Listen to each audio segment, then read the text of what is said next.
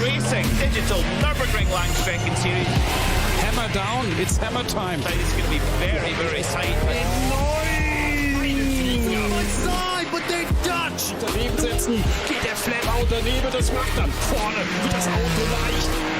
Kleines Kausel, nochmal reintauchen. Fährt der da in die Diffusor ran. Dann springen die Autos wieder raus, schön zu sehen. Here's the muscle from Munich. What a drive. Sehr, sehr spannendes Rennen. Good afternoon, everybody, and welcome back to the Nordside for the final time in the Digital Nürburgring Langstrecken-Series for 2024-25. What a season we've had so far. At the very front of the field, it's been BS competition dominating and already sealing the championship heading into the final race. But just in SB9, there's a fantastic fight for second place in the championship going on. And in SB10, the GT4 class, there are 4 teams with a possibility of walking away this afternoon with a title. My name is Ewan O'Leary. I'll be alongside Suma Larua for this race. It's the Bilstein 3-hour race here in round 4 of the Digital Nürburgring Langstrecken-Series for 24-25. Just after this, of course, the real-life NLS season will be getting underway, but we can squeeze in one more time on the green hill here in the sim before we get real-life racing as we head into the springtime very much in the real world. As you can see on your screen, we've got the usual format. The lower 3 classes are currently out there on the circuit qualifying. The SB9 to be out there on their own later. Currently 34 teams have set a time, with another couple still able to in this session right now. And then about 20, just under 20 SP9 cars will be heading out there on their own in a few moments' time to set their lap times in qualifying as well. So we'll get to that when they get onto the circuit. But we're ready to go for DNLS 4 here on the Nordside once again. As I say, BS Competition are leading the championship and indeed have won the championship overall in SB9. But the Apex Racing Team, Marla Racing Team, Williams Esports and M&J Downforce can all still take second in the championship, which does come with its own benefits as well. So we'll be watching out and keeping an eye on that. In the Porsche Esports Endurance Trophy Nürburgring, the Scherer Esport team have won 3 races in a row and indeed have won the championship now as well, with their teammates currently in second place. However, there are a number of teams that can take that title off them, including the Apex team, Coanda, Falcon, Grid and Go, Alone Fridson Racing as well. So plenty of them, plenty of change could happen there in these next few hours. In SB10, as I say, Apex Racing Team, SimRC, Falcon and Grid and Go are all fighting it out for the championship. That's probably going to be the most interesting of the title fights, to be honest.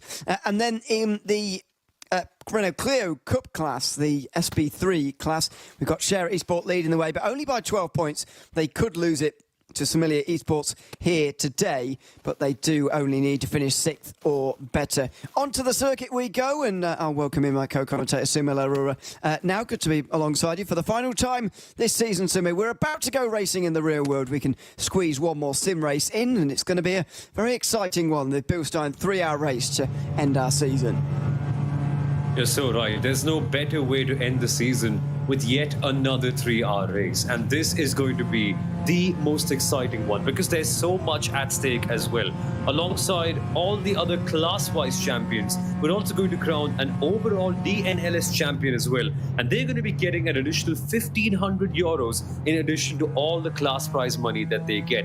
So there's a lot to play for in the individual classes and also overall. And everyone wants to end the year on a good high, right? You don't want to end it with a sour note, with a crash or with a bad race. You want to end it with a race win. And there are so many teams who are not involved in a championship battle that will be motivated as ever to go get that first win and make their way in the top 3 of each class. So there's going to be lots to play for and a very fun race that's going to be simmering quite a fair bit till we get to the end. It always is here in the DNLS. Always a lot of fun, and we're glad to be here to do it one final time in the 24-25 season. We're currently on board with Ruben Bonga in the BS competition BMW. They are not involved in the championship fight in SB10, but they have already won in SB9 this season. Win the championship, that is. Three different winners so far, or two different winners rather, in SP10 so far. The Apex Racing team winning last time out at the end of, or the middle of February.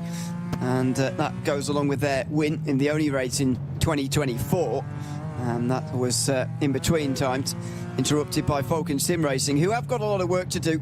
We've got the Apex Racing team 3 points ahead of SimRC, who are effectively both of those two teams in a winner-takes-all situation. Falcon and Grid and Go are a bit further behind and do need things to very much go their way, especially in the case of Grid and Go, actually need things to go their way. However, it was really disappointing to see the Falcon Sim Racing team just dropping out of it towards the end of that last race in February. They were third in round one, first in round two, but outside the top 7 in round 3, which means you only get a singular point to your name. And it's that crash. We were just watching it on the highlights before we came to air on the German stream. It was a crash through Versiphon, just braking a tiny bit too late, getting up on the curb and spinning into the wall. And that's effectively put an end to their championship charge this season. Really disappointing to see for them. And it's those small little moments that can really change things big time. And that's the nature of the Nürburgring Endurance Series. You're building so much. You're building such big strategies, right? You're working with your engineers, with your teammates, with your team manager to try to come up with the ideal way to tackle the entire race. And then you're doing so well, you're fuel saving properly, and randomly something could come in and wreck all of the hard work that you've just put in. And it could be championship over. That's what's happened with Falcon Sim Racing. It's really going to be hard for them to get anything here in a title picture, especially with the quality of the teams that we have at the top of SP10. However, they could upset the apple cart, and because of how good they are, they could really influence the way the fight in the SP10 category goes, because they're good enough to win a race. That's pretty clear. And if in the case they end up interfering with the performances of SimRC and Apex Racing, you could see some variations and some volatility in that class. So I'd say keep your eyes peeled on that Falcon Sim Racing team. They're good enough to win, and they could really influence things in the SP10 category. I get a feeling they're going to be the notorious one, the influence, the chaos agent, let's put it that way. Let's see what they can do here this afternoon in the final round of the season.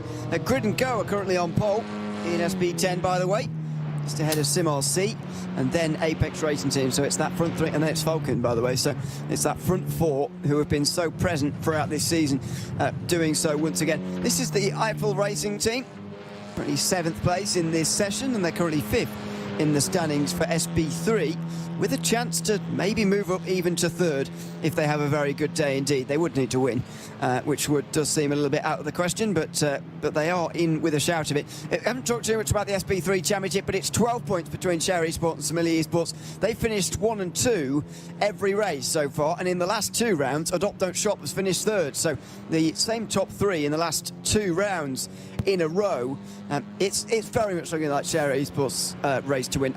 But I somehow think even if Simile Esports win this race and they don't win the championship, then they can still call this a very successful season indeed, if that happens. Yeah, you're so right, because Share Esports have been on another planet. They have dominated every single race, and that's on pure merit. It's not like teams ahead of them have crashed and they've lucked into 3 wins. They have had control over every single hour of this entire championship. And as we head towards the last 3 of them, they'd be looking to maintain that level of dominance. And you can see it in the qualifying times itself. Share Esports SP3 in the number 269, currently 3 seconds ahead of the Smiller Esports X Entropy car. That's how good they can be.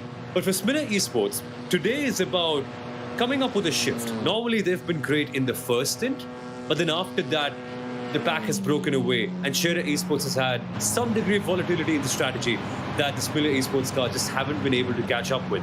If they can do that today, if they can perhaps just tag along a little bit, maybe take some advantage of any sort of randomness that happens in the race, it could well be a big win. And remember, as you rightly said, Ewan, if they win here today, I'd say I'd count the season as a success, because look at how much Share have dominated. To sort of beat them in the last round would be phenomenal. But then again, there's extra motivation for the number 269 Share car, because if they win today and have a clean sweep, they could be marching towards a DNLS overall champion tag, and that gives you an extra 1,500 euros if you get that sealed in. So I don't think Share are going to let it go that easily this time. Yeah, that's a very good point. In the overall standings, by the way, they are tied top with the other share team. So I'm not sure who they really want to win there. It doesn't really matter, I suppose. But they are both on 45 at the top, and then it's BS and 41. This is the starting grid for the SB3s. Meanwhile, Share Esport, as we were just talking about them, have taken pole ahead of Smiley Esports. They actually went a bit quicker on the last lap, did Share, and they're 3.2 seconds in front. Adopt Don't Shop a third ahead of Storm Caution AC Mayen with Wolf Motorsport Sim Racing and home of Sim Racing Esports on row 3. The Eiffel Racing team, who we just saw there, are in 7th place ahead of Race Sim Zone, who are 8th. And then a bit further down, we've got Thomas Enger Sim Racing and the 7 Racing rounding out the field. Rings of Fizzer Sim Racing have not set a time for some reason. Not sure quite why that is, but again, that is exactly what you'd expect. Share Esports on pole here in SB3. And doing so by some margin. That's how good they've been this year. But also fun to see that the Adopt Don't Shop team is not that far away from Smiller Esports X Entropy. That fight for second place in the SP3 category has been a bit cold this time out. I mean, throughout the entire season. But if Adopt Don't Shop can mix things up, it'll be fun. But on the last row of the grid, we've got Thomas Enger Sim Racing and the 7 Racing team rounding off SP3. But in SP10s, it's the gridandgo.com esports machine that's taken pole position. They have an advantage of 0.8 of a second, and already SimRC have laid down the gauntlet. They are ahead of the AMG team Apex Racing car, and both of them are fighting for the championship in this class with barely anything to separate the two of them. However, 0.4 of a difference between them in qualifying. That could be an early advantage, even, but not too big of a one, considering how long the races are. Exactly, yeah. If it was to end like it is right now, by the way, then SimRC would be tied with Apex at the end of the season, but they wouldn't go ahead. So, because obviously Apex have won 2 races, so I'm going to presume that would be the counting factor. It would also mean that SimRC would have finished second in all 4 rounds, which I don't think has ever been done before by anyone. Anyway, the rest of the grid is, as you say, Falcon Sim Racing Team 4th, head of Team Hoisingveld and Dory Sports Academy on row 3, X-Racer and BS Competition on 4, then Nürburgring Esports teams on the back row together at 9th and 10th. Hopefully they can move up through the field from there before the end of the day. In the Porsche Esports Endurance Trophy Nürburgring, we'll just move through to those in a few moments' time, and it will show us that Share Esport are again locking out the front row. Just 300s between them, and it's close with everybody else as well. So hoping for a good start and a close start, I would imagine, between these teams. Apex Racing Team Commander Esports are on row 2, ahead of Alone Fridson and Frozen Speed by Grid and Go on row 3. Allsport are ahead of PB Performance by Grid and Go in 8th place, and then it's Dory Sports who are 9th. Then the first of the AM teams. Don't forget that there is a pro and an AM now in this class. The green triangle next to the number denotes a pro team. You'll see an orange one when the AMs come round. It's Austrian Sim Racers who are in the pole of that standing ahead of SRS Team Sorg Rensport and Team Nitro Falcon Cup, who are sharing the road with them. Holder Motorsport, Fodtech by WMS, who I can tell you already have a penalty, by the way, and Avia WNS E Motorsport round out the Porsche Esports Endurance Trophy Nürburgring grid. Again, Share Esport locking out the front row. They're going to, I think, try and help their teammates come second in this championship, because that would be a big load of prize money for them if they were to be able to get 1 and 2 in this class, first place in SB3, and maybe the overall championship as well. It'd be a huge point sort. So that's what they'll be aiming for, but they might not be able to do all of those things and grab all of those things here this afternoon. Yeah, it's going to be tough and competitive in the Cup class, and that's something to watch for. How much will the Share Esports cars work together? But then we'll talk about that in a second as we see the final couple of rows of the grid. We've got Dirty Esports in 9th, Austrian Sim Racers DNLS in the AM class in 10th, SRS Team Sorg Sports in 11th, Team Nitro X Falcon only in 12th, followed by Halter Motorsport, Fossetech by WMS, and the Avia WNS E Motorsport car, who, since they had that accident at the end of DNLS 2, I think they've had a really torrid run after that. Last on the grid today, it's going to be a big, big race for them to see if they can salvage anything. And in the AM category, there's actually not much to play for. I mean, not much to... There is a lot to play for, sorry, but there's not much separating the major contenders in that class, because most of them are tied on a total of just 3 points. We're seeing Halder Motorsport, Fossetech by WMS, Austrian Sim Racers also. For them, the only separating factor is what happens today. And that's about it, because they're all tied on points. So whoever has the best result today, or whoever can get the bragging rights, essentially can become the AM champion for the entire season. Just by one race. There's all to play for today, and anything could happen. Yeah, that's something we're going to have to dig into a little bit over the course of the next 3 hours, but we'll get to that later, because the SB9s are out there on the circuit. For those that were asking and are unaware, the qualifying format of this series works so that the bottom 3 classes go out first all together for about 50 minutes or so, and then the SB9s get 15 minutes at the end of the session on their own. Some go round for a full out lap before just a one big flying lap from the north side. A lot of the teams, though, go for 2 by doing just the Grand Prix circuit first time round, and then getting a full flying start for the second time round. But we have seen a lot of penalties as a result of that in the past. We've already got a stop and hold 60 for number 11, M&J Downforce, because they don't have a real world driver.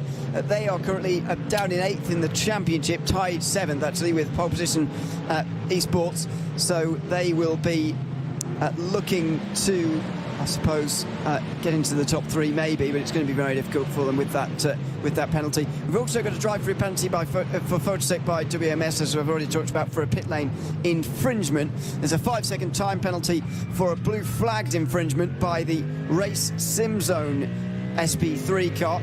That was on the R-Sport 109 they got in the way of, by the way.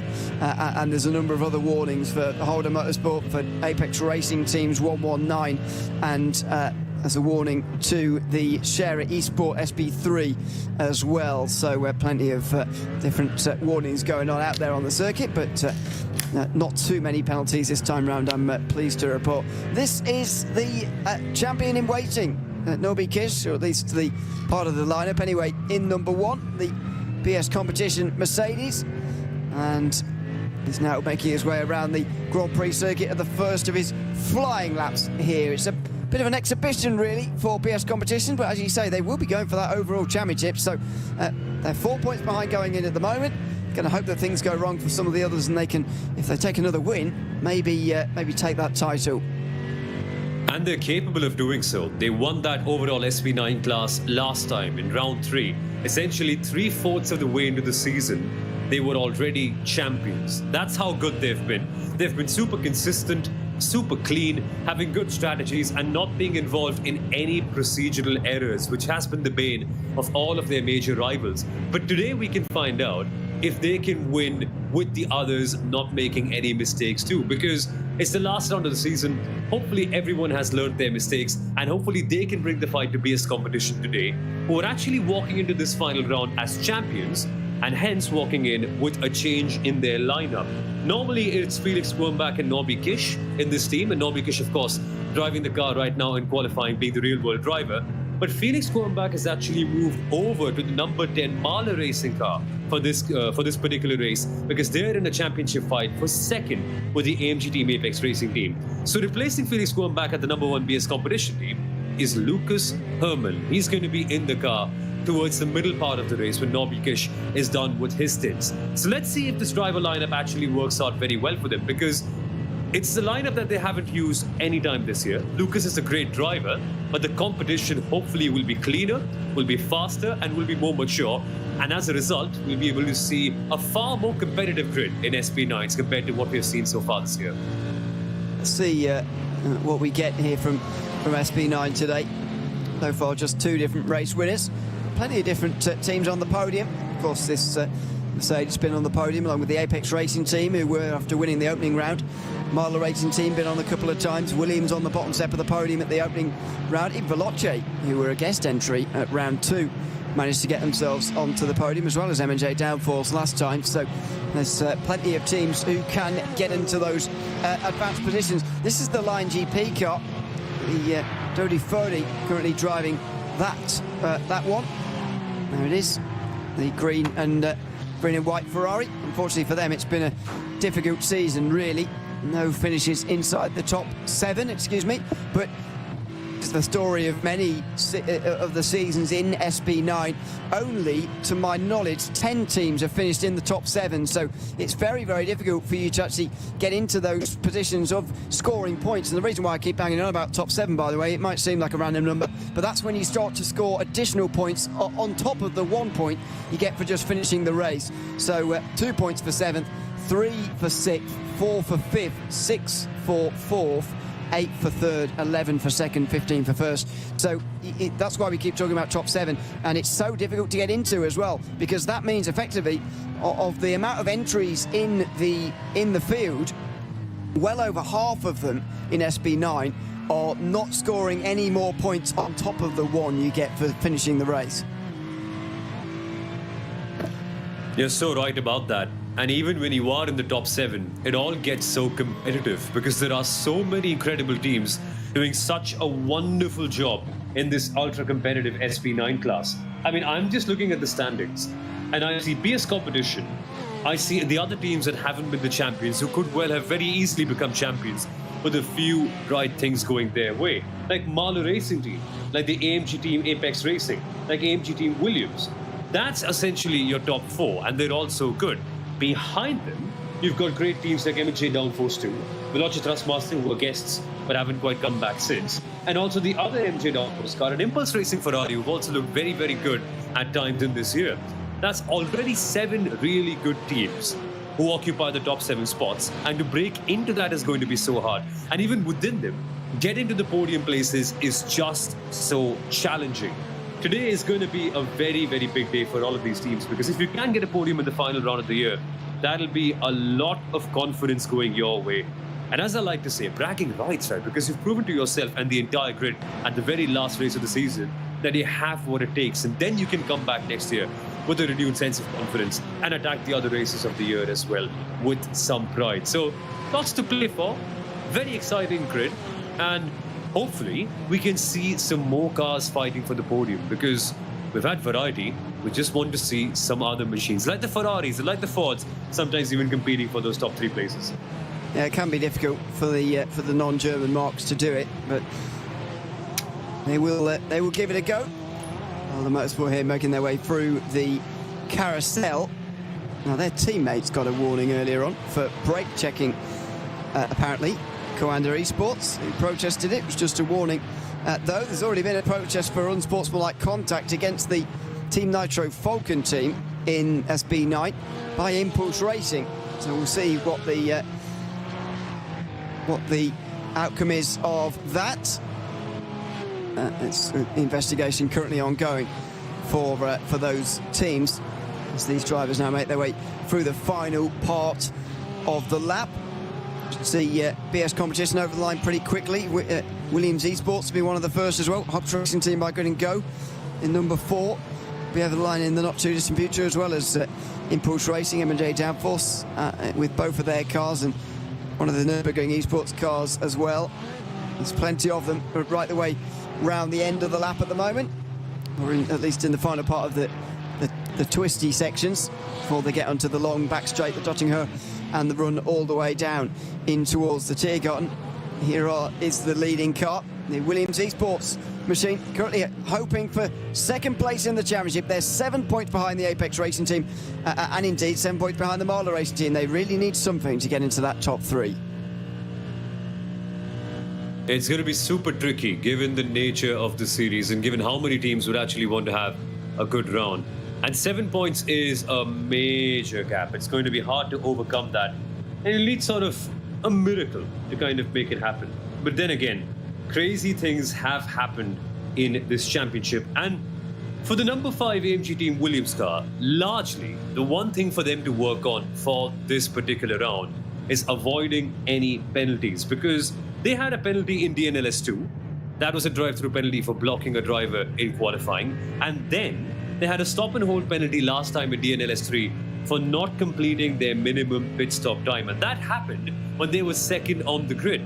2 bad races just ruined through penalties. And if that hadn't happened, I'm pretty certain that they would be fighting for the championship, if not actually being champions themselves. So today is about redemption for Williams Esports, about getting all the wrongs corrected today. Yeah. They have done that so far with the fastest lap in qualifying. Only the Falcon Sim Racing team have got near to them so far. It's a very good lap, by the way, from Lewis Woods in the number 44. Phil Denez is in third. Jeff Giassi fourth for the Hope Racing team by Grid & Co. But that's a marker being laid down by Williams Esports. BS Competition down in fifth at the moment, which is a bit of a surprise to see. And this is going to be one of the laps for the other Falcon team. Team Nitro Falcon and Tim Heinemann. He's quite a long way around actually, but he is going to get there in time to start another lap at least. It's been a bit of a difficult season for these so far. Yeah, they've had a few crashes here and there, not all of them through their fault. But today in qualifying, if they can produce a special lap and can find their way up towards the top 8, there will be a lot of points on offer for them and they can be real competitive. But then again, it needs a really good qualifying lap, and this Porsche, this 911 GT3, has been bottoming out quite a fair bit. I mean, at the carousel, we saw the car almost lose the rear end as it flattened out at the exit. Now this part will be fun. This is all about the bravery you can carry in the final couple of corners of the entire circuit. I mean, before you get to the Dottinger Herd, there's these amazing corners where you've just got to push the limit, so many of them blind. Then you go through some of the jumps coming in at Flansgarten as well. Can you commit to these corners as a driver? Do you have trust and absolute confidence in your machine? And only then can you get a great qualifying lap. Now is when we find that out from Tim Heinemann as he gets some airtime. Through Flansgarten and over the rise again, and then back down the other side of the hill here just before the Stefan Bellafez. It's the sort of flatter part towards the end. Elias Seppänen going pretty slowly here for the Apex Racing team. He has decided that this lap time is not going to be one he really bothers with. It's nearly 10 minutes long. He will go again for the final lap, just over 3 minutes to go, and you will be able to complete your lap once you've started it, by the way, here in this series. So everybody is going to have a chance to get to the end of this lap, even though Seppänen is only just starting one. The Nürburgring Esports Mercedes there was not looking, and still now gets out the way through turn 2. This is the danger of leaving it so late, and the Nürburgring Esports team might well get a penalty, but it doesn't help Seppänen. His lap immediately has been interrupted. And look at the margins. Look at how tight the pecking order is at the top of that SP9 class. Only 0.05 of a second between the team in pole and the team in second. And if Apex Racing team are to have a great race, which they need to because they're fighting for second in the title, this is going to absolutely ruin things. Remember, their major competitors, the Mahler Racing team, who are fighting with them for P2 in SP9, are only 0.9 of a second behind the pole sitters. And that moment in itself, I think, Ewan, must have costed them around about a second. So now, it's all about catching up at the rest of the circuit. And Elias Seppänen can't make a single mistake, because if he does, he is surely going to qualify behind his major rivals in the Mahler Racing team. And God forbid, what if he's P5? What if he's P6? Somewhere where a couple of cars are between him and the Mahler Racing team car. Then it's suddenly all out of your control. Then you've got to wait for the other cars and what they do to decide how your championship battle is influenced. So just that one small mistake could really make that mountain even taller for the AMG team Apex Racing. And they need a really good lap now. They've got to have a good one at the end. Absolutely. This is Nicholas Walter. Meanwhile, the real-world driver for the Mulder Motorsport team, I should say, paired with Simrigs Esports, who are going for the championship in our slowest class. And these guys are going for a win in the fastest class as well. Plenty of experience in the real world on the Nordschleife has Walter. And he's putting that to use in the sim now as well. One of the great things always about the DNLS, the fact that there is real-world drivers using their experience in the sim here at iRacing, and how it certainly does translate as well. We've had many of the great real-world drivers in this series, both presently and in the past as well. I mean, we've got Tim Heinemann, for example, in this session. Very successful real-world driver, two-time GTM trophy champion, for example. He's been on the podium in class at the 24 Hours at Nürburgring as well. In the past, we've had guys like Max Verstappen, who doesn't really need much introduction. And so it's Yeah, great to see this continuing on through Series 2024-25 as we go on board with Jan-Philipp Svinghoff here, who's just in behind. Looks to me like the Williams Esports car just up in front of him here. It seems to me that everybody has pitted pretty much, other than Pole Promotion, Esports and Holden Motorsport. They're just carrying on, but everybody these days decides to come in after their first lap and do another lap starting from the Grand Prix circuit, which I always thought was the slow way to do it, but most people seem to do it these days. So long as it works, that's the most important thing for all of them. And they've been practicing for so many hours. I mean, each team and each driver, they prepare so hard during the week. They're constantly working after they're done with their day jobs, trying to find the right setups, trying to extract the maximum pace from their machines. And one thing about the Nürburgring Endurance Series here is that we go to the same track for every single round, and you also have the same car. So things do remain the same, and you can optimize your prep time accordingly.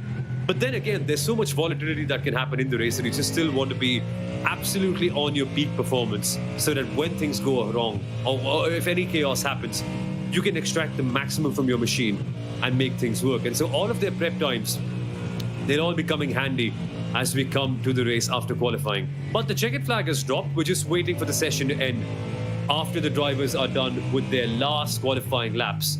And then we will find out who will be on pole. Will it be Williams maintaining it with their 500ths of a second advantage over Falcon? Or can some other teams and drivers actually come in and maybe shake up the order? Watch out for the #1 BS Plus competition. They can be really good. It could be them. Oh, but they're in the pits actually. They are now, yeah. It's a good spot. Yeah, Falcon Sim Racing team are also in the pit lane, by the way. So it's a good job BS Competition don't have too much riding on today, because this is not a great qualifying for them in 5th place at the moment. So who are the candidates to try and take this away? I'm not sure there are too many at the moment, really. Got to look a bit further down the field, I think, to find anyone who might be able to. The Apex Racing team, for example. But I guess Marla Racing team actually as well are going to have a chance, just under a second away from pole at the moment. But yeah, that is very puzzling indeed. Pole Promotion Esports, by the way, just coming towards the end of their lap now. They're currently in 8th place. If we don't see them, I'll at least tell you about their lap time. But they decided not to pit in halfway through, as we now do normally see for whatever reason. They've decided to take the advantageous run onto the start-finish straight by finishing their lap from the north side, for it just gives you more speed in towards turn 1 at the very least.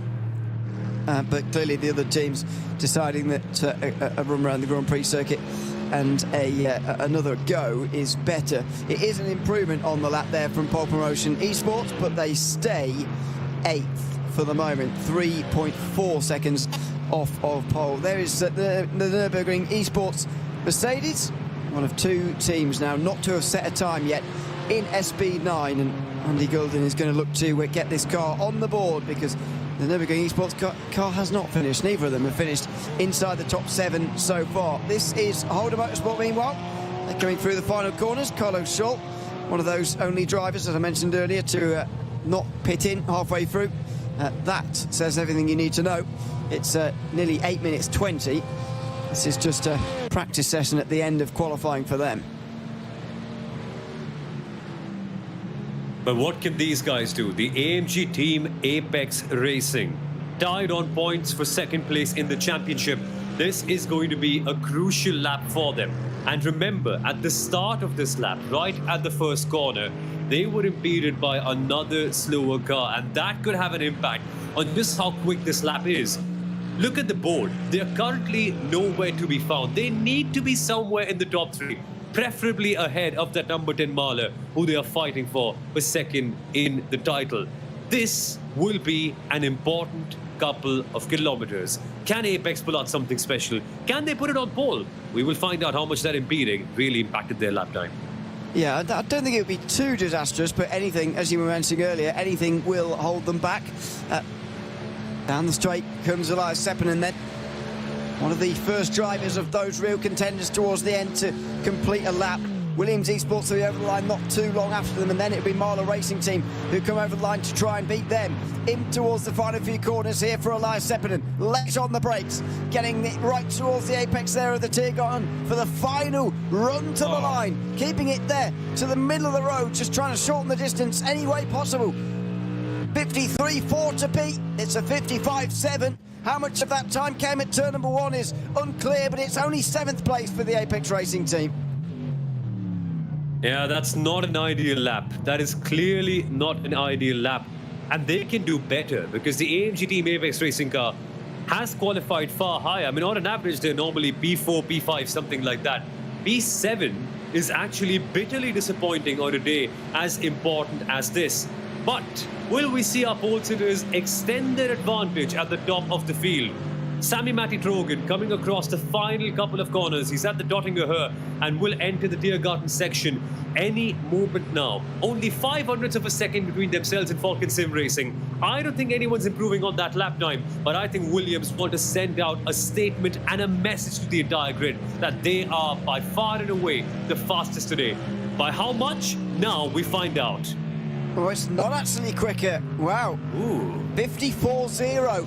And so they'll be having to cling on here at the very end from Phil Deness, who's in the Marler Racing Team car, and he's in 3rd place at the moment. He's just coming into the final few corners right now. And here at the other side of the corner comes the Impulse Racing car. They're quite a long way back at the moment. They're 8th place. It's quite good qualifying, actually, compared to the previous to this season, but it's an 8:04.9 that time round. There's Andy Gilden setting his first lap time of the session. Where's that going to put him? That's a decent time, actually, from him. He will go about 14th, I think, in the order, if it counts. It's not like it does count. Maybe he went off track somewhere, because that has not registered, and that suggests to me that there is no lap time. Phil Deness did get an improvement, by the way, but it was only 7/10 away from Williams Esports, so he did improve by about 1/4 of a second, but it wasn't quite enough. I'd say it's enough. I'd say that was exactly what he needs. Because look at their rivals. AMG Team Apex Racing are 7th. Marler are 3rd. This is still all right. In this championship, track position doesn't really matter as much. It's more about how you execute your strategies and just how do you manage to make sure that you do enough fuel saving while also not losing out too much time. That Marler are very, very good at. That they've done excellently through the entire season. And last time out they qualified 7th and they ended up finishing 2nd. This time they're 3rd.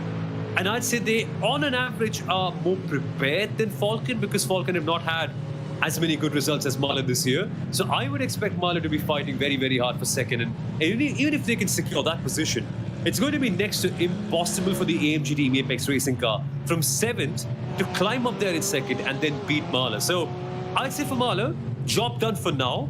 But then again, they cannot make any procedural errors and they've got to be clean at the start. If they stay where they are, they will be taking 2nd in the title. No further action, by the way, against this car for the unsportsmanlike conduct protested by the Impulse Racing Team earlier on, by the way. But there is another drive-through penalty for the M&J downforce number 11, so that means they've got a 60 seconds stop and hold, and then they've got a drive-through penalty on top of that as well. Williams and the number 17 have both gotten a warning for the short lap in qualifying as well, so they've gotten away with it, but that is the end of qualifying with limited penalties this time around. The grid and indeed the Bilstone 3-hour race will be coming up very shortly. You're watching the Digital Nürburgring Langstrecken-Series for 2024-25. It's finale time coming up next.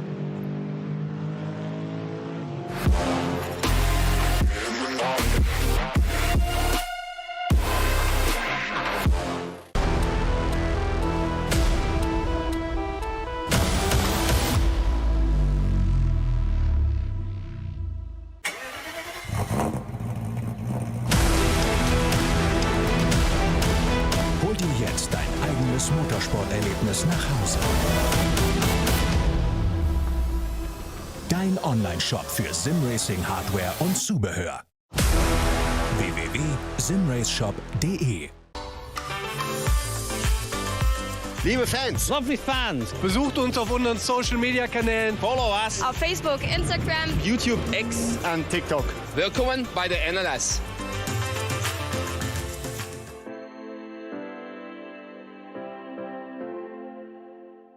Was ist ein X? Welcome back to the Nordschleife, where we are set to go for the final round of the Digital Nürburgring Langstrecken-Series for 2024-25. I'm Ewan O'Leary alongside Suma Larua for this round of the championship, and here is your starting grid ahead of the Bilstone 3-hour race. It's the Williams Esports team who will be on the pole ahead of the Falcon Sim Racing team in second place. Great qualifying for a team that haven't been in the top 7 all year long. Marla Racing team and Hops Racing by Grid and Go are sharing row 2 with BS Competition. Surprisingly, the reigning champions and indeed the champions in waiting, I should say, are 5th in the field this time round. Number 22, M&J Downfall stop from 6th as they try and take 2nd or indeed 3rd place in the championship at the end of the day. Bit of a long shot for them, but it could be possible from 6th place. The Apex Racing team are 7th ahead of Impulse Racing, who have had one of their better qualifyings of the year in 8th. M&J Downforce number 11 will start from 9th, but they've got a myriad of penalties, and so will drop back. Liberty Esport will start from 10th at a Pro Promotion Esports and Lion GP, who are sharing road 6. RC Car Shop Esports and Nürburgring Esports are on the next row, ahead of Holder Motorsport and Molnar Motorsport. Similia Esports, Fossa and Team Nitro Falcon were not able to go quicker than some of the slower Porsche Esports Endurance Trophy Nürburgring cars despite setting laps, and Nürburgring Esports 47 with Andy Gordon didn't get a lap in over the course of the session. So a bit of a mixed up grid, I've got to say. Some teams you'd expect to see up the front, not quite up the front, but the pole position has gone to Williams Esports, and they're going to hope to turn that curse around that we've seen throughout 2024-25. And that being the curse of the pole sitter. We have had penalties for the pole sitter in the last 3 rounds of the race. Some of the other procedural error has happened. Sometimes the teams and drivers exceed the sacred 90 km/h limit and end up going faster than that, which is when they get a penalty. Sometimes they end up blocking a car in qualifying, which is then again another reason for them getting a penalty. Sometimes we've seen cars actually have a shorter pit stop time than the minimum pit stop limit that they need to complete, and that's why they get penalties from being in the lead. And all of that and more can happen when you are leading a DNLS race. That's what's happened in all the 3 races this year. This time, Williams will be hoping that there are no procedural errors, nothing that goes wrong. All the speed limits are met properly, all the qualifying procedures are done very well, and they can just have a clean and right and perfect start to the start of this race. Because once that happens, I believe they genuinely have the pace to go out and win this, as we have seen in all the races this year. It's just that things have gotten a bit messy for them. And things can get even messier behind them, because we have teams like Marla Racing and the AMG team Apex Racing fighting for the championship position, and they'll be gunning for it. And even teams like BS Competition, super motivated to go out and win the overall DNLS championship. So it's not going to be a quiet race. Yes, we might have decided champions, but this one will be full of drama. Have a look at the weather there on the top right-hand side of your screen, by the way. 24 degrees ambient in sim. 40 degrees on the circuit. Goodness me. It's warm. It's spring. Oh, you love to see it. It's 40 degrees down on the circuit, 104 Fahrenheit. And I, for one, am very pleased about that. Yeah, this reminds me a lot of the weather that we have back home here. It's super hot. The tires will be screaming, by the way. I'm not sure if they'll be able to last as much as they did in the previous rounds. Yeah, thankfully, you don't have to do hour-long stints, to be honest, in this series. So they will be okay. And because you change tyres and fuel at the same time, especially in SB9 and SB10, they shouldn't be on tyre difficulty too much. The Porsche category might be a bit more interesting, but we'll get to that in a few moments' time. And I've got to say, it's a pleasure to commentate to you today with the sun outside the window. It's a rare occurrence, but you can tell spring's here, and the drivers will be feeling the full effects of that here this afternoon as well in this final race. There is very much a last day of school kind of feel to this race, I feel. There's not too much riding on this race in the top 2 categories. They are going for the overall championship, especially Shara 116, going for for the overall championship alongside their teammates, but they'd like to shore that up. But you know, there isn't too much to play for in SB9. Even second and third places are pretty stored up. It's just a case of who's going to finish ahead out of Apex and Marla. So you know, there might be a bit more of a relaxed feel to this race. We'll see. A bit of a relaxed feel, but with many teams who actually want to gun for it and actually get a win at the end. Because there's not much riding on it. They're not going to be influencing any major championship battles. So why not just go for it? It's the last race of the entire season. There's nothing to lose. Now is the time where you just send it all and see what you can get. And that is something I feel we're going to see a lot in the SP9 class, particularly with the number 44 Falcon Sim Racing team. They haven't actually been on the podium at all. In fact, they haven't even finished ahead of P7. But today, they've qualified second on the grid and have a legitimate chance of winning this race. Is it going to be Williams, who've actually lost a lot of races through procedural errors? Or is it going to be Falcon, who find themselves in unfamiliar territory for the first time this year? Or perhaps a few surprise contenders from the back? They're all going to be gunning for it, and we are all going to have such a fun time watching it. We absolutely are. The drivers are about to get themselves towards the end of the straight now and begin this race. Don't forget that this is a split start series, so the SP9s will go first. A minute and a half later, the Porsches will get going, and then the final starting group will go. SP10 paired with SP3. If we waited too long, there would be a bit of a crash, and the SP9s would be onto the back of the SP3s too quickly. So we are split apart, but those last two categories do stay together. We'll be with you, myself and Sumo, for the duration of the 3 hours. Very much hope that you'll enjoy the coverage this afternoon for the final time of the Digital Nürburgring Langstrecken-Series. Final thoughts, Sumo, as we head towards the start finish line. I can't wait to see whether we get another pole position penalty. I think it'd be hilarious if we get 4 in a row. Yeah, likewise. That's the one thing on my mind, that Williams need to keep their 90 km/h speed limit intact. They just can't exceed it. That's point number one. Point number two, we've actually seen lots of torpedoes going down at turn number 1 across all categories in the last couple of races. Can they keep it clean? And who will be the one that has the advantage as we head out of the GP circuit? That's the one thing for me to watch for. And also, AMG Team Apex, how hard will they attack? They need to be on the prowl today, because P7 just doesn't cut it. They need to be in the top 3 for their chance to be in second place in the championship. It's going to be fun. It's going to be full of chaos. And the 3-hour race will have so many strategic options for us to decode. I think we're in for a treat, surely. We certainly are. For the final time this season, we'll be getting underway here at the Nürburgring. You're watching the Digital Nürburgring Langstrecken-Series for season 24-25. And we are ready to go for the Bilstein 3-hour race. It's the final 3-hour race of our season. By the end of today, we'll have been racing once around the clock for the season. 12 hours across 4 great rounds through from December. One last time, we're ready to go again. Can Williams Esports hold the right speed? First of all, that's going to be the first thing. And what we're going to see down in towards turn number 1.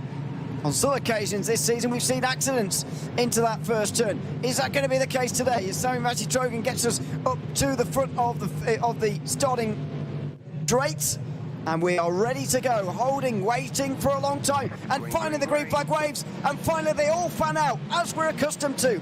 3 and 4 wide immediately, and it's the Falcon Sim Racing team who have reacted well. Samuel Trogan going backwards through the middle of the field like a bit of a black hole at the moment. He's on the inside, there's a bit of contact, and the M&J Downforce Mustang, one of them goes very deep and very wide through turn 1. Here comes the Marla Racing team, they're up to third.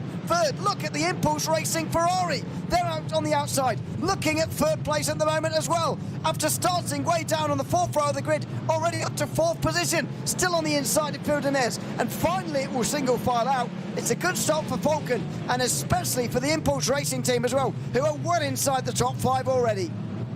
But the big losers have been the AMG Team Apex Racing. They have gone down from P7 to P9 as they were bumped and pushed around by a couple of cars. There you see them in the back of your screens, fighting with the Nürburgring esports machines. That's not where they need to be. And there's contact. The Nürburgring cars hit each other. There's damage on the first lap itself. Chaos in SP9. That is unbelievable. Who would have predicted that at the start of the day? The cars making contact through the Grand Prix circuit, and damage, I'm afraid, already here in this race. Nürburgring Esports 42, well down the field after contact down on the Grand Prix circuit. Onto the north side they go for the first time. It's a dream start for Lewis Woods in the Falcon Sim Racing Porsche. He's ahead of Williams Esports, it's Samurai Trogan, and the rest of them as the Porsche Esports Endurance Trophy Nürburgring cars now begin to get themselves ready to start this race. It will be Scherer Esports in a front row lockout all over again, making their way up towards the line in control of the field. Again, you've got to wait for the green flag here, so that does mean that everybody fans out very quickly indeed, and you're about to see it again here in the second of our 4 classes. Here we go, wait for the green flag. It's got to take even longer, and now the green flag waves, and they immediately get to 3 and 4 wide. Scherer Esports sort of blocking the front of the field almost there with the front 2 places in towards turn 1. Then you've got Coanda, Apex, and the Alonfrisa racing car and the white on the outside line battling for third place, and one of the Scherer cars goes backwards. Here comes Coanda on the outside of turn number 2, and there's contact in the background. Contact in the background on the way towards turn number 2, and we'll get a replay of that a little bit later, but still side by side for second between Scherer and Coanda. Still it goes on, and now down the inside and through goes Gabriel Solomon, who goes through on the inside line into second place, immediately splitting up the 2 Scherer cars at the front. What an opening couple of corners it was for Coanda. They were able to hold on for such a long time. And with these Porsche Esports Cup cars, you're always hanging on the edge. You don't have that much downforce, so you can fight each other that much longer. And that's exactly what we saw through the arena section. Ultimately, the drive on the Coanda car giving them the advantage, and that Scherer Esports block at the top has been broken up, and it's a Coanda sandwich now with Gabriel Salomon in second place. But the contact you mentioned, Ewan, a couple of cars involved in that. PB Performance by Grid & Go, they're involved in the mix, as are Der Esports. And so both of these machines, as you can see at the back of your screen, have been separated from the pack, and it makes them just that further away. And it'll make their race just that harder, because in this cup category, yes, it's not too dependent on the drag that you get or the slipstream that you get, but still, catching up to a pack that fast is going to be very tricky. So that's their race almost done at the very, very beginning. Here come the SP10s. And Grid & Go from the very front of the field. Aaron Vasquez in control of the field alongside Contaguine. Dimossi looking to win for the first time this season after finishing second 3 times in a row. The most exciting of the 4 championship battles gets underway here at the final round of the series. In towards turn number 1 immediately. Grid & Go protecting the inside line. Simrgs and Apex crowding themselves from the inside line. The SP3's in the background, by the way, racing down towards turn 1 as well. Scherer Esports taking charge immediately there, as have the pole sitters in SP10. Grid & Go. Then the battle for 5th goes on. Sort of best of the rest battle at the moment as the BS competition car works its way around the outside. There's a bit of contact for Huizinga, who just get hit by X-Racer there. And in reaction, Scherer Esports in SP3 going sideways, but everybody gets away with it in SP10 just about. But behind them in the SP3, something clearly has gone very wrong for our second place car in the championship. The number 277, Smiller Esports X Entropy, is nowhere to be seen as we see some fighting between the 278 and the 272. That's a Thomas Engels sim racing machine doing incredibly well to hold on from the Stabkorten AC Mayan car that's fighting with them for P5. And what a battle we're seeing in the Clio Cup cars. Then again, as the home of Sim Racing Esports car, the number 270, trying to get away ahead, but not able to do so. As we see the top of the GD4 class, we are seeing the GridandGo.com esports machine piloted by Aaron Vasquez at the top of that field. And in SP3s, it is Scherer Esports who have the advantage. But their main rivals, their main competitors who started second in this class are now running 10th. That's the Smiller Esports X Entropy. And with that, it could well be championship over, remember, because they're the closest competitors to Scherer. And all that Scherer needs to do today is just finish, and the title could well be theirs. Yeah, top 6 is all that is required, and they will get it. Meanwhile, drive-through penalties already being adjudicated here. Is that from earlier on? Yeah, it is. I've already told you about that. Project by WMS, just getting their drive-through penalty coming through the system now. There was another penalty, by the way, for qualifying, and that was at number 17, Team Nitro Falcon, getting a 5-second time penalty for an incident with the Impulse racing car. That's separate to the one that was earlier on. They were protested twice by Impulse, and finally there was a penalty. Meanwhile, Lewis Woods versus Sami Matitogan at the front of the field. It's close between 1 and 2. Phil Denez is hanging on by the skin of his teeth at the moment to third place as well at the moment, with Impulse Racing pretty comfortably fourth. Then it's Hopes Racing Team, M&J Downfalls in 6th and 7th. Then BS Competition and Apex Racing Team, 8th and 9th. Not many would have predicted that at the start of the day.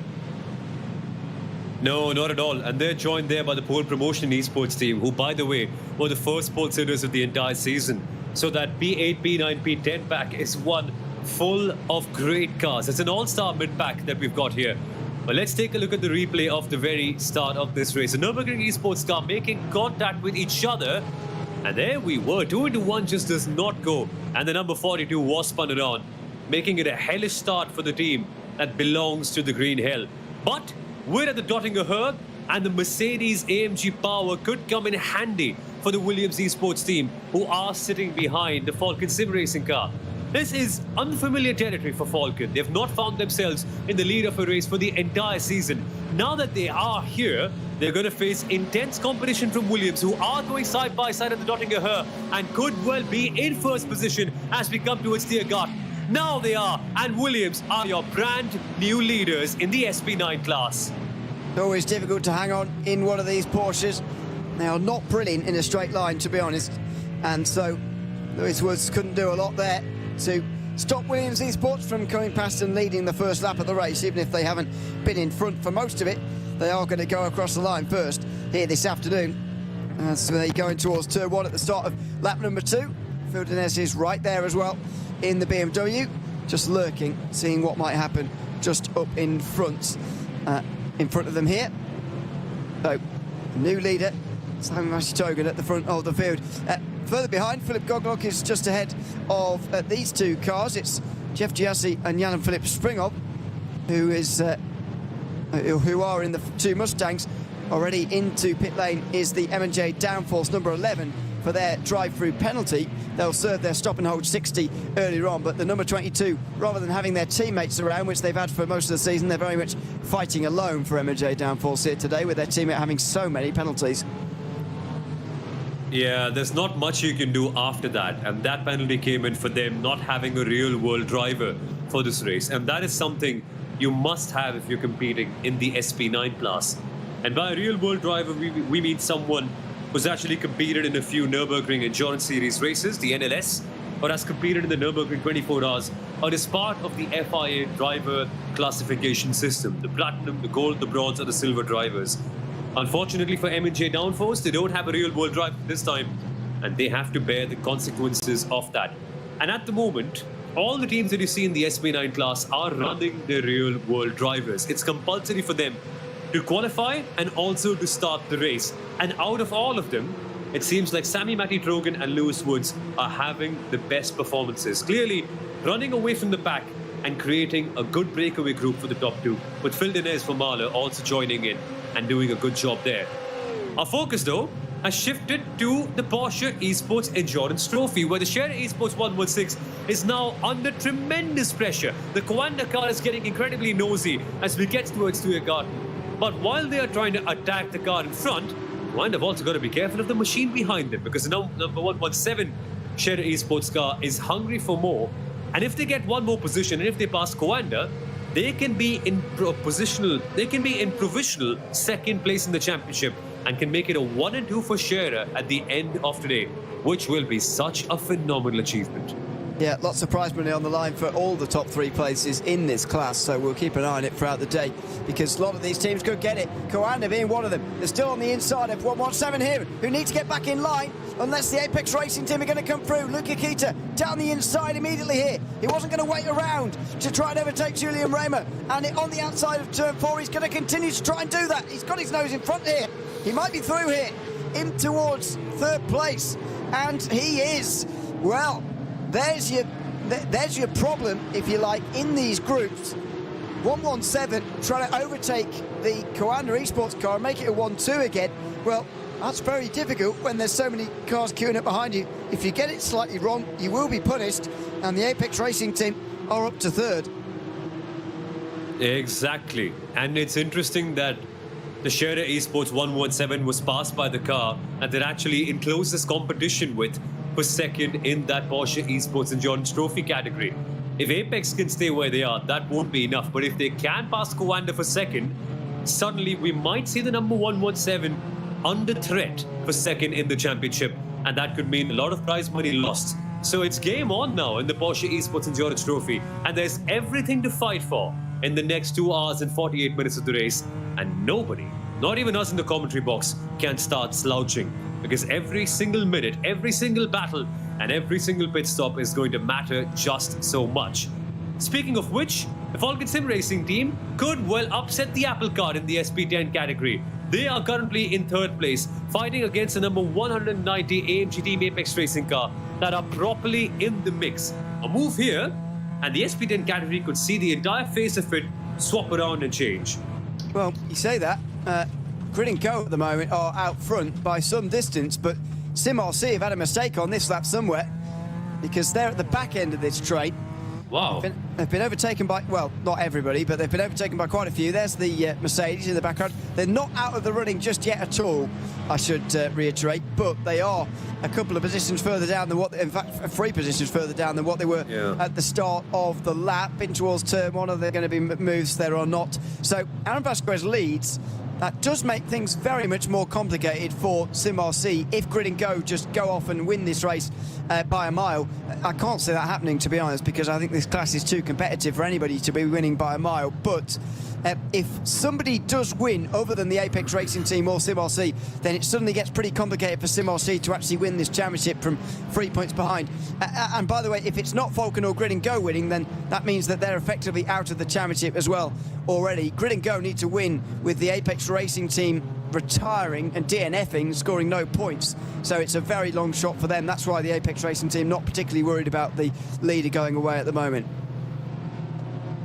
Yeah, for Apex Racing team, if they can stay where they are, I think they're okay. I think they're going to be winning the championship as it stands. But for SimRC, it's important for them to be in the top 2. If SimRC finish second, they need the number 190 AMG Apex Racing team to finish P4 or lower. And again, we have seen the AMG Team Apex Racing car finish 4th once. That was at DNLS2 a couple of rounds ago in this championship. But as it stands, we're a long way away from that, because look at the list of cars that are between the AMG Team Apex Racing car in second and SimRC in 6th. We've got Falcon Sim Racing in 3rd.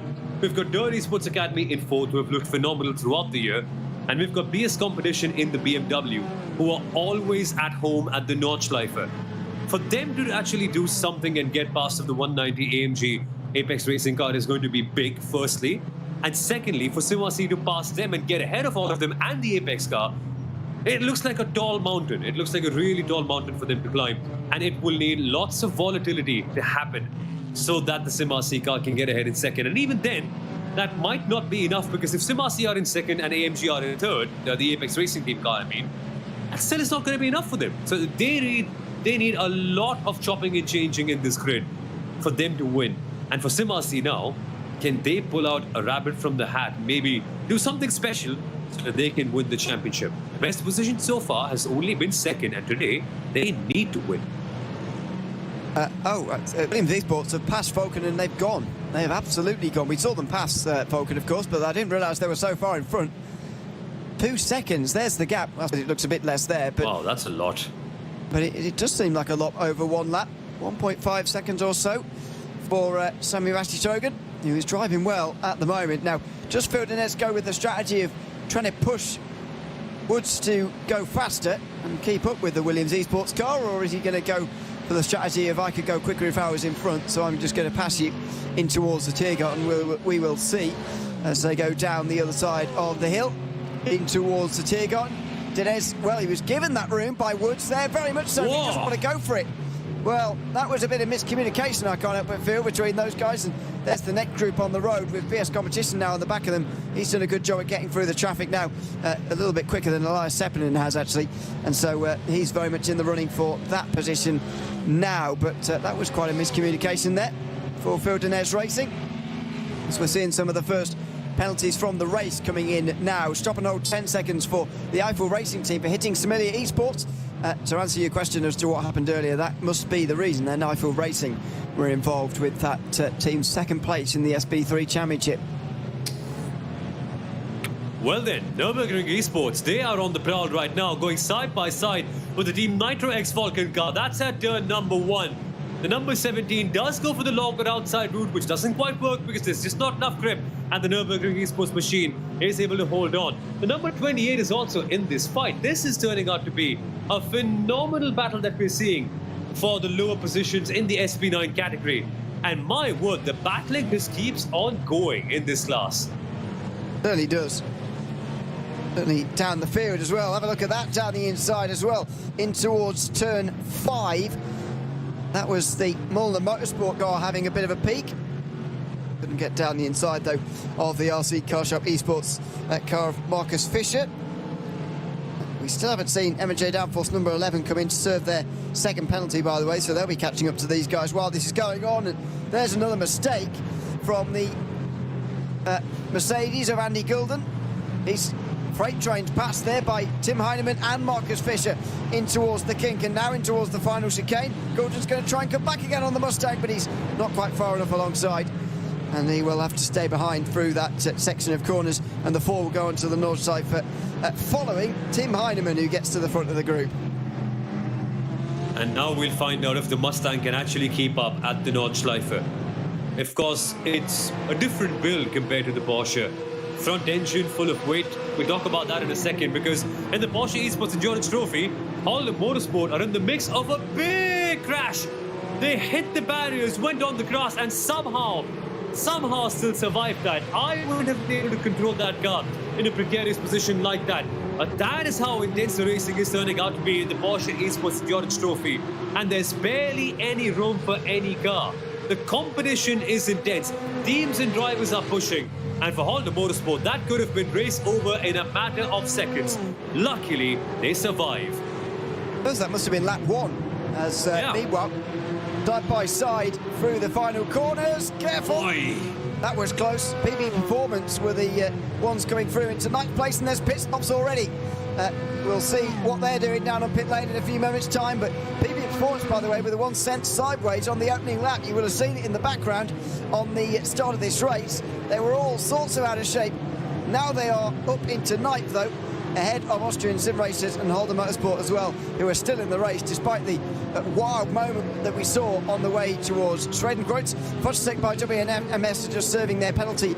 All Sport are in pit lane. I thought that, no, they don't have a penalty. They're just pitting in very early, so we'll see what they're doing down there. I think they had damage. Okay. They're out after 13 seconds again, Danny Spearman, so they just need well, they've made an extra stop. There's not many ways to cut that as a positive thing, really. Team Nitro Falcon Cup also in 127 into pit lane now. We haven't seen them receive a penalty, so that's something else as well. Tory Sports number 120, by the way, they've also got a 10-second time penalty at the moment. They're currently running in 8th place, very much on their own, but that's another one of the penalties coming through, and there will still be more. There are more investigations going on at the moment, including for the Williams Esports race leading car. That's not for the the speed on the way towards the line, you'll be pleased to know, but there may be a penalty coming for the race leader, so we'll keep an eye on that. As it was protested by number 4 for forcing them off the circuit. And that's interesting. Not one race has gone past this year without having the leader investigated for something or the other. And that's not the only thing that the Williams Esports car was actually being investigated for. They also got a warning in qualifying for actually driving on the wrong side of the short lap. You have to take a right-hand turn from the GP circuit heading towards the start line. And the Williams Esports car was actually in the wrong place, so they could have impeded a couple of cars. And that's why they were under warning. They were under some sort of investigation, and the race control just let them out with just a tap on their wrist. So for Williams Esports, they're already treading in really dangerous water. 2 investigations so far. We're not sure if any one of them could lead to a penalty. They are leading, yes. They do have outstanding pace and are running away from the rest of the pack, but they need to keep it clean. This is the one chance the entire world has to see just how good Williams can be. They cannot make any procedural errors today. They've got to go in there and complete a clean race. And if they do, look at the kind of things they can do on track. I mean, already even, the gap is mind-boggling. Clearly, a 3-second margin between them and Falcon Sim Racing on the third lap of this race. How are they just that quick? I don't get it. At the moment, they would be moving up to second place in the championship if things stay as they are, as we've got more penalties coming through. That is the Dory Sports penalty I was telling you about, I think, a few moments ago. In number 109. Oh, excuse me, that's another penalty. That's for our sport, actually, for causing a collision. So that's another car getting a different penalty this time round. We're into traffic, though. The important parts of this race are very much upon us. There aren't too many large groups in the field, but this is one of them. There's one a bit further up as well. As we go back to the SP3s, we haven't seen very much of them at all so far, but I can tell you that Shara Esport are leading the way by some distance already here, over 5 seconds ahead of the group for second place, which is, I think, is here. Adopt Don't Shop, Strubcushion and Wolf Sim Racing, all making their way now down the dotting Her and trying to stay away from the SP9s, who will be coming up on them quite quickly. Yeah, soon enough the SP9s will be coming close to the SP3s, and these guys have to be wary of that because they're going so much slower than the SP9s. And if you catch them out at some of the tougher corners of the entire circuit, let's say towards the middle section near the forest, then things could go really wrong. But hey, look at this, we were almost going 3 wide for a couple of seconds there. That's the home of Sim Racing Esports car in the orange on the right-hand side, trying to get past Thomas Enges Sim Racing and the number 278. They're being pushed hard by the Ringfizard Sim Racing car, and all three of them luckily keeping it safe as we come towards Tiergarten. The pack is being led by Thomas Enges Sim Racing. But for how long? Because these cars are great with their slipstream, and once you do have that slipstream, a dive bomb could be coming your way at one of the good overtaking corners. Is there going to be a move being executed at turn number 1? Not immediately, but it does look like Ringfizard Sim Racing are going to exercise that option. And there they are, Ewan, sending it on the inside line. That could well be P6 for them. That's quite close. Well, as we cut away from them, actually, just as they continue side by side. Thomas Enges Sim Racing started from pretty much the back of the field, by the way, so they've had a very good start so far. Looks like that is continuing as well, as Strubcushion AC Mayen getting a good exit here on the Adopt Don't Shop car in towards turn 2, and through goes number 272 into second place. As I say, they're a long way behind the leaders now. Shara Esport, who are leading this race in SP3. Oh, it's off! The Impulse Racing Ferrari. Oh no! That was at the front of one of the main groups in SP9. They were 4th place, I think, and there's more to this story because there's other positions changed as well. 2 of the Mustangs coming through on the inside. One of them was M&J Downforce. I think the other one's RC Car Shop Esports. Oh, and it's off for the M&J Downforce car that goes straight into Impulse and into their fellow Mustang, the RC Car Shop Esports car. Oh, it's Hubs Racing Team, excuse me. It's not RC Car Shop. It is the Hubs Racing Team number 4, who have had to come into pit lane as well. And that is one of the bigger crashes we've seen this season, certainly among the SP9s. And they all fall down. 1 accident, 3 cars taken out in 1 shot. This was a huge incident near Tiergarten. And it's insane that that section of corners is just such a hard place to race at, because you're constantly going side by side and you're making these micro movements on the steering wheel while you brake and turn at the same time. And at that point, you don't even know where your rivals are. The smallest of movements on the steering wheel, and you could end up hitting the other car, and that could take all of you out, which is exactly what we saw right there. And look at this, M&J Downforce hurt by that, Impulse Racing hurt by that. And yeah, Hub Racing by Grid and Gold, they were having such a good race with Jeff Gyasi. Now they find themselves back in P16. This could have well been a top 5 finish for them, but instead, they're going to have to execute a really tough recovery drive, and that is so disheartening. With 2.5 hours left to go. Yes, they do have time, but that pains me because they were doing just so good. That's a real shame for them. They do have a fast repair and a chance to stay in the race, as it were, but that will cause their real-world drivers to do more laps than probably planned, and it will take their strategy immediately off course Whether they'll have to do another extra stop as well is it remains to be seen. I'm not sure they'll quite have to do that, but it's not impossible. Meanwhile, the Porsches make their way through as one, the top 6 in the Porsche Esports Endurance Trophy Nürburgring. RVW and SE Motorsport, by the way, in the AM class are 7th. So as you were saying earlier on, as we believe the point system is going to work out, although I'm not... Oh, wow, we'll get back to that. The big move for the lead from Luca Kita down the inside, and he's got it. Share Esport there chasing them across the road, trying to make sure they didn't get the inside line. In the end, they weren't able to, and Luca Kita's taken the lead for the Apex Racing team. Man, that got feisty. Apex Racing wanted it that much badly.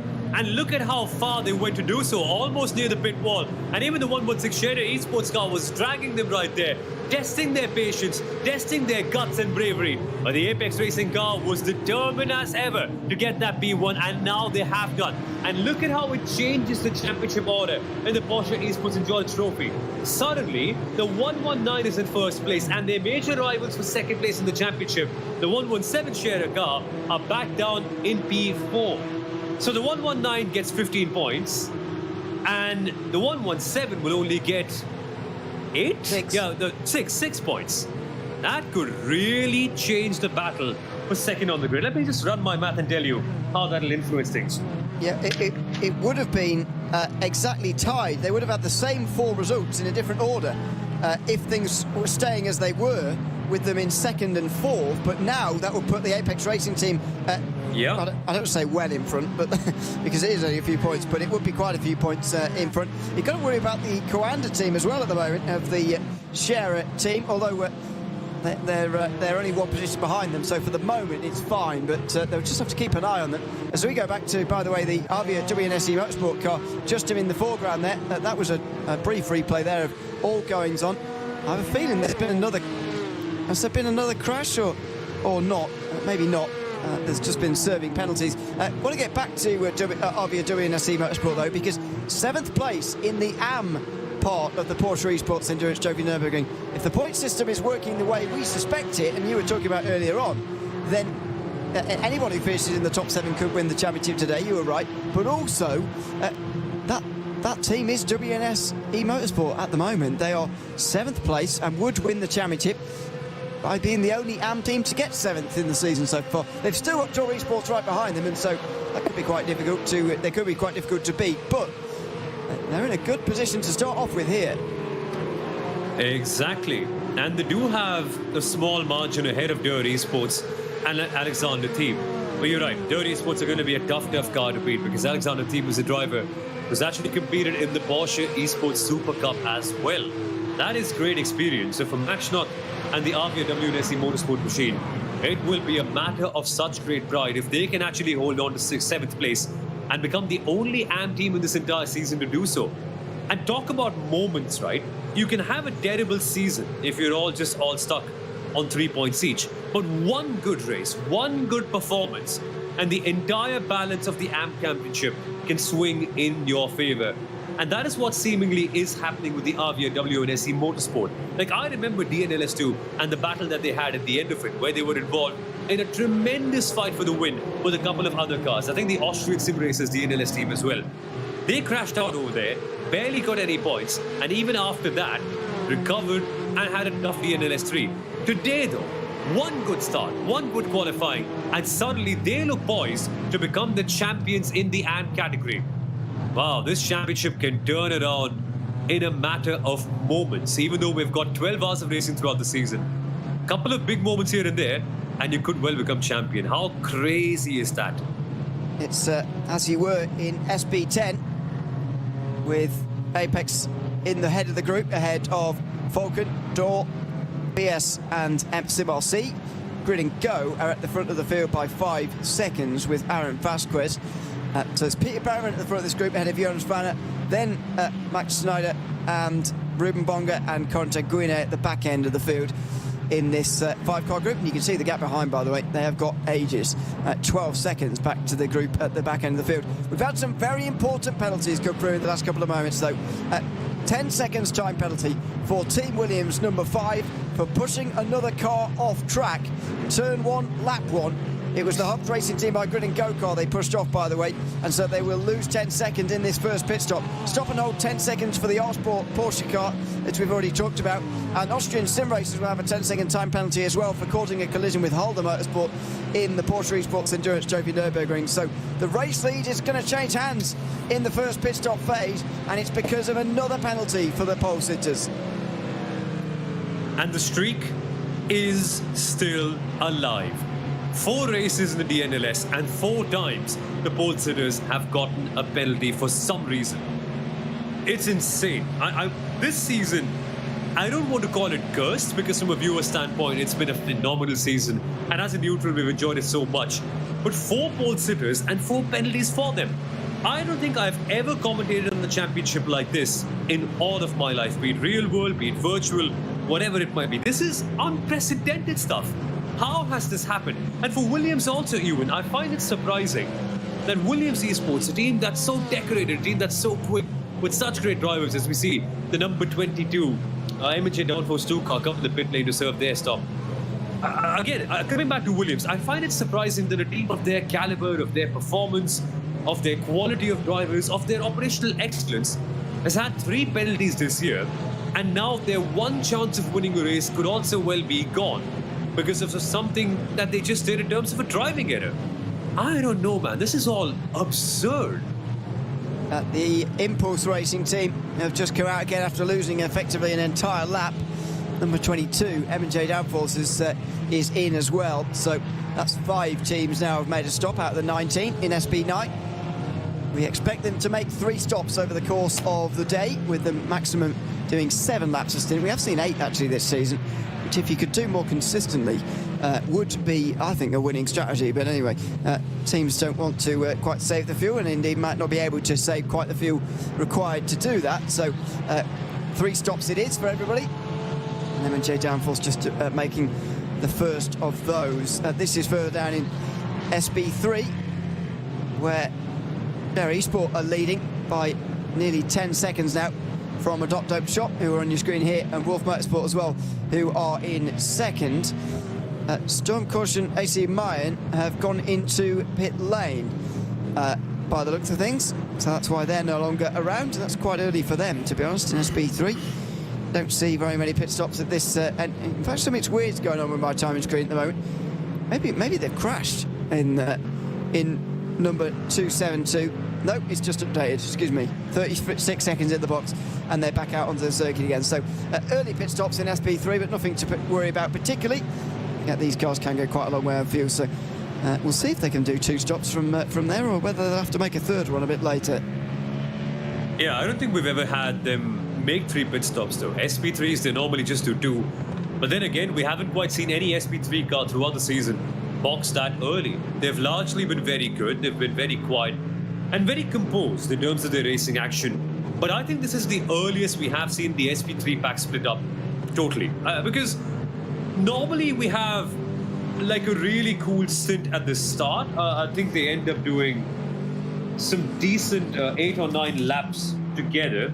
Yeah, 8 laps in the first stint for the SP3s, and then they start to break away, and then you see a couple of packs opening up, a couple of cars at the top will be fighting up with each other, and then there'll be 3 or 4 cars fighting for 4th, 5th, 6th, something like that. But today it's all opened up very, very quickly, and I think that's all to the chaos that we've had. Scherer Esports have run away with it. Adopt Don't Shop and Wolf Motorsport are fighting for 2nd, and they are close to each other. Then 5 seconds behind them, we have the 4 cars that are Thomas Enger, Home of Sim Racing, Spiller Esports, and Ringfisser. And then beyond that, we have a few cars behind them. So it's really become a bit quiet, and dare I say a little bit boring in the SP3 class, with Scherer Esports actually dominating.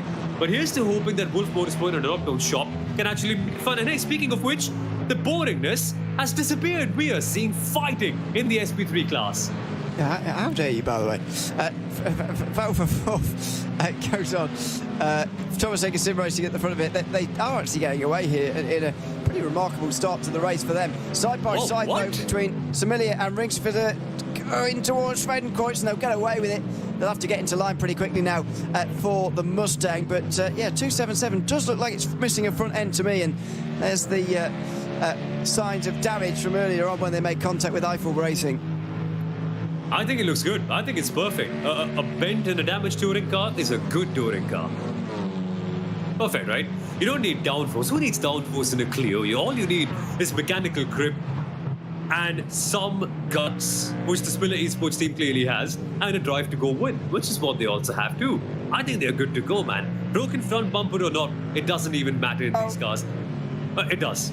It does. Someone has just... yeah, that was Marco Senik in the Ring Physic car going down the inside, trying to of home of sim racing and sort of carting them off the roads. They were behind the trees. So there's another change. But I mean, you don't need too much downforce in these clothes, but it is acting like a bit of a parachute at the front of the car, I would have thought. Big gaping hole at the front, not quite passing the air as well as it could be. So that will be rectified during the first pit stop. Meanwhile, change for the lead in the Porsche category as Luca Kita is overtaken by Rafael Renhofer in the Scherer Esport Porsche. And so Renhofer moves to lead again. And this is the start of an exchanging lead that's going to go on throughout the next few minutes, because that is 2 lead changes in the last 2 laps now for these two. And they just aren't going to stop at all. Apex Racing are hungry and determined to go out and win this race. Because if they do, that's when they have a chance to be second in the championship and take it away from their rivals, the number 117 Scherer Esports car. And the Scherer car is actually pretty close by too. I mean, in this class, Scherer, number 117, currently in 4th, with only Coanda and Apex separating them from that race lead as it stands. And the Apex, look at the body language of the car. Look at the way they're actually closing in and are right on the tail of that number 116 Scherer car. They are hungry for more, and they are not going to settle for second place this time. But fair play to Rafael Renhofer. I didn't expect them to get back into the lead that quickly, even though they are the champion team. Still, what a performance. And now it's game on. Not just one, but we have a total of 6 cars in legitimate contention for the race lead. I don't think we've seen something like this in the Cup category so far this year, for sure. We saw this in the SP10s, but in this class, yeah, bring it on. We want more of this. This is a very good start to the race. The problem with this category is that everyone's got different pit strategies, and that means that different pit stop times, and they're not likely to stay this close for the remainder of the race quite like this, but hopefully it will be at least a close finish as these strategies converge at the very end of this race in 2 hours 21 minutes time. They're just on the back of the SB3s now, it turns out. Clio's a bit more spread apart than what the SB9s had to deal with a little bit earlier on in this race. And it's not for the first time, or not the last time I should say, this afternoon. The Porsche Cup cars will have to go past the SB3 category with 2 hours 21 to go. They're going to get past this car, all of them, around the outside through Kesselchen before the real difficult corners get underway. Here's a good slipstreaming chance, by the way, for Luca Kita on the way up the hill. How desperate is he to get that lead back again? Well, no, not that desperate. Or is he? He has a little look, but no, he doesn't go for it. It would have been brave, but decides to stay behind. I get the feeling on the long straight he will go for it. Yeah, at this stage of the race, it's all about sending a message and making sure that the number 116 Scherer Esports car is full well aware of them being close by. This is all it, right? It's partly mind games also, because you need to intimidate the car ahead of you and force them into making a mistake. Now, the 116 Scherer is a tough car to force into making a mistake because they've been just so good this year. And they've been ice cold throughout the season. But still, you've got to do their part. And Luca Kita in that 119 Apex machine in the Porsche Esports Endurance Trophy, trying his best to make sure that he can force a mistake out. In the meantime, fastest lap of Phil Denez in the Mahler Racing team, who currently find themselves in second place, as the Falcon Sim Racing team have actually made a pit stop. They were second overall and second in the SP9 category. They would have actually cycled out as your leaders after the Mercedes-AMG Esports Team Williams car would have made their pit stop. But only after 5 laps, the Falcon Sim Racing team has actually gone to the pit lane. And I find that surprising, you, because a normal stint length in the SP9 class. Whoa! That was close. Sorry, just as we were... I was looking at the timing screen in SP9, and there's all sorts of interesting going on there, but that's Corentin Guida having a look down the inside of the BS Competition BMW. He couldn't quite squeeze himself through there, and in the end he had to back out of it just about, but he was flashing the lights down the foot row there as they were running fourth and fifth rather. They are currently battling away. Meanwhile, the Apex Racing team are indeed winning this championship. Grid and Go would be up to second as it stands, according to that graphic there. I'll need to go and double check that myself, but I'm going to presume that's correct, because there's no reason for me not to. So Grid and Go second, SimRC third, then Falcon in fourth. Very good news for Grid and Go. I think they'll, even though they're not going to win the championship at the moment, that'd be a very successful day for them if they were to take the win and indeed move up to second in the championship. Yeah, that's a lot of prize money that they're going to be gaining just by one day. They walked into this race as the fourth place team. They could well walk out as it stands as the second placed one, and that is quite something for them. In the meantime, though, the fighting never stops in the SP3s, and we've seen these racers go head to toe against each other for such a long time, for the last 50 odd minutes. That's Thomas Enger Sim Racing and Ringfizzer Sim Racing going wheel to wheel with each other as we head towards Tiergarten. And then again, the 278, the Thomas Enger Sim Racing car currently maintaining the advantage. Ringfizzer close by. And look, they've actually broken away from the Smiller Esports X Entropy car behind them. Broken away is pun intended, because again, even their bumper is broken away. But that's not really impacting them as much as they're now rejoining that train and becoming a part of that slipstream gang. This will make them a part of that group, and now they can fight for it. But still, no moves being made so far, heading into turn number one. But a small look. That time. A small look, yeah. But there's some bit of intimidation here and there. Not a move, a little bit. And again, there you go. Looks up the inside again. I still think that damage on the front end of Schmilly is really affecting them in a straight line rather than anywhere else. That's a bit of a cut across. Dear, oh dear. Not sure the logic of that really, but anyway, they'll hold on to their place. Moving right the way from the AstroTurf from the right all the way to the left-hand side, and now they're moving all the way to the right again. Marco Simic here down the inside in towards the right-hander. Slides, but he's through for Ringfizzer Sim Racing. A bit ungainly, but he is through. Leon Weigel just in behind for Smilia is looking to go through as well and can't quite do it. And look at that behind. That's not what you want to see.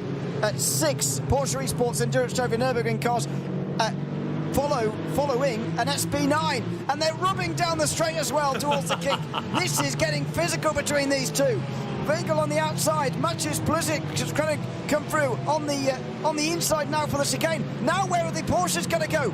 Well, Keach has had a fantastic run through here. Coanda are up to second place.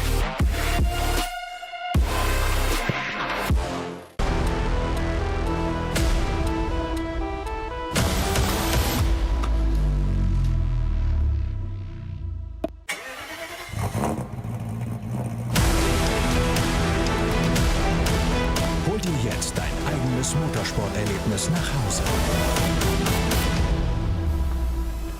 Dein Online-Shop für Simracing-Hardware und Zubehör.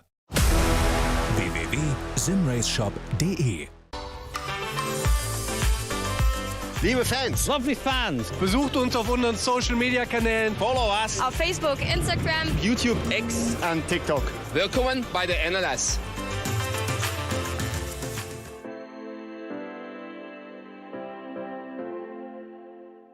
Was ist ein X? Welcome back to the North Side. Apologies for that. We got so excited we forgot where we were going. That was, and in the wall, just as we come straight back to air, 279 running straight into the wall and now flashing the lights, and they've got suspension damage. They have got suspension damage. We'll have some replays, I'm sure, lined up as to what's gone on in the last few moments, but that is suspension damage, I'm sure, for Thomas Enger Sim Racing and Maciej Plusic in that car.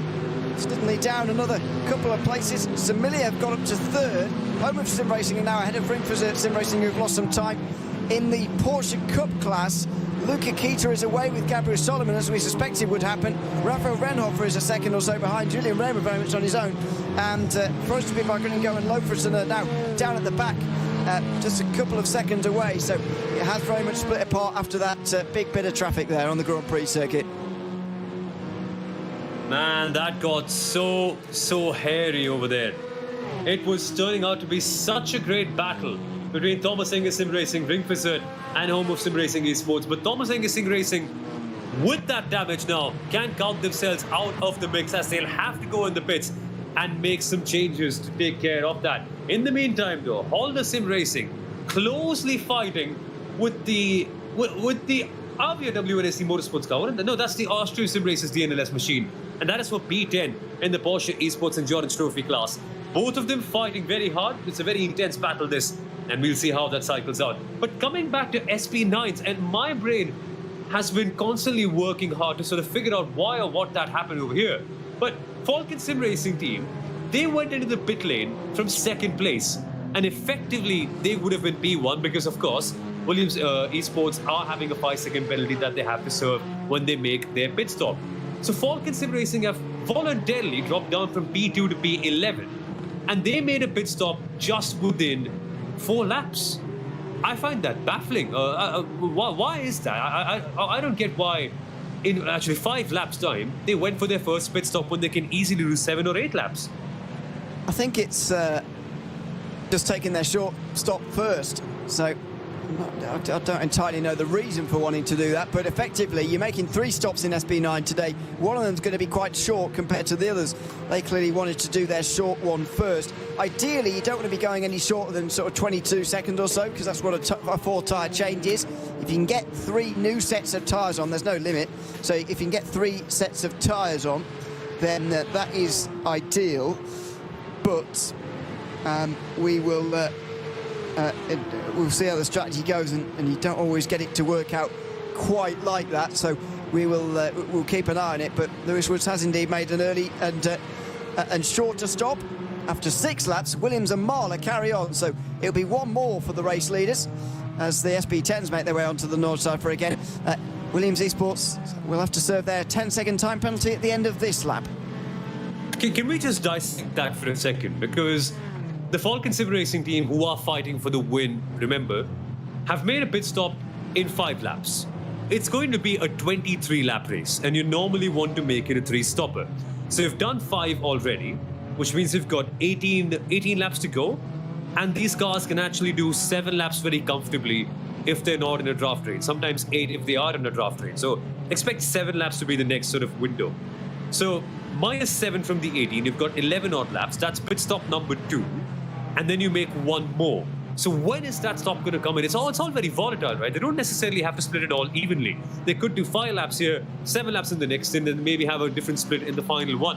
Which means that reading and understanding where Falcon Sim Racing are is going to be very challenging until we get to the final hour of the race. And that's where we'll get to see the reality of the situation in SP9. So we're in for a treat, I'd say. We're in for total volatility. We don't even know who's going to win this class until the very, very end. So I'd say bring it on. What an end to the championship we're going to get. Absolutely. Still 2 hours 10 to go in the final round. And it is in SP10. Still Aaron Vasquez leading for Grid and Go. Then Peter Barryman is at the front of this group, followed by Jonas Banner. Max Snyder, Corin Taguines is now ahead of Ruben Bonga at the back end of the group. So SimRC realising, I think, that pit stops are not that far away. They're coming to the end of lap 6 now as well. So it could be another couple of laps, 1 more time past the pit lane maybe. So towards the end of the stint, Greenhead trying to gain some of those places back again that he lost on lap 1. Don't forget, he was running inside the top 3 off of the start, and he got through the Grand Prix circuit inside the top 3. However, he has since dropped back on that end of the first lap, and he's now having to work his way back through again. Probably a good idea, but not the race start he would have wanted there. He's certainly onto the back foot pretty quickly. With that pass, though, he might now be back into second in the championship. It will certainly be close.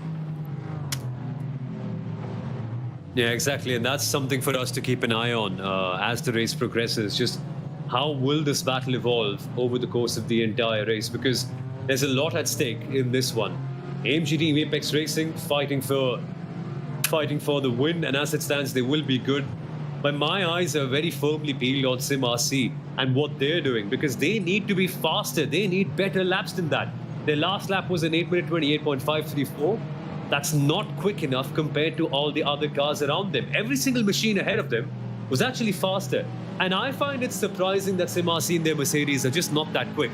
maybe it's the back effect. Maybe they just don't have enough clean air to actually go out and push very well, because SimRC have clearly been the second fastest team in this entire category so far this year. But today they're behind. Today they're catching up, and that's not a very SimRC way to run a race. Normally they're the ones in control and managing everything firmly at the very top.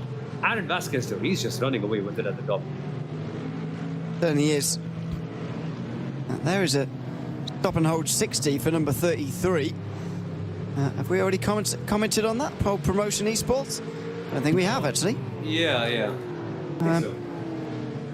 They are only under investigation as far as I can see on my sheet, but anyway, we'll get back to that. They were the team on pole for the first round of the season, by the way, and haven't been inside the top 5 since. 5th is where they finished that day, and unfortunately it's been a disappointing season afterwards for them. This is the Porsche Esports Endurance Trophy Nürburgring, by the way. The front of this field now looks a lot different to what it did earlier on. That much is certain.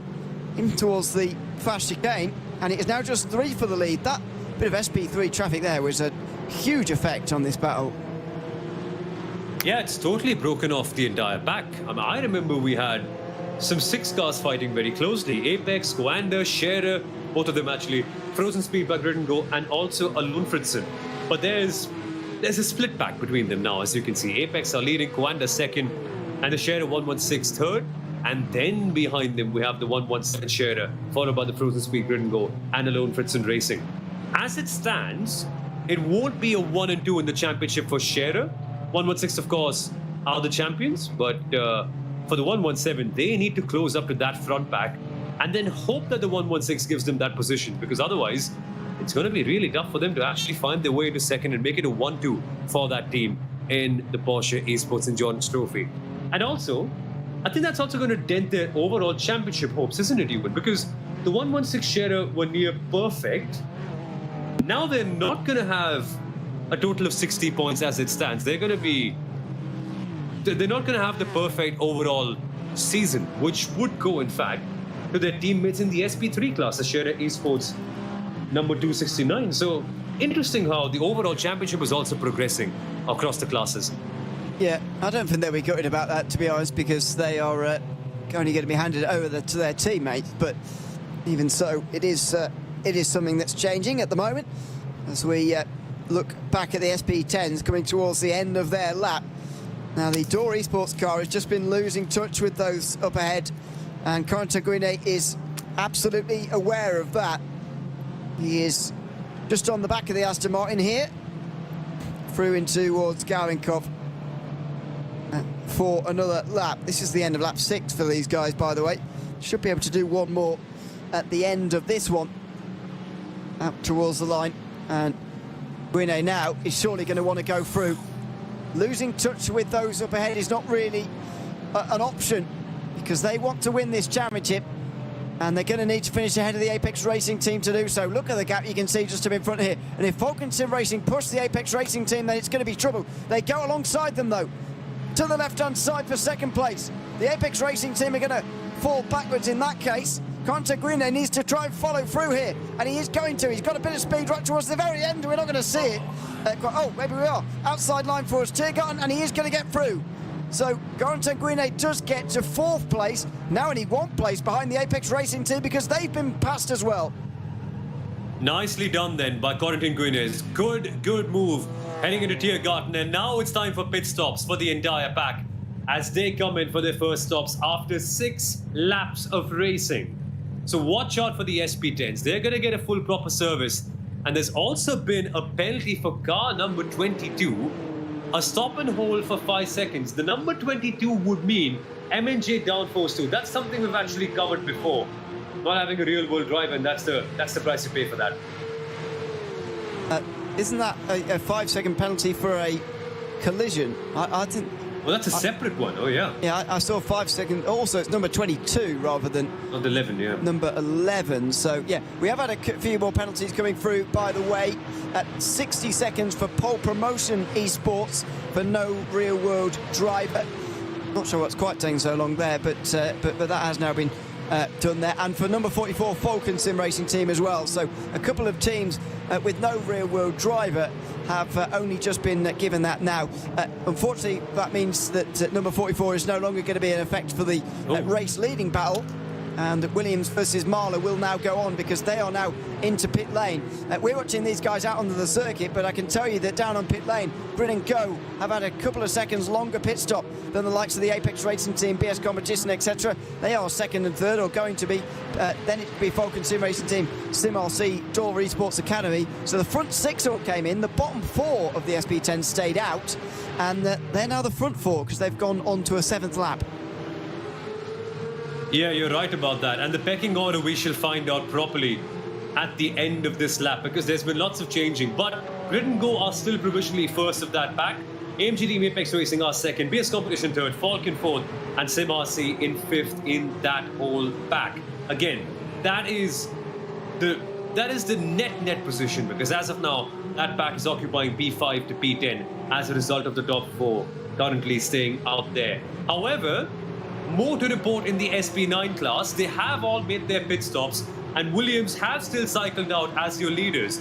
They did stay in for 23 odd seconds, whereas there are other cars who have stayed out for longer.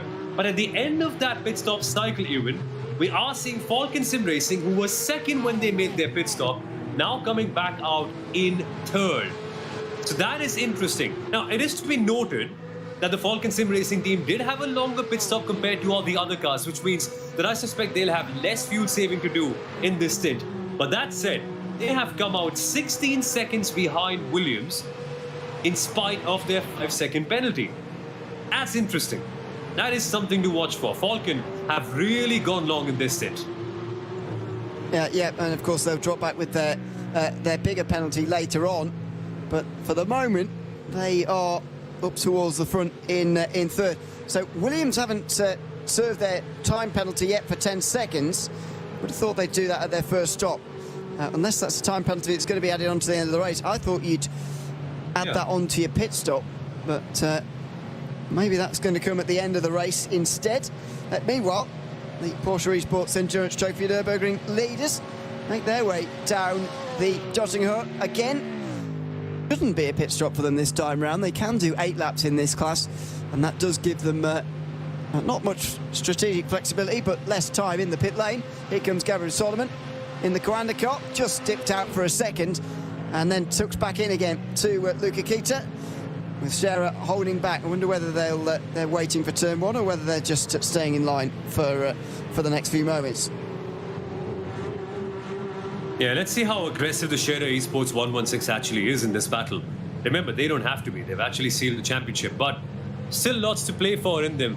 And maybe they can upset the other teams fighting for the championship alongside them. Maybe Apex, maybe Coanda. Can they become a dark horse then? And can they help their teammates in the number 117 car who are stuck behind in that pack that you saw right there at the back of your screen? But we are coming to a stage where we have 2 hours left in this race, with 60 minutes of racing action over and done with.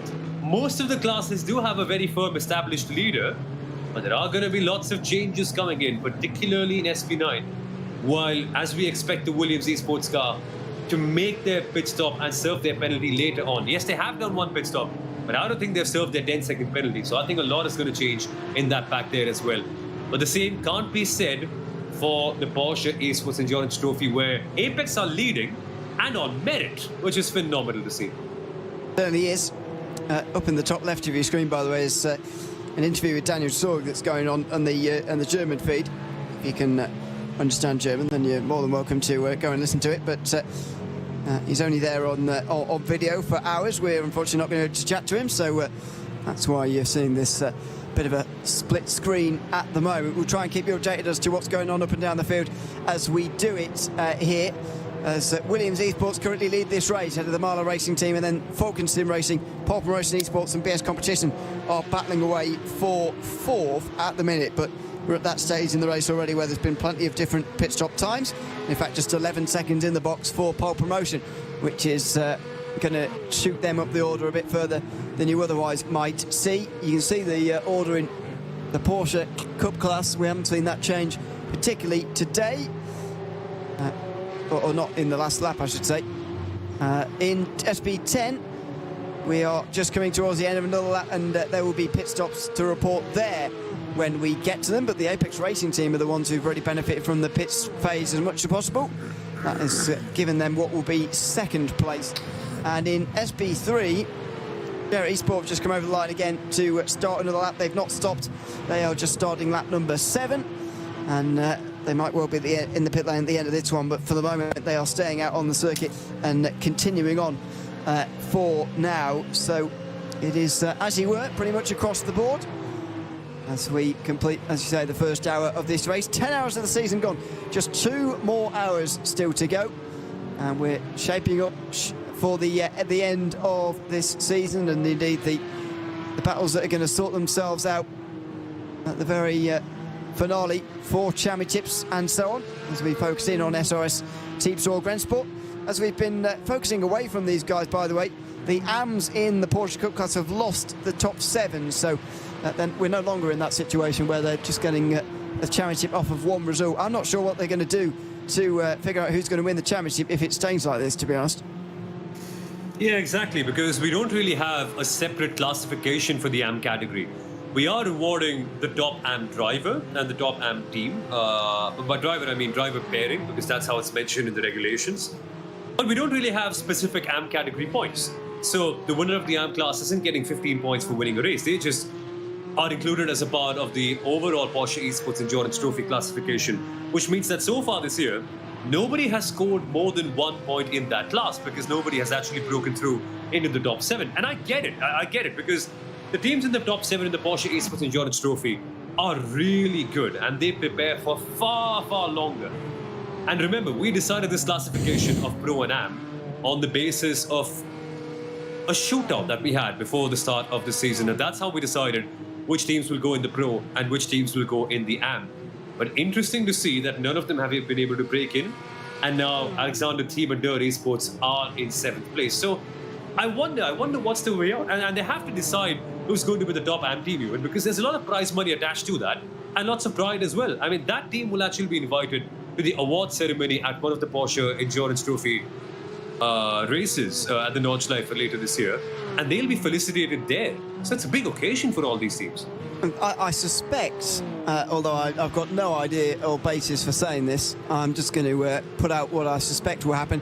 In much the same way that countback works on most race wins, then most second place, then most third, etc.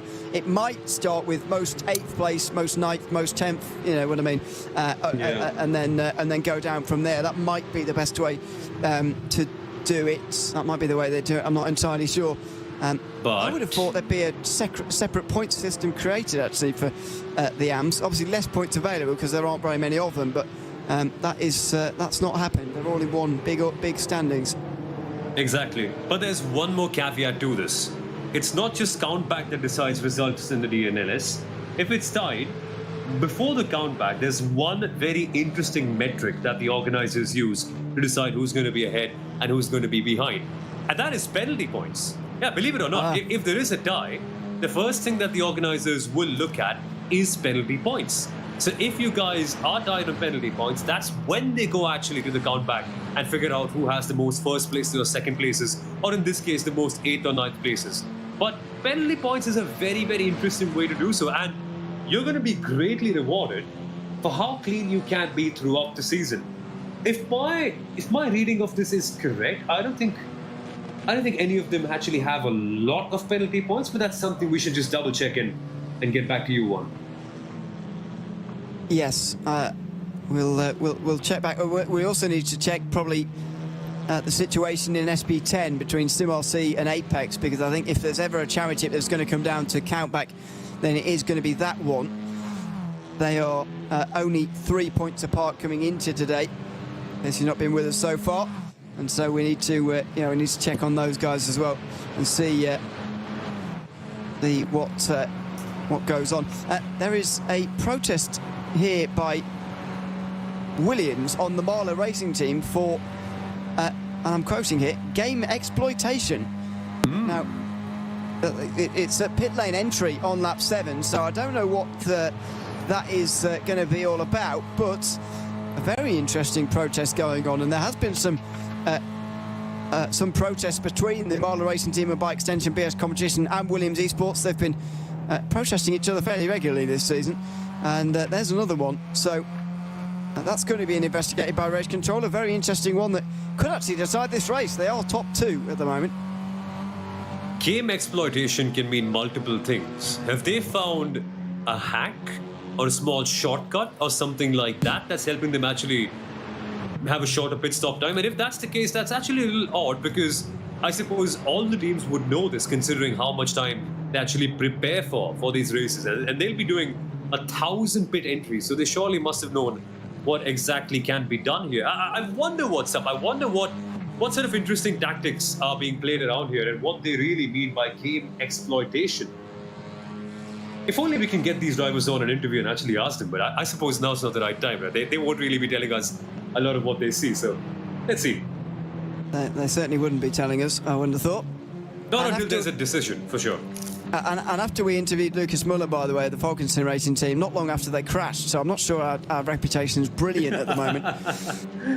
It might be a bit difficult to pull someone in. We might have to drag them in by the collar or something, because otherwise it could be difficult. We'll see. We'd like to have anyone for an interview, by the way. If you're a driver listening or watching, then there is a waiting room. But we'll be able to get to you at some point. Meanwhile, the Porsche Esports Endurance Trophy Nürburgring cars are all in together, as you'd expect to see. So they make their stops first of the day. Julian Raymer is the car that's pulled up to the very front. I'll tell you about what happens on the exit, but this is going to be very interesting in terms of tyres. We were talking about the track temperature earlier on, and whether that's going to play a role. In most of the classes, you can change tyres and refuel at the same time, so it doesn't particularly matter. However, it will matter here. And immediately out the pit lane come Share Esport 116 and the Apex Racing Team and Coanda, all on the same pit stop time. In fact, everybody's got the same pit stop time. So the 6 stay together, and that is surprising a little bit. None of them, to my mind, changing tyres there, I don't think. No, that's not the case. And it's going to be interesting to see how they go from here. Because not having any strategic volatility means that they're all going to be bunched up together.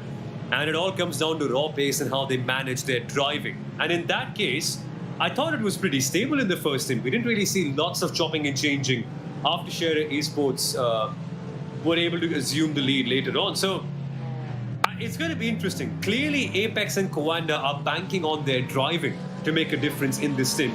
And Share being the leaders, they don't want to do something very experimental, and they just want to do their basics right and want to maintain the lead. So where does that put Apex? Where does that put Coanda? What about Share 117? What about Lone Fritson?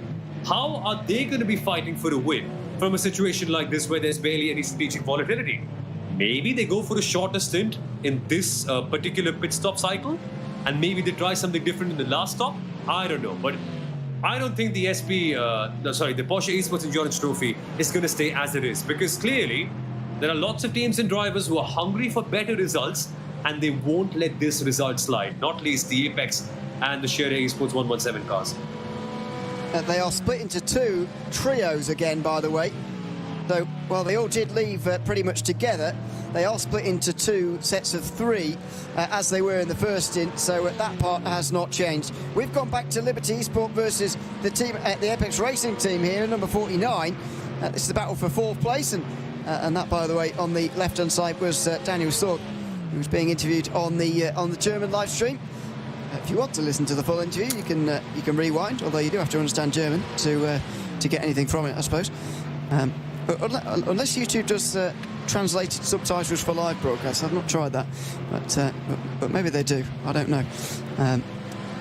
Maybe they won't need us next year if that's the case. I hope not. Yeah. It's a good way of learning a language, by the way, if anyone's interested, although I've still not managed it. You can put the subtitles on while you're watching YouTube. It's quite a good idea. Anyway, battle for 4th place continues on, and I'd expect, if it doesn't happen before, Liberty Esport are going to be passed on the straight here. Their pit stop was a bit shorter than the Apex Racing teams by about 6 seconds. You'd imagine Apex will go a lap further on fuel as a result, and Liberty came in a lap earlier anyway, so maybe they'll pit at the same time actually. But anyway, we'll see what they get to. I don't think they're going to get to the pit stop phase together anyway. It's just a bit of an inconvenience for Max Godinho at the moment in the Mercedes, because this is a pass he'd rather not be making, but he's having to lose time now behind this Porsche. And this is absolutely frustrating for the AMG team Apex Racing, because they don't belong here. I mean, they're fighting for a higher position, but Liberty are keeping them behind on merit. They, of course, made a pit stop a lap earlier than AMG team Apex Racing, and hence have cycled out ahead. Of course, they also had a shorter pit stop, which also explains why they're suddenly ahead of Apex, where before this stint they were actually behind them. And this is interesting because it's not like Max Coutinho is owed anything by the Liberty Esports car ahead. They're not going to be given blue flags. They're not going to be letting Apex Racing go past just like that. They are fighting for position. And Apex, remember, are not fighting with Liberty or BS. They have their fight with Mahler Racing Team for second place in this championship. And as it stands, Mahler are chilling at the top. They have roughly 40 seconds between themselves and Apex in P5. And the time is just getting piled on by Apex staying further behind. Whoa! Number 1, Norby Kish has been in the wall somewhere. The reigning champions, the champions in waiting, are in the wall and out of the running for this final race of the season. Big damage there for Norby Kish somewhere.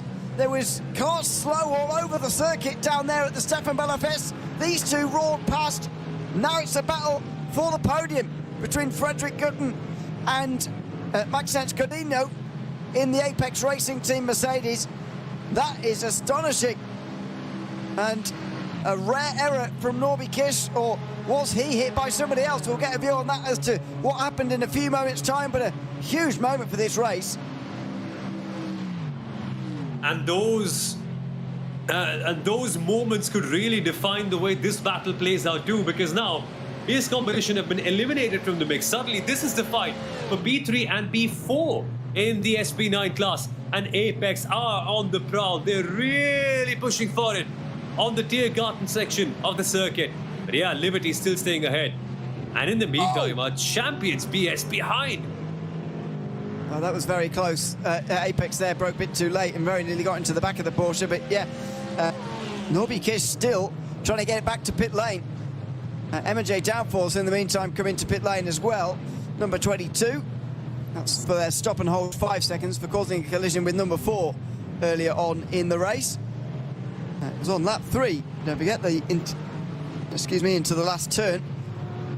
Well, I'm getting onto the grass. Just a bit of an error, really, rather than a malicious bit of driving, but they still get a 5-second stop and hold for it. Meanwhile, Gary Esport are leading the way all of a sudden. And Rafael Renhofer is ahead of Luca Kita and Gabriel Solomon. It just shows that you can't keep a good team down. And Renhofer is back to the front again with an hour 46 to go. And for Apex Racing, this is going to be challenging. They had the option of having some degree of strategic variability coming in the first pit stop, but they chose not to. They all had the same pit stop length, they all had the same pit stop times, and essentially this front three is staying as they are. And it's the driving that's got to make the difference now, because they really can't do anything else, at least for the next few laps. And I wonder when they'll actually go for the next pit stop cycles. As of now, all clear. Apex are holding on. And this is the part of the race where things actually slow burn. This is not where you see lots of drama. It's not where you see drivers going crazy and making kamikaze moves. This is where they are building towards that final hour of the race, because that's where you win or lose it. At this point, all you have to do is make sure that you stay ahead with the leaders and make sure that you save your fuel enough so that maybe you can save time in the pit stops. And then in that final 30-45 minutes, that's where you go for it. That's where you gun for it. So in this stint, don't expect much from Apex and Coanda, but later on, in an hour's time, they will be going crazy. Still just one stop to go, don't forget, in this class. You don't have to make 3 stops. Instead, just the 2. But no tyre changes made just yet. I guess the heightened track temperature has not been heightened enough to change the strategy, particularly for these teams. And in any case, even if it's the wrong one, then none of the top 6 know about it because they've all done the same thing. So it doesn't really matter. It's not going to be that detrimental for someone outside of that to catch up. Austrian sim racers are the ones in 7th at the moment because they're the only one of the AMs who haven't taken any tyres so far in that pit stop, which is and it's complete now. So yeah, they are. That's why they're out front. Porsches get themselves to the end of the lap, and Luca Kita stays behind Renhofer here into the Tirgon. But is that going to last all the way to turn 1, I wonder, or are we seeing a status quo here at the beginning of the stint? Yeah, I think it'll be a bit of status quo. There's obviously a slight disadvantage for leading. You have clear air, and that is a good thing, but then also you can't stay in the slipstream of another car and save a bit of fuel, which they would like to, because they have all had equal pit stop times in the last stint. So they would like to be able to have a small advantage, regardless of whatever it is. Even if they can save out a single second in that next pit stop cycle, they'd love to do so. But hey, Coanda are on the attack though. They're looking on the inside line of that Apex car, but they blocked off the line very, very well. And it is still status quo at the top of the Porsche Esports Endurance Trophy class. But as I was saying, if you can be second or third in this pack, and even if you can save a little bit of fuel towards the final part of the race, it will be beneficial. Because look, the gap is all under a second for each of them. If you can be half a second faster in the pit stop, that might be the difference between you being third and you being first. And at the final part of the race, track position might be the most important thing that you could have. Maybe we'll see how this race turns out. Don't forget that number 116 might well be trying to stop these two cars just in behind from overtaking their teammates, but Langstrecken Racing are doing more damage to that than anybody else at the moment. Yeah, at Esport 117 only scoring 3 points from the day as it stands, which would be their worst result of the season, even though it's only 5th, but even so, would be their worst result of the season. Or would it? No, I've got the maths wrong, apologies. It would be tied worst. They did finish 5th last time as well, which is 4 points, by the way. So that would put them on 27. The Apex Racing team in 2nd place would get to 29. Coanda would only get to 21. So Scherer would still finish 3rd, but they would lose out on a championship position, and in the Porsche Esports Endurance Trophy Nürburgring, that is quite a lot of prize money they'd miss. Yeah, that's going to be challenging to digest, given everything. The 117 needs to find their way up. And they've been so good throughout the entire season, almost coming close to winning one time as well. But they've been in the shadow of their teammates in the 116 car. And that has also been the case today, because remember, they were so close in qualifying, starting neck and neck. But after a complicated start, after being involved in all the chaos, they have dropped back down. And it's clear that the Apex Racing and the Coanda cars have been the pick of the bunch. 117 needs to do something special to catch up to this pack, because the Apex and Coanda car are pestering their teammates. And in the grand scheme of things, it doesn't make a difference, because the 116 has actually sealed the championship. But it's still alone out there, and they want the 117 also to be second in the title then. That's something that's not going to be happening right now. But hey, Ewan, I was just checking the penalty points in the AM category, and it's actually very interesting. So in the AM teams, we do have the PB performance by Grid & Go. I think they have very few penalty points, if I can read correctly. Let me just pull up my sheet. But most of them have 3 or 4 penalty points, and with the status quo as it is, with nobody actually being in the top 7 in the AM category, I think it will be settled by penalty points, because nobody's scoring more than 1 point. It is phenomenal. It is, but as I mentioned earlier, Austrian sim racers are currently... Oh, they've just dropped to 8th, actually. Yeah. So that they've just been overtaken by Door Esports, apologies, so that's my point entirely gone. Meanwhile, SP10, oh, close! BS competition there, Ruben Bonga, and now he wants to cut in just in front of one of the Mustangs. Dear, oh dear, that was really close between the Apex Racing team and BS competition, who are currently 3rd place in the race, Ruben Bonga. But Apex and Maxis Godino are now through into 3rd position. By the way, a minute off the lead, despite being only 3rd. They did lose 15 seconds in the pit stop, but even so, it's still 45 seconds and they're coming through on SP10s and SP3s all at the same time. That was one of those very busy Nürburgring moments. Yeah, it nearly went very, very wrong for all of them. But they still have a chance to continue this battle.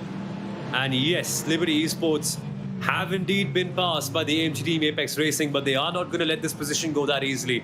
And it's also great to see the Hub Racing team by Grid & Go also getting involved in this mix and making it a three-way fight for the third place. And look at this. Now look at the draft. Look at how quickly and closely the Ford will also catch up in this entire battle.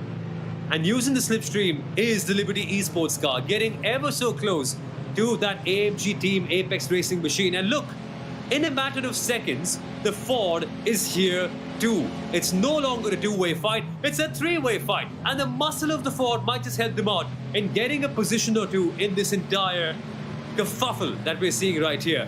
Coming towards the Garten, no moves being made so far. But yes, this battle is going to go on together for a very long time, and we're all here for it. Absolutely. As the Mustang comes in, Jeff Giassi there. Did I say that was M&J Downforce? I probably did, didn't I? That's not M&J Downforce. That's number 4, Helped Racing team by Grid & Go. Jeff Giassi coming in for the second time today. That is one of the M&J Downforce cars. That's Jan Philip Springhob, who's still at the wheel, by the way. Having come out of the pit lane, actually, after serving their most recent penalty. They're going to carry on a bit longer. And ahead of RC Car Shop Esports for them, but pretty early stop there from Jeff Giassi. 1 hour 38 to go. It's going to be two pretty long stints to the end, but he's not going to be in the car for them. It's going to be David Boschke who gets at the wheel now of that one and takes the car to the finish. 1 second, I'm actually so confused about, or rather so intrigued about the Porsche Esports Endurance Trophy and how things are going over there. Because in terms of penalty points, we are seeing 2 teams tied on absolutely none. Honda Motorsport 107 and also the the Avia WNSE Motorsports with 0. As it stands, Honda Motorsport are currently in 13th place in the Porsche Esports Endurance Trophy. Avia are dead last in 15th. And because both of them have 0 penalty points, they're actually going to finish ahead of all the other cars that are finishing ahead of them in this race. Like the PV Performance Grid & Go, like SRS Team Saw Grand Sport. And that's all down to the fact that they've not accumulated a single penalty point in this entire season. So it doesn't matter if they're 15th today and their rivals are 9th. They will be higher because of them being cleaner throughout the season. Yes. Unbelievable. Unbelievable. How are they going to be separated in that case? Is it going to be a countback down the whole field, down to where they finished so far this season? Because I think, based on memory, without going through and checking it, as we will do before the end of this broadcast, I would say that Avia WNSE Motorsport would win in that case. I think they've had better results this season. However, we will check them before we leave you at the end of this afternoon. Tell you who has won the championship, but of course there could be penalty points today after all, and then they'd be in trouble. So we'll see so far what goes on with penalties and indeed penalty points a little bit later on in the day. But for now, nobody is inside the all-important top 7. The Austria sim racers have just dropped out of it, although they are doing something different on strategy, which could put them in a good way for the end. Christopher Wolfgruber currently at the wheel of that car in 8th place as it stands right now. This is on board with Jonas Vanna, meanwhile, in the Falcon Sim Racing BMW. Again, a big disappointment for them last round as they dropped out of championship contention, but they're right in the midst of what could be championship defining here. They are in between SimRC and the Apex Racing team at the moment, who are 2nd place, but on course to win the championship as it stands. And this will be a big, big occasion for them.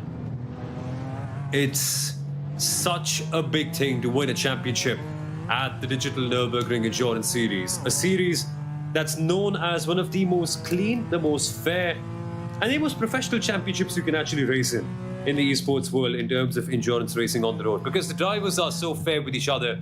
We've got such high quality competition. The organizers do their level best to make sure that the series is as fair as it can possibly be. And the quality of the racers here is quite something. And it's a real mark of respect, isn't it? But when you win a DNLS championship, it goes in as a proper star on your CV, and people take notice of that. And it's going to be big for anyone who wins the title in any class, be it in the AM categories, be it in the SP9s, be it in the SP3s, whatever you do. Winning a DNLS championship is a big thing in the sim racing world, and he should be greatly felicitated for that. Now then, has there been any action taken on the Williams Esports protest? It's been declined by race control, so no penalty there. And Liberty Esport protested Apex for reckless driving, but no further action taken there either. A couple of drive-through penalties in SP3 recently for Stub Caution, AC Mayan and Wolf Motorsport that seem to have been taken. Pretty puzzled about that, to be honest, but anyway, they are at 4th and 5th now, quite a long way off the lead. In fact, they're close to a minute off the lead now, but they are battling away between themselves in SP3. At the moment, though, the damaging thing for these two, Smilia Esports have gotten ahead of them, even after their problems today. They're still ahead of these two. Yeah, it's been some comeback, though, from Smilia Esports Ecentropy. Having a broken bumper, being involved in a crash, they're clearly showing that they are the second fastest team in the SP3 category. But again, pace is one thing. Executing a race, making sure that it's all clean, making sure that there are no procedural errors and you don't crash into other people is a different ball game altogether. And Smilia learning the hard way and having a tough time. But here's BS Competition recovering from their crash, trying to get past the lap traffic as we come towards the mid part of the Nordschleife. I'm in the meantime just going to pull up my sheet and start to do some digging about who would be the lead team in the AM class in the Porsche Esports Endurance Trophy. I'm actually very curious. Let me just pull up the results and start finding that first. We will try and get to the bottom of that one before the end of the race tonight. Oh, 3 wide off Bergfurt. Goodness me. Very close through between Sturmberg-Kurschen, AC Mayen, the Nürburgring Esports GT4, and one of the Mustangs as well in SP9. That was very, very close indeed. Meanwhile, Porsche Esports Endurance Trophy Nürburgring battles continue. Out front, it's Rafa Renhoff, Luca Keita and Gabriel Solomon, as before. Roland Alfredson is now 4th, ahead of Julian Raymer and Adrian Gareike for Frozen Speed by Grinnico. Formerly driving this series for Gareike Motorsport, actually, but now has dropped back. I was looking at an outdated time screen, by the way. Alfredson has indeed been passed by both of those two just in behind him. So that is now a different way round, but you can see them on your screen there. They are at 4th, 5th and 6th. As it stands, Apex would still be ahead of Scherer in the championship if things were to stay as they are, so they would get up into 2nd place in the end. Would Apex? They've not finished in the top 2 all season and only on the podium once, Apex, so this would be a pretty big result for them if they were to be able to get there, but either way, there's a long way to go. Indeed, just over half of this race still remaining. Long way to go then in the final round of the Digital Nürburgring Endurance Series, the last race of the entire season. We've had such a long championship. 10.5 hours of racing, and it's now coming down to the last hour and a half. If I can see my timing screen correctly, Williams Esports and Mahler have now made a pit stop. I'm sort of on schedule really, because they've boxed after 4 laps in the second stint when they did 7 laps in the first one. So clearly something interesting is going on here in the SP9 category. More chopping and changing. And we are going to then find out how everything cycles out. Remember, Falcon Sim Racing, who are also fighting for the top positions, have boxed and they've also served their penalties. So count them out of the battle for the victory over here.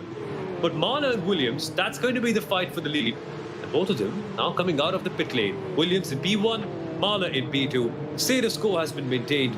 Normal full service pit stops. Yeah, top 2 are clear. Williams at P1, and there's a 5-second gap between them and Mahler in 2nd. And as it stands, Mahler would be taking 2nd in the championship ahead of the AMG team Apex Racing car, who are yet to make their 2nd pit stop. Yes. Yeah, indeed. No, correct if I'm wrong here. Number 5 still yet to serve a time penalty as well. Are they? Yeah, because... So I haven't seen them serving their penalty yeah, it's just actually yet. weird, isn't it? Yeah. Because the stop timings have been very similar in both the pit stops. I expected longer, to be very honest with you. Well, exactly. If they were serving their penalty, so I suppose it might be added on to the end of the race. Just don't know for the moment, really. What's going to go on there?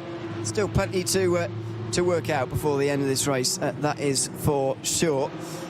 As we continue with the final round of the Digital Nürburgring Langstrecken-Series for season 2024-25. We're just over half the way through this race, and there's still just under half of it to go. 90 minutes remaining here on the north side. We've got Williams leading in SP9, the Apex Racing team leading in the Porsche Esports Endurance Trophy Nürburgring Pro Class, with Austrian sim racers leading in the AMS because they didn't take tyres at the last stop. Grid and Go with Aaron Vasquez leading by 13 seconds in the SP10s, and Sierra Esport winning again in SP3 and on their way to an overall championship as well as the SP3 championship here this afternoon, both of which are still in play on the road.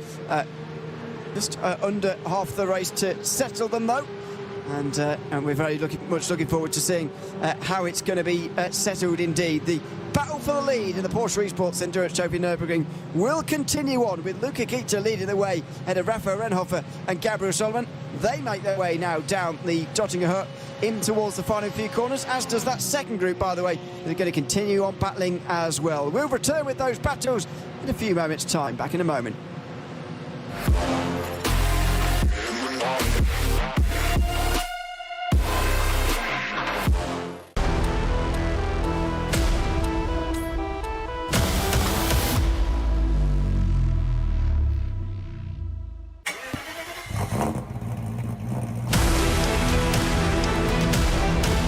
Hol dir jetzt dein eigenes Motorsporterlebnis nach Hause.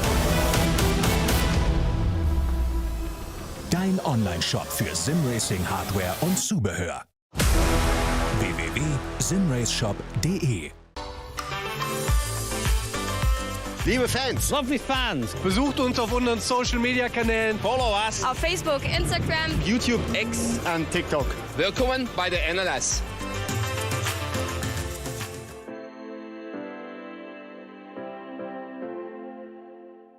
Was ist ein X? Welcome back to the Nordschleife.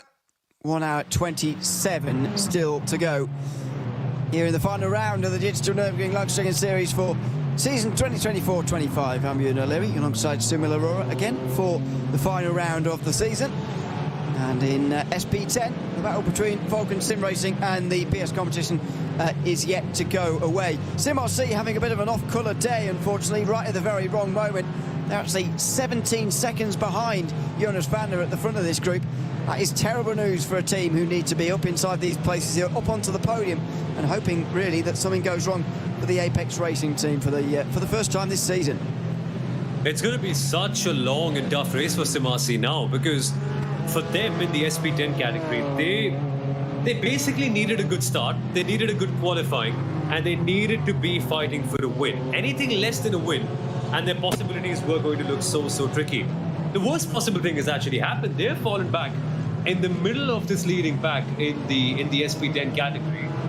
And then otherwise, their big competition, the AMG Team Apex Racing car, are actually comfortably in second place. Yes, GridandGo.com Esports DNS GT4 have run away with it, with Aaron Vasquez behind the wheel, and he has been phenomenal behind the wheel of that car. But still, Apex are chilling. And more than the positions, right, it's the time that's the major issue. SimRC are 6th, and as it stands, are around 23 odd seconds behind the AMG Team Apex Racing car. So unless there's a crash, which we all hope never happens for anyone, that is the only chance for SimRC to actually fight and win this championship, which is sad given how consistent and how fast they were throughout the season. This is on board in the SP3 class. Sturm Caution, AC Mayen and Wolf Motorsport are still battling away for 4th place. They are now 50 seconds off of the lead in this class, by the way. In another race of dominance for Sierra Esport. Wolf Motorsport still struggling to find their way past, really, in the 275. Currently 5th place in the championship, 4th place, excuse me, in the championship, by the way. Ahead of Stub Caution, who have had a pretty lowly season. Poor results, but Wolf Motorsport could be on their way to a top 3 finish. Unfortunately, the 3 there that are already ahead of them are also ahead of them in this race, so it's not looking particularly likely at this moment. It's just looking a little bit difficult, but another SB3 battle. We've seen plenty of them in this season as well. I think we should... one of the Porsches goes down the inside.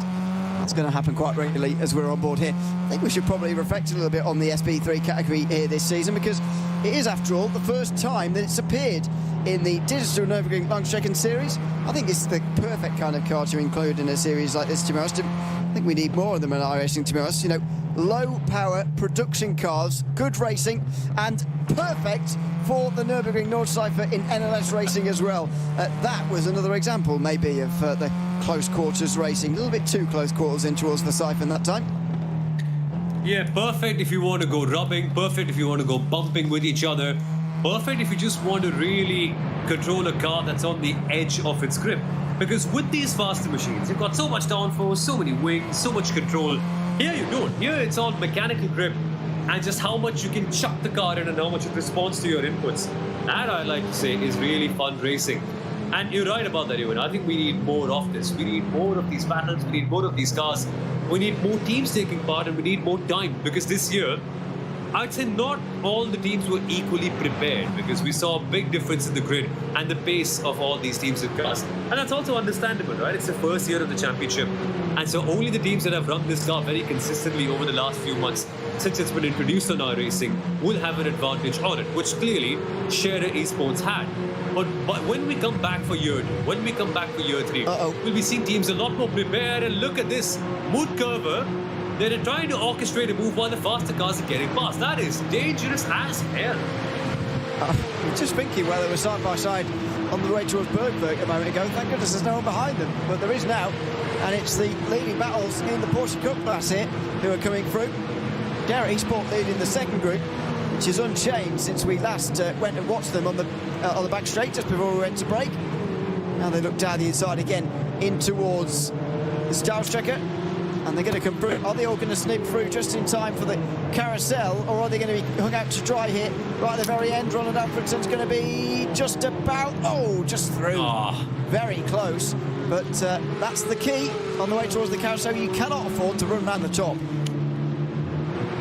Would you rather be a faster car around the carousel, trying to lap a slower car, or be the slow one here? Because it's so daunting. What line do you choose? How do you manage it all? And you're hoping that before the dip comes in, you're able to let the other cars go past, or if you're the faster one, you're able to get past. It's so tricky. I mean, a good part of what makes you a great Nürburgring Endurance Series driver, more than your raw pace, more than your strategies, more than your awareness and procedural errors, is just how you actually lap other cars and how patient you are. Because if you're in a faster category, that is all there is to it. There's so much time to be gained or lost just when you're going past the slow machines. And we've seen so many races decided by that. Like Falcon Sim Racing, they had BS competition go down there inside the last time out, and had that crash not happened, Falcon Sim Racing would have been here today in the SP10 class fighting for a championship, but they are not because of one tiny error. Such a crucial part, it's so important. Absolutely. It is what makes and breaks these races, what makes it so special. It's kind of like my point about sort of the production level car in this series, what it brings to it really. Makes it have a much more a real life feel. When we go racing in the real life NLS later this month, you'll certainly notice that. I always especially enjoy the NLS races before the Nürburgring 24 hours. Everyone sort of getting a bit of practice for it, and you get some really huge fields as always. So it's rates very popular indeed with competitors and indeed the fans alike. Meanwhile, it is Luca Kita still leading ahead of Rafa Renhofer and Gabriel Salomon. They make their way now through Gouwenkopf onto the back straight. Down under the Audi Sport Bridge. And on another run towards the Tirgon. I suspect there's still going to be fuel saving down at the bottom end here. And And there may not be that much that happens between now and the pit stop phase happening a little bit later on, but we'll see. Further behind, it is a bit of pushing, actually. Sherrysport being pushed a bit of the way down by Adrian Goraike. And look at these three down in towards the braking zone, exceptionally close here through these final few corners. Down on the brakes, and Luca Kita will lead another lap, as I suspected, with very little challenge from those two behind him. So it's a matter of waiting now. Let's see who's going to strike up and when, because Apex in this stint have established the fact that they want to get ahead and they want to lead this pack, which they are now doing.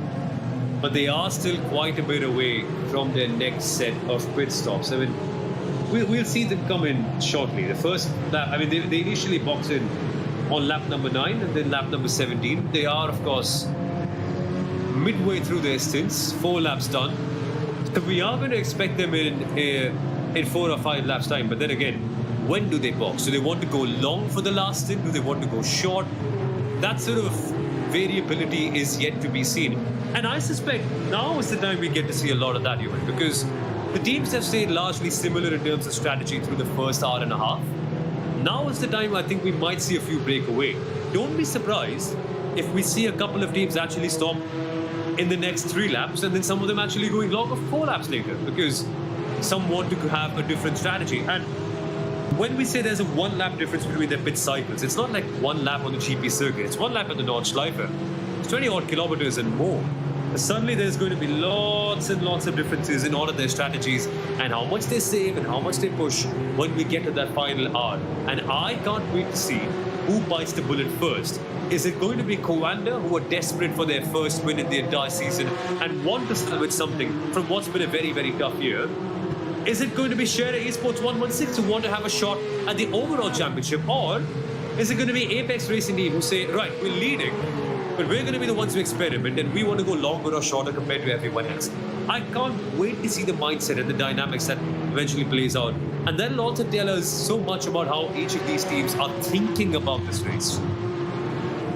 Difficult to tell for the moment quite what's going to happen here. We'll see very end of this one. Haven't seen the SP9s for a while, by the way, but there's not really many battles happening, to be honest, out on the circuit. Hub's Racing Team by Grid and Go and M&J Downforce is the only fight is for 10th place.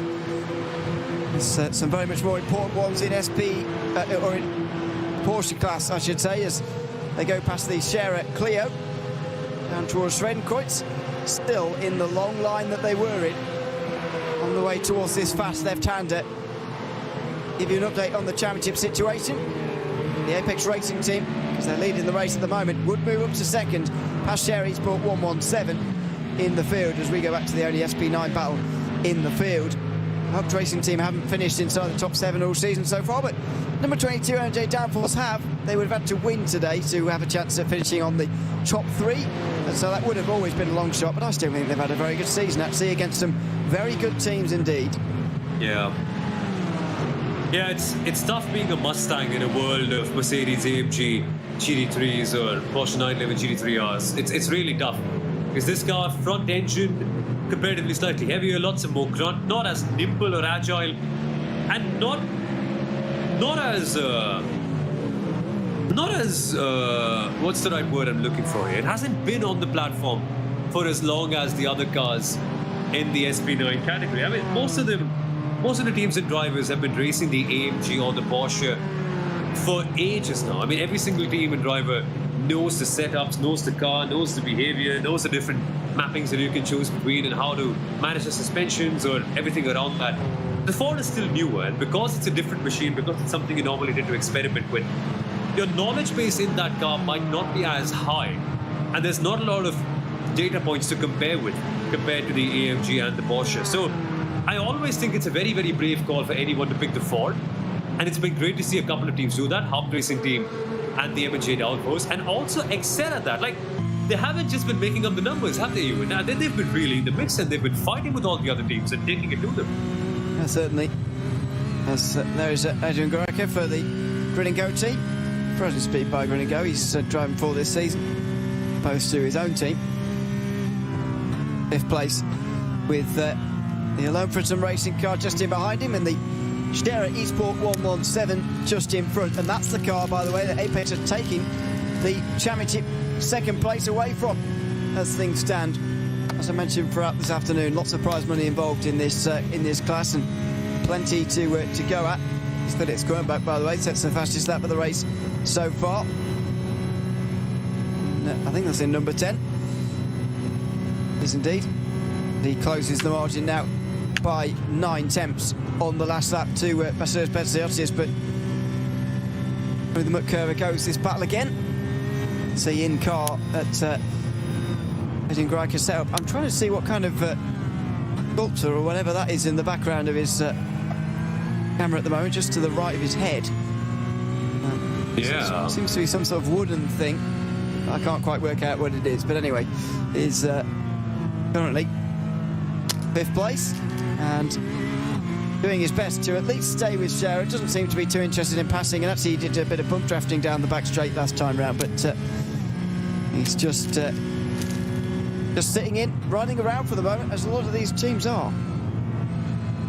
Yeah, it's settled, and this is the part of the race where we've put everything on slow burn and everything's just simmering. Spices are sort of seeping their way into this race, and we'll then find out just how delicious the meal is when we come to the last half an hour of this race. And that's where there'll be lots of strategic variations. I think it's a good time to go for a quick rundown as we come to 1 hour and 13 minutes left in this race. Good time to begin with the SP9s. Let's give you just a quick verbal rundown of what things are like over there.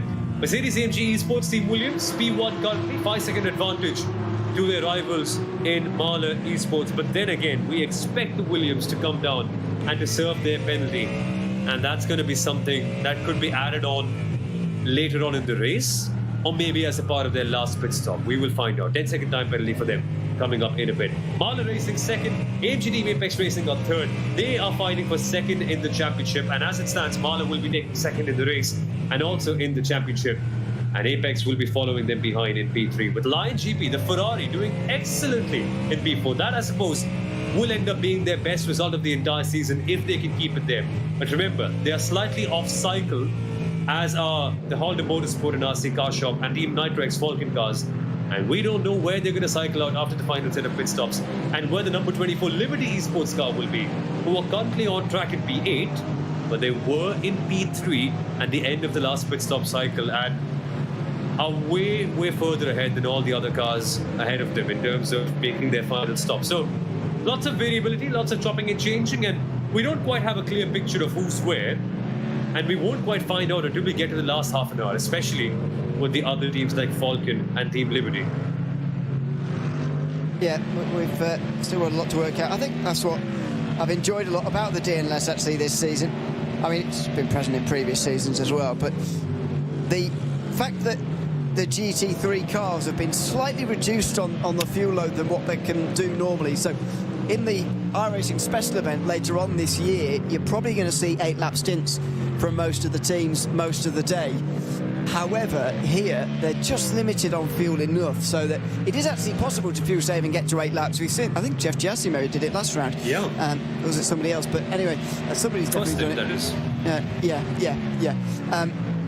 It has been possible, but the general consensus has been to push and go for 7 laps. What that means in a race that I think we worked out is about 23 laps each time, means that you sort of, or, you know, around that 23, 24 laps, you have to do 3 pit stops as opposed to the usual 2 over the course of a 3-hour race. It just gives you that real flexibility, because it's only 2 laps short and it's only a 2-lap splash of fuel that you have to do. You can really spread those stints out in different ways, and there's plenty of different ways to get to the end of this race, to skin this cat, as it were, and you can put on loads of different fuel, loads of different stages. You do have to do 2 30-second pit stops at some stage, and most of them are going to be doing, I think, another 30-second pit stop at the end of the race today in these categories.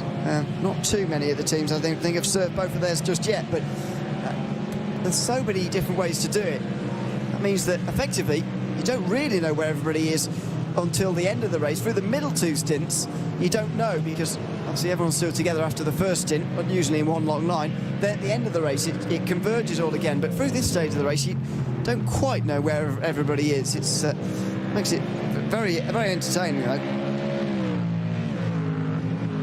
Yeah, and imagine the kind of pandemonium that might be going on in each of the teams and their chat rooms, because they all have their two drivers and also a team manager or a team strategist working with them more often than not. And imagine the pandemonium, right? Knowing where you are relative to all the other people and where you're going to cycle out, and then suddenly there's one car that absolutely upsets the entire pit cycle, ends up boxing 3 or 4 laps before everyone else, and then you've got to do the math and count where they are as well, because you never know where they're going to cycle out.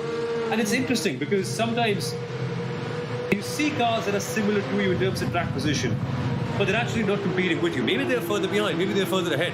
So for each of the strategists, and for us as well in the commentary box, it's always so tricky to actually tell who's really where. And I don't like doing that as well, particularly, because why do you want to try to decipher it? I think ultimately you lose out on that element of surprise and that element of wonder about how the teams have actually done.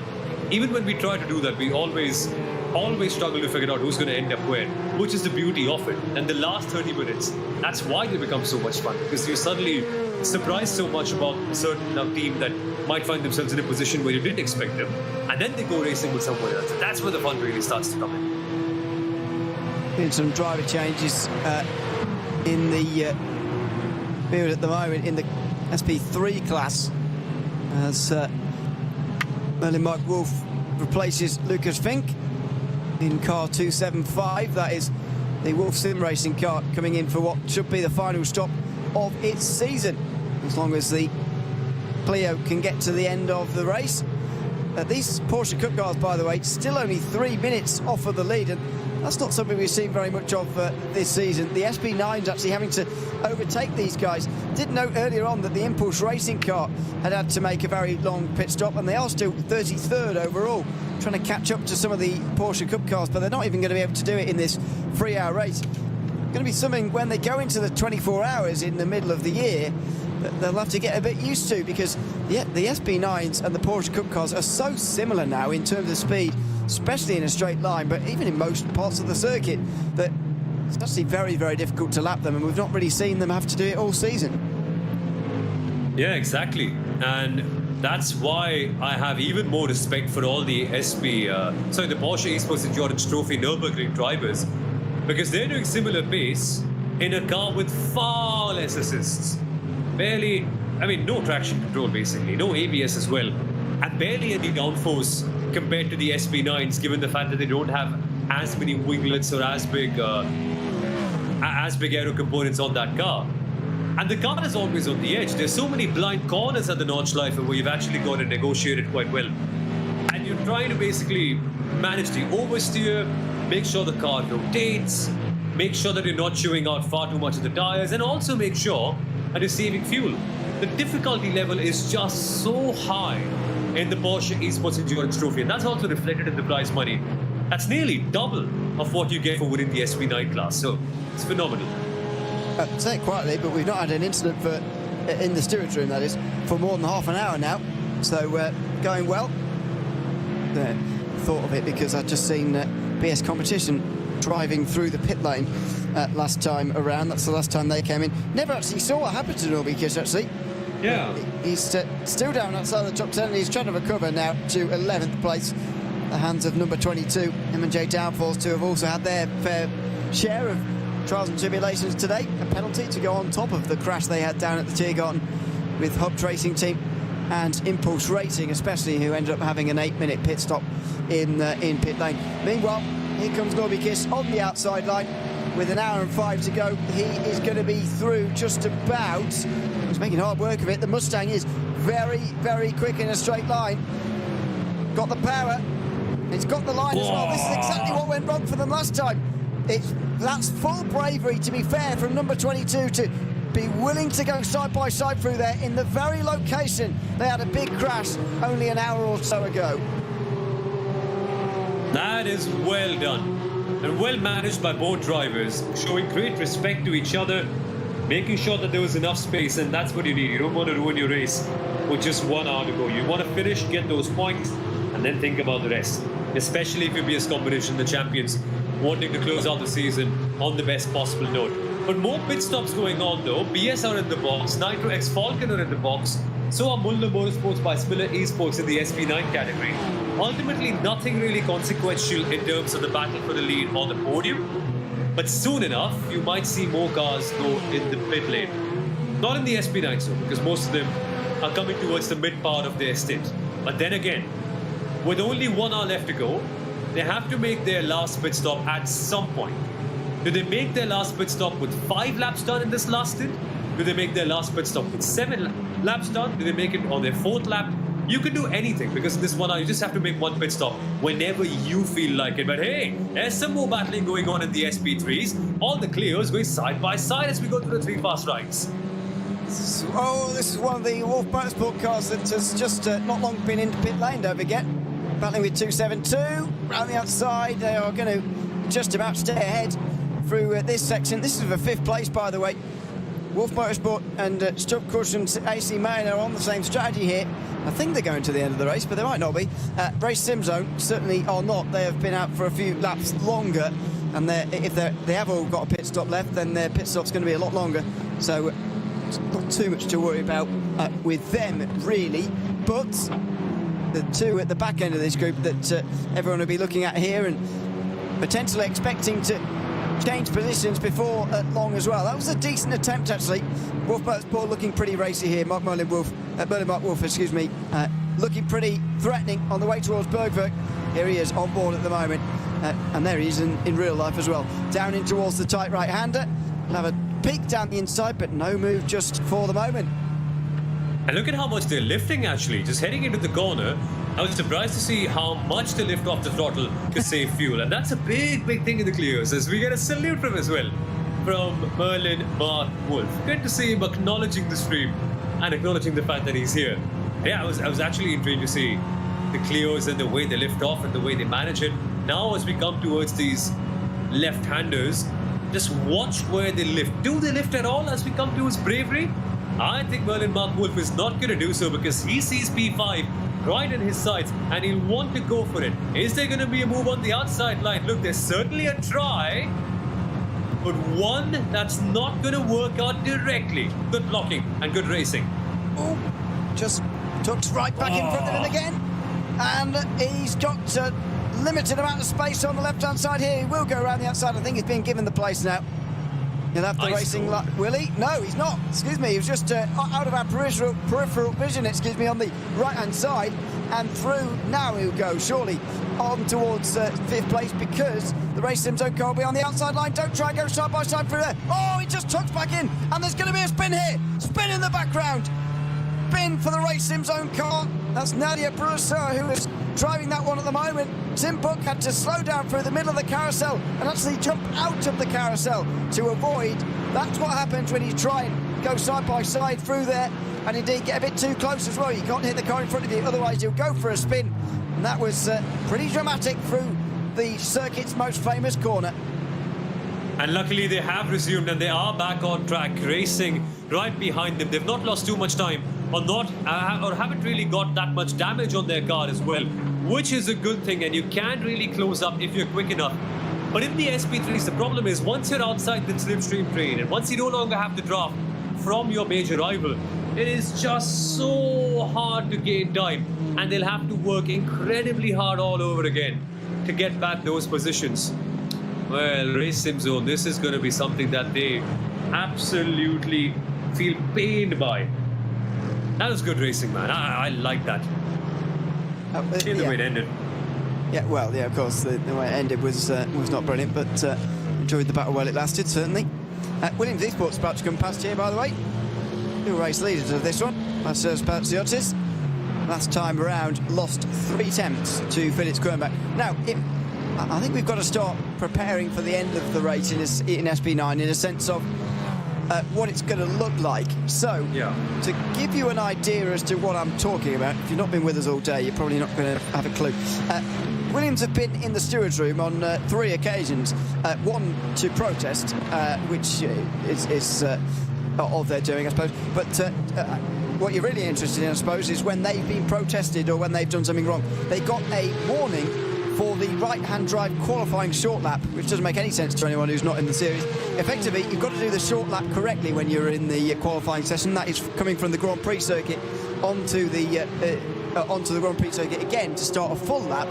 You've got to do that correctly by staying to the right-hand side a certain distance. So they got a warning for not doing that correctly. They also got a 10-second time penalty, turn one, lap one, for pushing another car off the circuit. That other car was the Hub Racing Team by Grid and Go car. Took them about 10-15 minutes to protest it, but they did do so, and they got a 10-second time penalty. Now, I think there's a very real prospect here that that is just going to be added on at the end of the race, and they're not going to serve that in a pit stop. So effectively, we're watching a battle, as we're watching a real battle here, side by side. We're watching effectively a battle between Vasser Speziotis and Felix Kronbach to see what the gap's going to be at the end of the race. At the moment, it's 8.5, which I believe would give Marler the win. If it goes above 10, I think Williams would get the win. Yeah, exactly. And Marler with Felix Kronbach have a really good driver. A driver who actually is a champion of the DNLS this year.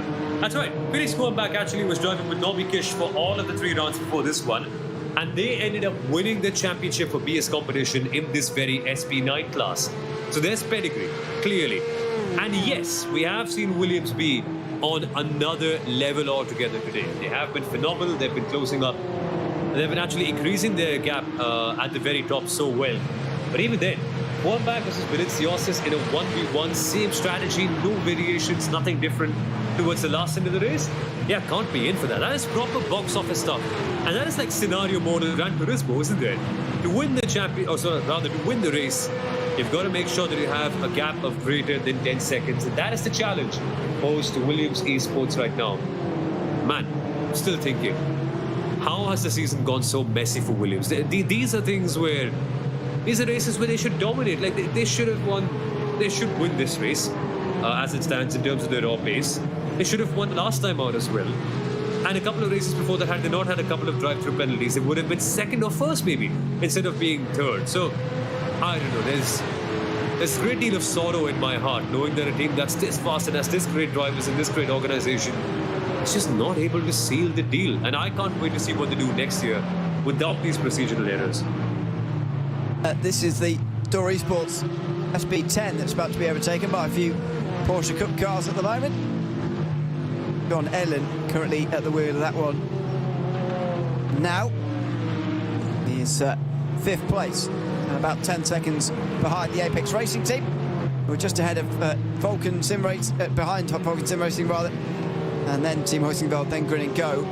They've made 2 stops, by the way. MRC have made 2 stops as well, that's why they're down to 8th place. Not turning into a good race for them at all, with just less than 57 minutes to go. There is X-Racer. They have been leading the race earlier on. Caliverta, who yet to make a 2nd pit stop of the day, though, as they try and chase down Door Esports Academy. This is in SB9. Line GP chased down Hub Racing Team by Grin and Go, and a great performance from Line GP so far. They've not been in the top 7 throughout this season. They might be about to finish there now, though, because they've just come out the other side of a pit stop, and they're still only 6th in the field. And that is phenomenal to see. The Ferraris have been struggling in the world of GT3s on iRacing recently. I mean, we haven't really seen many of them make that much of an impact, even in the DNLS this year. But with the regulations, with the way it's all shaping up, with the fuel limitations that we've got, it does bring the cars closer to each other. And Lion GP have been in contention for a few top 5s here and there so far, but nothing really has materialized. So I find it great to see, from a personal standpoint, them racing so high up in this race right now. And even the Impulse car, right? Impulse Racing also are performing very, very well. Shame that they had that incident today. But they are proving that it is possible for these offbeat cars, like the Fords, like the Ferraris, to be in the mix, if not for the win, at least for a podium here and there. Would be a great result. It's worth noting as well, to be fair, that the Hub Racing team haven't finished on the top 7 yet either. As they've got that bit of damage on the front left at the moment. Not sure whether that's just from before or whether they have picked something extra up there. By the way, I'm just... I'll get back to that. Let's have a look at this. The final pit stop of the season for the Porsche Esports Endurance Trophy Nürburgring, and Luca Kita stamps on the brakes right in front of everybody else there to slow down for the pit lane time just in time. Rafael Renhofer just in behind, then Gabriel Solomon. This is a huge pit stop in the context of this race.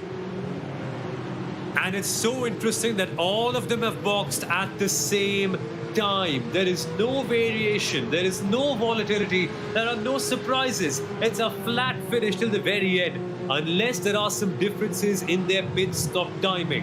Has someone saved more fuel than the other ones? Has someone been able to shave off a little bit more time in this pit stop that can give them track position and the advantage in the final stint of this race? Scherer 117 are in the pit, Scherer 116 are in the pit, so are Apex, so are Coanda, and so are Alone Fritzen Racing.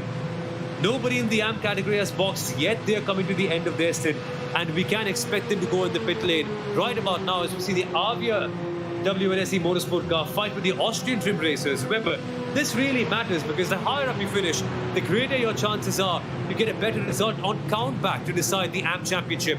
And as it stands, the Avia WNSE Motorsport currently leading, and they will be cycling down in the pit lane right now. But pit stops are coming to an end. 1 minute stops for all of the teams. Not really any differences in terms of their strategies. As the Scherer Esports 116 that's first. But in second, you win. It is not Apex, it is Coanda. And that's only down to a 3-second increase in their pit lane time compared to Coanda. That's the margin. That's how close they've been to each other throughout this entire race. Yeah, so Scherer, well, actually, on top of all that, though, the Alone Fritzen Racing car only did 39 seconds in the box, so they've clearly not changed tyres at all in the 138. So Simone Maria Marcheno has got quite a stint coming up, getting into that car with effectively no tyres underneath him anymore, which is going to be interesting. Scherer Esports then the next. Luca Alpert now in that car. Sean Taylor is at the wheel of the Coanda car. Luis Balecki has gotten to the wheel of the Apex car. That is really all you need to know about, but it's 3 seconds between 116 for Luca Alpert and the other two. That's a big advantage for the series leaders, and they effectively now know exactly what they need to do. Chase down Simone Maria Marcheno, pass him before the end of this race, and they have taken the clean sweep this season. Yeah, had this been a slightly smaller circuit, say like a Zolder or something else, that would have been harder because Simone can hold off this line. But it's the Notchleifer. If you've not got tyres here around all the fast sections, there is no chance that you'll be able to hold on to that position that effectively. So it's an interesting strategy for Alone Fritzen. I don't know what they're targeting or what the intention behind this is. Normally they are quite daring, and they can find their way out eventually, but this is going to be quite a task for Simone. And now, I'm just looking at the gaps, and I see Scherer 117 have a 3-second disadvantage to the Coanda Esports and the AMG, not the AMG, sorry, force of habit, the Apex Racing team in the Porsche Esports Endurance Trophy. Can they close it up? That's going to be the big story of it all, because the 117 is in a close fight with the Apex Racing team for second in that championship. The only real story in this title picture now is if the 117 can pass the Coanda and the Apex and maybe retake second in the Porsche Esports Endurance Trophy. 15 minutes to go. It's a tough challenge, but one that we'll be watching very keenly. Certainly will. And on this class to the end of the day. It's Vasseurs Peltiotis, by the way, starts his 6th lap of his stint. Might be due a pit stop at the end of it, this lap actually.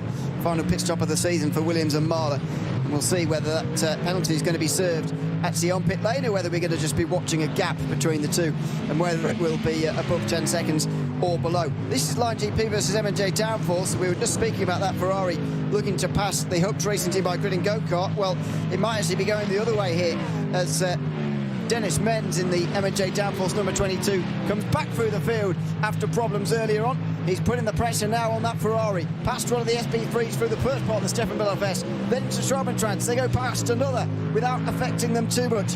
This number 22 car is looking strong and looking for a way through before the end of this lap, by the looks of it as well. And the Ferrari has a bit of a moment. It slightly got on the curbs and lost its footing there, which means the entry into the final couple of corners before the Nottingham is not going to be as good as they wanted it to be. And look at the Mustang, it is right in the background in perfect slipstream territory. Maybe we might just see them get past at the mid part of the Nottingham that early, and that Mustang is fast in a straight line, as we're going to learn right about now. Here it is. A little bit bigger shape-wise than the Ferrari, but it's got a more powerful engine, and it should move through here. You've got to time it right on the Nottingham. It's so long, if you pass too soon, you can be repassed before the end of the straight, but it looks like he's timed this quite well. As long as that traffic doesn't get in the way down the bottom of the hill here, and there is an SP3. Where's they going to go? Oh, they're just about going to both slam on the brakes. And the M&J Downforce car does get through. It's a bit of a shame the SP3 was in that part of the track at that time, and I'm guaranteed they were more scared than the SP9s were appearing there. That was a real big closing speed. That's where their closing speed is the biggest, as the GT3s are out touching 180 miles an hour, something like that. The Clios will be over 50 miles an hour slower than that, and that's the kind of difference you saw there. 50 miles per hour slower and still on the ragged edge with barely any downforce. That's how crazy it must have been. And they would have been seeing the rearview mirrors on their car and seeing the lights getting bigger and bigger and bigger and bigger until they're right behind them, and there's not much they can do about it. But well executed by everyone. Really calm heads, really composed driving from all of them. The Lion GP Ferrari recognizing that we still have 48 minutes left to go in this race, and the status quo might just change in those 45 odd minutes that we're about to have later on. So there's no need to rush it. There's no need to force the issue right now. You can take your time. You can survive and then maybe look towards the next overtaking opportunities to get ahead. But that Mustang, my word, it's looking comfortable, and my word, it's pulling away from the rest. It is looking very good at the moment. Again, can't overstate what a great season I think M&J Downforce are having. Not a team I really highlighted at the start of the season to really compete amongst the big names up towards the front, like Williams and Marler and Apex and so on, but they've absolutely done it, and full credit to them. They were on the podium at round 3, really the culmination of their efforts this season, getting that podium place. And just wonder what they're going to be able to achieve here today, whether that be another top 5 finish. We will see, but it's probably going to be a pit stop at the end of this lap, and then we will see where they come out at the end of all of that.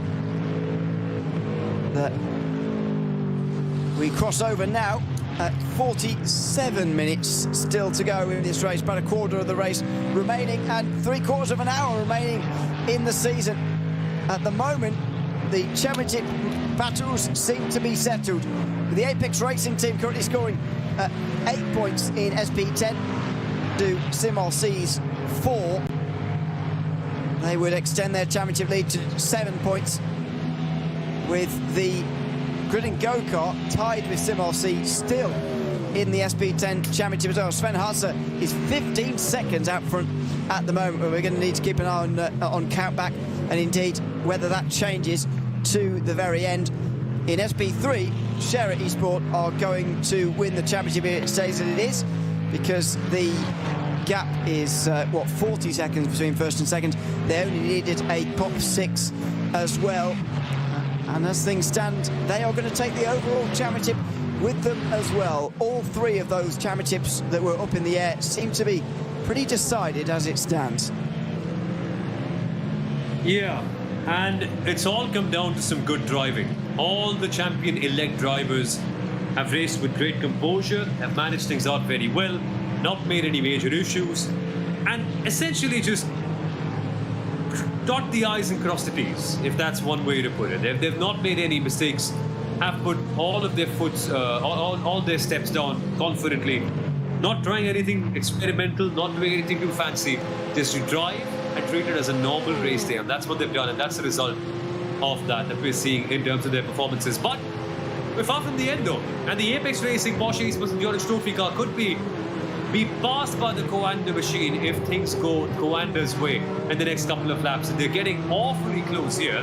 It's a battle I want to see, and this is one that I've been waiting to watch since the very first round of this race. Just one that we've been robbed of briefly. Coanda versus Apex. Who's the faster one in a Porsche Endurance Trophy car?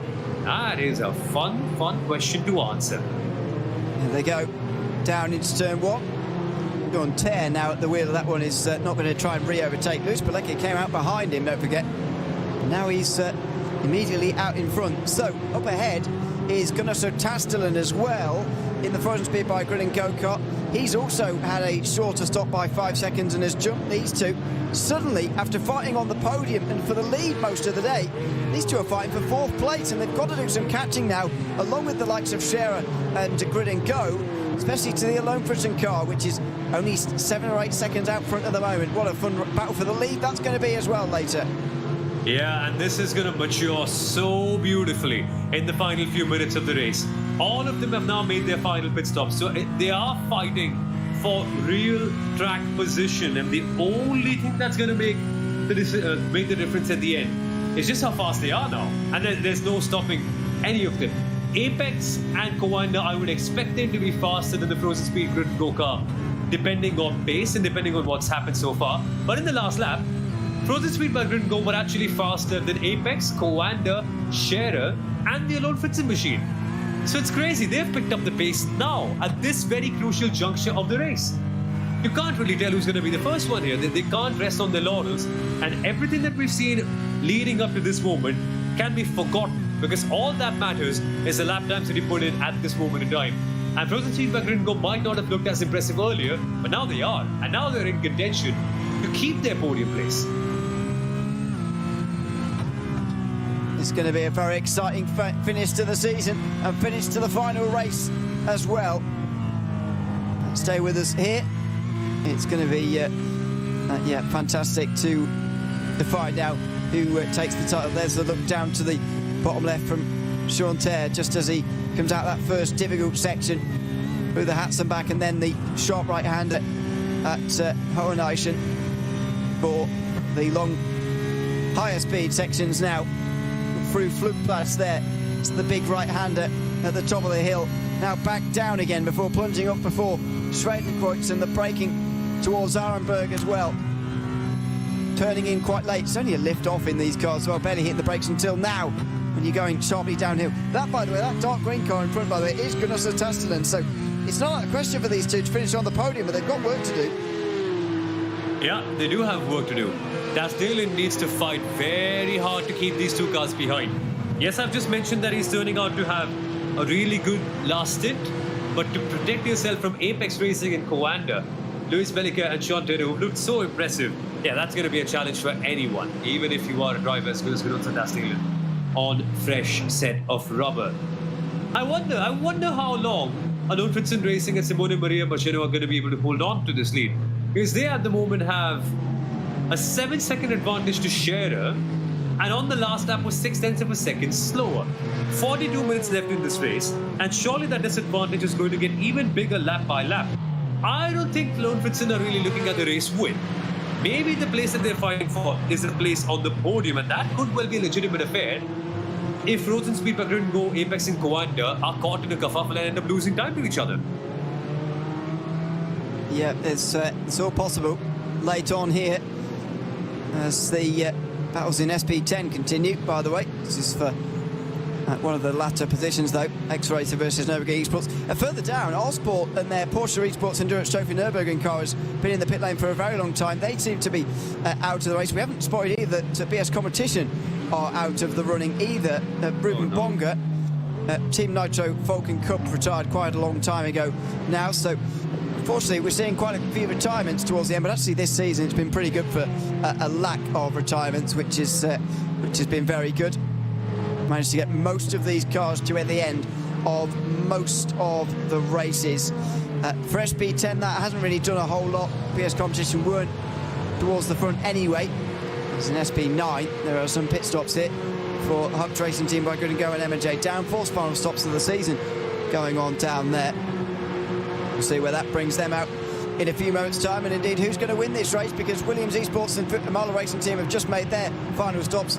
Sammy Trogan gets at the wheel for that run to the flag in number 5. Doesn't seem that they served their penalty either, so they need to be 10 seconds in front of the Marler Racing team. As far as we know, to win this race, it's going to be a bit of a time trial from here to the finish between Williams Esports and the Marler Racing team. Stay with us here in the Digital Nürburgring Langstrecken-Series. You're watching the final round of the 2024-25 season, and the final 40 minutes of the Busan 3-hour race is coming up in a few moments' time.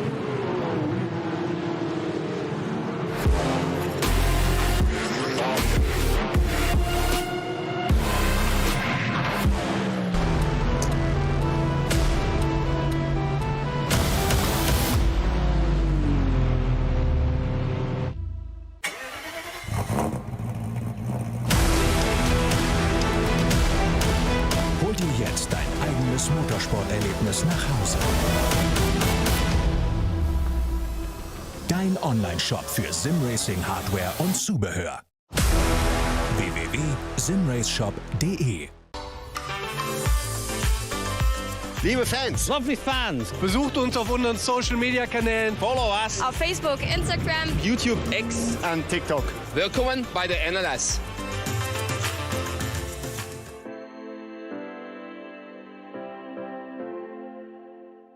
Was ist ein X?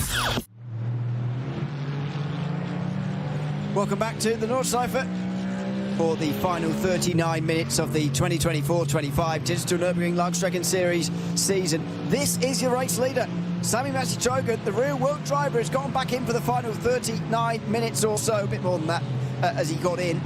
You don't often see that from a real-world driver taking up the mantle and looking to bring it home.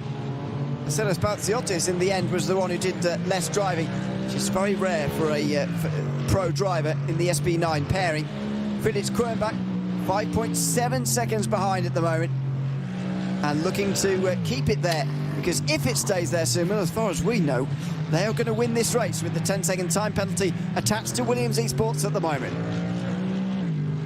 And it'll be redemption at last for Williams, who've had a topsy-turvy season.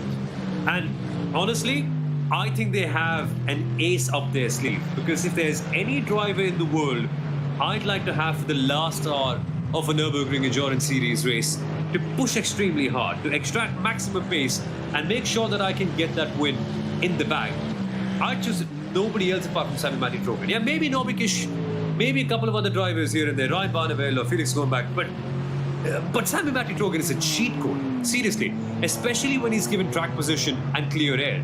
Yes, Marler Racing and Felix Kronbach have closed up that gap by quite a fair bit, but having Sami-Matti in that machine is something that's really helpful, and especially after him having done a stint in the early part of this race. So he knows what the car is feeling like today, he knows what the momentum is like and what the track conditions and temperatures are also like, so he can go flat out and push for it. They've only got a shorter stop, so I'm not sure if they've taken all four wheels. But yeah, Trogan, Kronbach, one-on-one against each other, 5.5 seconds between them, and for Williams to win that gap has to be 10 seconds. With 37 minutes to go, I think it's a battle royale till the very finish. It certainly is going to be. In the Porsche Sports Endurance Trophy Nürburgring, we've still got a tied championship in the AM class at the moment. We've had our final pit stops. No tyres taken by Team Sorg Rennsport or Holder Motorsport that time around. In fact, everybody other than RBW and SE Motorsport and Austrian Sim Racers took tyres. Austrian Sim Racers didn't take tyres first time around, so that wasn't a surprise, but they'll be roaring through towards the end. We're going to try and get to the bottom of who is going to win that championship at the end of the season here before we leave you this afternoon. But it's pretty difficult to work out as things stand, to be honest, in terms of where they all finished. We're going to have to go through the race results and find out, because Sumo, we've still got the situation of WNSC Motorsport and Holder Motorsport both on 0 penalty points, which is the first deciding factor when two teams are tied. Exactly. And once they are on 0 penalty points, you then start to look at their race results on countback. You look at the best possible finish that they have had. And in that case, Holder Motorsport do have the better result in terms of P11 that they achieved at DNLS2. That would theoretically go in their favor, and also then the P10 that they're getting from this race. So If it is penalty points and then they count back in terms of best positions, I suppose Halder Motorsport will become your champions. But then, SRS Team Shaw Rensport, if they can climb a couple of positions, get their way into P7, that'll completely change the dynamic of it all. Certainly will. But also, that does leave a bit of wiggle room for them to not even get a top 7, but still change the outcome, as far as I can tell. Do I go on? Yeah, exactly. That's a real possibility. I mean, you could have a situation where the top AM team is actually not the AM champion, like top AM team in terms of their results today. And it all gets decided by how clean they've been throughout the entire season. Which I'd also say is a very fair metric because, again, this championship is all about being very respectful in terms of your racing, and it's endurance racing. You obviously want to survive and get as few penalty points as you can.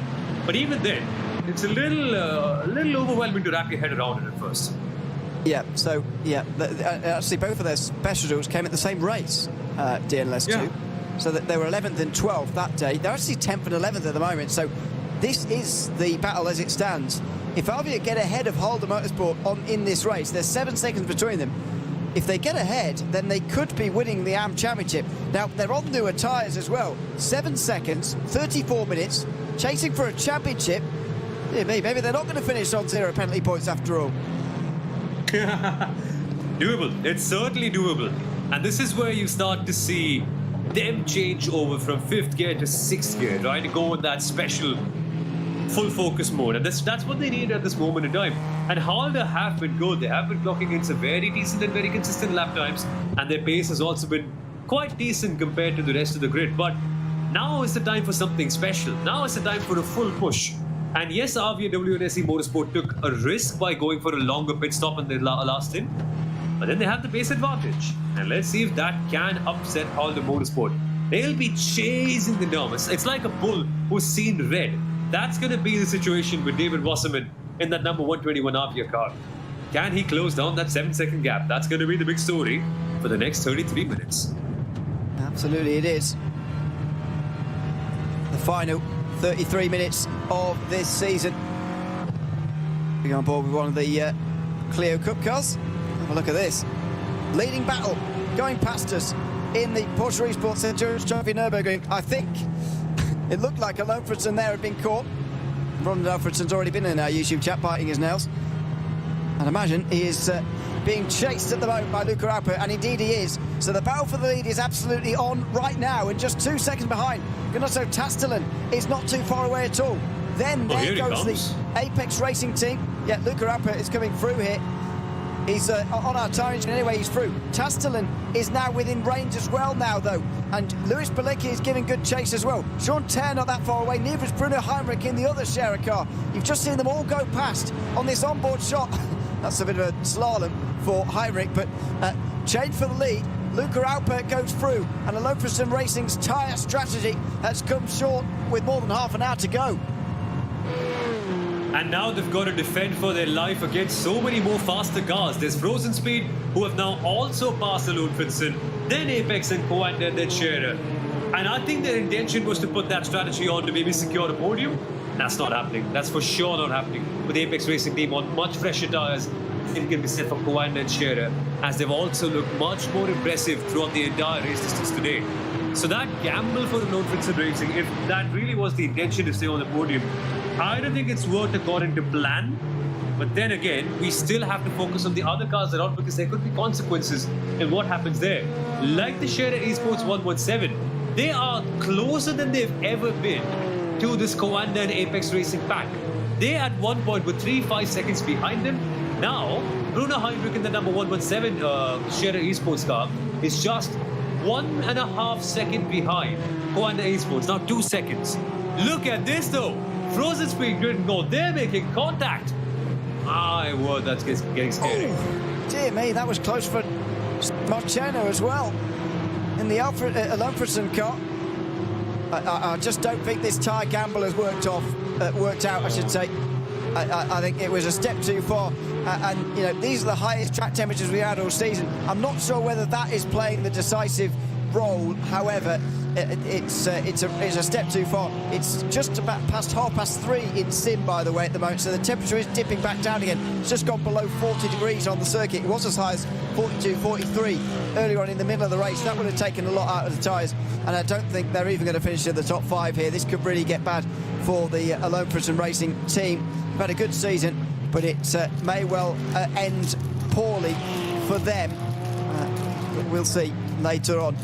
This is one of the Porsches in SP9 facing number 1 Molde Motorsport. This is Luca Domko trying to chase Lucas Herman in the BS competition number 1 car. 30 minutes to go. The champions are not quite going to get the send-off they were hoping for. No, it's been a damp race for BS competition, and one incident really that stamped in just how bad of a weekend it's been for them.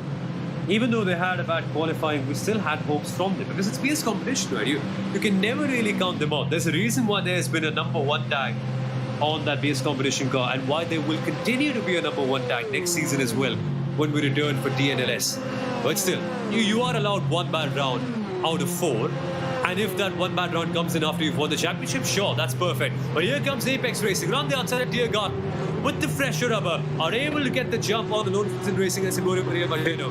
It is not even a competition. And Apex back into the top 3. And I get a feeling there will be some more positions for them to lose if you're Alone for Some. Next up is Coanda. Yeah, exactly. There is the Coanda car and Scherer not too far away from them either. I totally understand why they went for the gamble, but it's not paid off for them. It's not really close to paying off for them either. There's still 4 laps to go. Yeah, there's 4 laps to go for the lead, so it might be 5 for these cars. Yeah. It'll be a very long way to go yet. Yeah, there will be 5, I think. So this car is going to be struggling for the majority, I would say. The battle for the lead's also on between Scherer and Frozen Speed. That's Luca Alper versus Gunnar Tastelen. What a fantastic battle that could be as the SP10s make their final pit stop of the day. Sven Hasse gets out well in front of Benedict Hitz, who is, well, it's no real surprise. He's been out front for a very long time, Sven Hasse. Peter Bergman still third, ahead of John Ellen, and then Carter Guinet at the end of the train. Unfortunately, the SP10 Championship battle hasn't quite transpired into the fireworks we were hoping for. It looks like Apex are going to hold on for the win. And a well-deserved one, that. Good driving, not making any errors, very clean, very secure, while the others and their rivals have been making a few errors here and there that have compromised their entire season. They've been perfectly clean, and you've got to appreciate that. Ultimately, a lot of it is down to managing a race very well, and even though Apex haven't quite been the standout team today in terms of their driving or race management, because honestly, I've been so impressed by the way Grid & Go have been dominating this race. But even then, they know that what they need to do is just finish ahead of SimRC, be on the podium, and have a clean race. And they've done that to perfection. It's their hard work that was done leading up to this race that's now paying off. Fantastic to see for them. As Huizenberg versus Tour Esports will go on here down the field. John Helen is still in that Tour Esports Academy car. See the Huizenberg BMW just in front of them, slipping down the inside and off there. One of the SP3s. Yeah, it was through the gravel of the final chicane, so that Martin Schmidt can get through. Not sure he's going to the end of the race or not, though, for him, because he's already been out there for 3 laps. If he's not, then this is a bit of a untimely interruption for John Ellen, who could really get through, getting through quickly. He needs to try and stay away from Corentin Guinet, who is chasing him down at the moment. And Corentin Guinet needs this position and a miracle and more to be able to win the championship for SimRC. The team that's been the most consistent, that's had the most second places, but never the big one, never the P1. It's looking tough today as well. But if there's one thing to build up confidence and one thing to salvage something, it'll be passing these guys. And yeah, good to see the Tour Esports Academy car also in the mix. We've not seen much of them today, weirdly. They were properly in the mix the last time out and fighting for the win as a part of that big train. But today, it's been a bit quieter, and good to see them now at least get closer to the podium and fight against Huizenberg. Yeah. There is the details on the battle there on the right-hand side, 4th place. They go through Schredenkreuz and they come through another bit of SP3 traffic for the final time. Oh! That's too far down the inside. That was too aggressive. Martin Schmidt, Banzai down the inside, and he's over. He's up onto his roof. It's a terrible way for Huizenveld to end the TNLS season. It could have been such a phenomenal 4th place for Huizenveld. It was such a well-executed race, probably the best one of the entire season. And as is always the case, one small moment and everything can go up for a toss here at the Nordschleife. Yet again, passing lap traffic, that has turned out to be the point of peril for so many teams and drivers. And we're yet again finding out what can happen if you lose concentration for even the slightest moment here. Further down, RVW and SE Motorsport have found a way past Holder Motorsport here.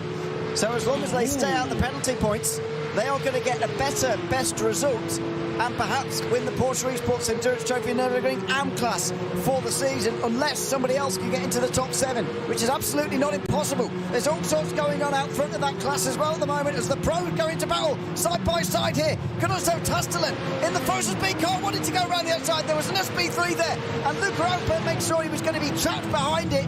That was the Smilia Esports Cup car, Clio Cup car that is, and Tastelen had to back out of his move at the critical moment here. 4 laps to go for these guys, still even at the line. And they're fighting for the win. There's no difference in strategy. There's no extra pit stop coming up. There's no more fuel saving to be done. It's all a flat push to the very end. And Tastelen can smell blood. He nearly had the number 116 Scherer Esports car. And look at what Luca Alpert is fighting for. He's fighting for creating a legacy. His battle is against himself to make sure that they can get 4 straight wins. And here's what happened with the Huizenveld car. Just a dive bomb, or as the German commentators called it the last time out, a torpedo. Yeah, that's more like it. Dear, oh dear. Not a normal thing to see, actually. I think the way that the car made contact with the wall was helping it to go over, if you like. And unfortunately, they've ended up in the gravel and down and out. That is Kunoso Tastelen. Got some trophies in the background. What did he do with the light on there? Never mind. He's still second, just in behind Luca Alpert. How is he going to approach this? There's a long way to go in this battle just yet. No point in rushing into any move, but he's done the key thing here. He's got into the slipstream, and that is absolutely crucial. And a lot of it is also down to timing, isn't it? Because we've seen that you want to be the car behind on the very last lap because you can get a great slipstream advantage and then basically checkmate your rival because they don't have any time to go past you.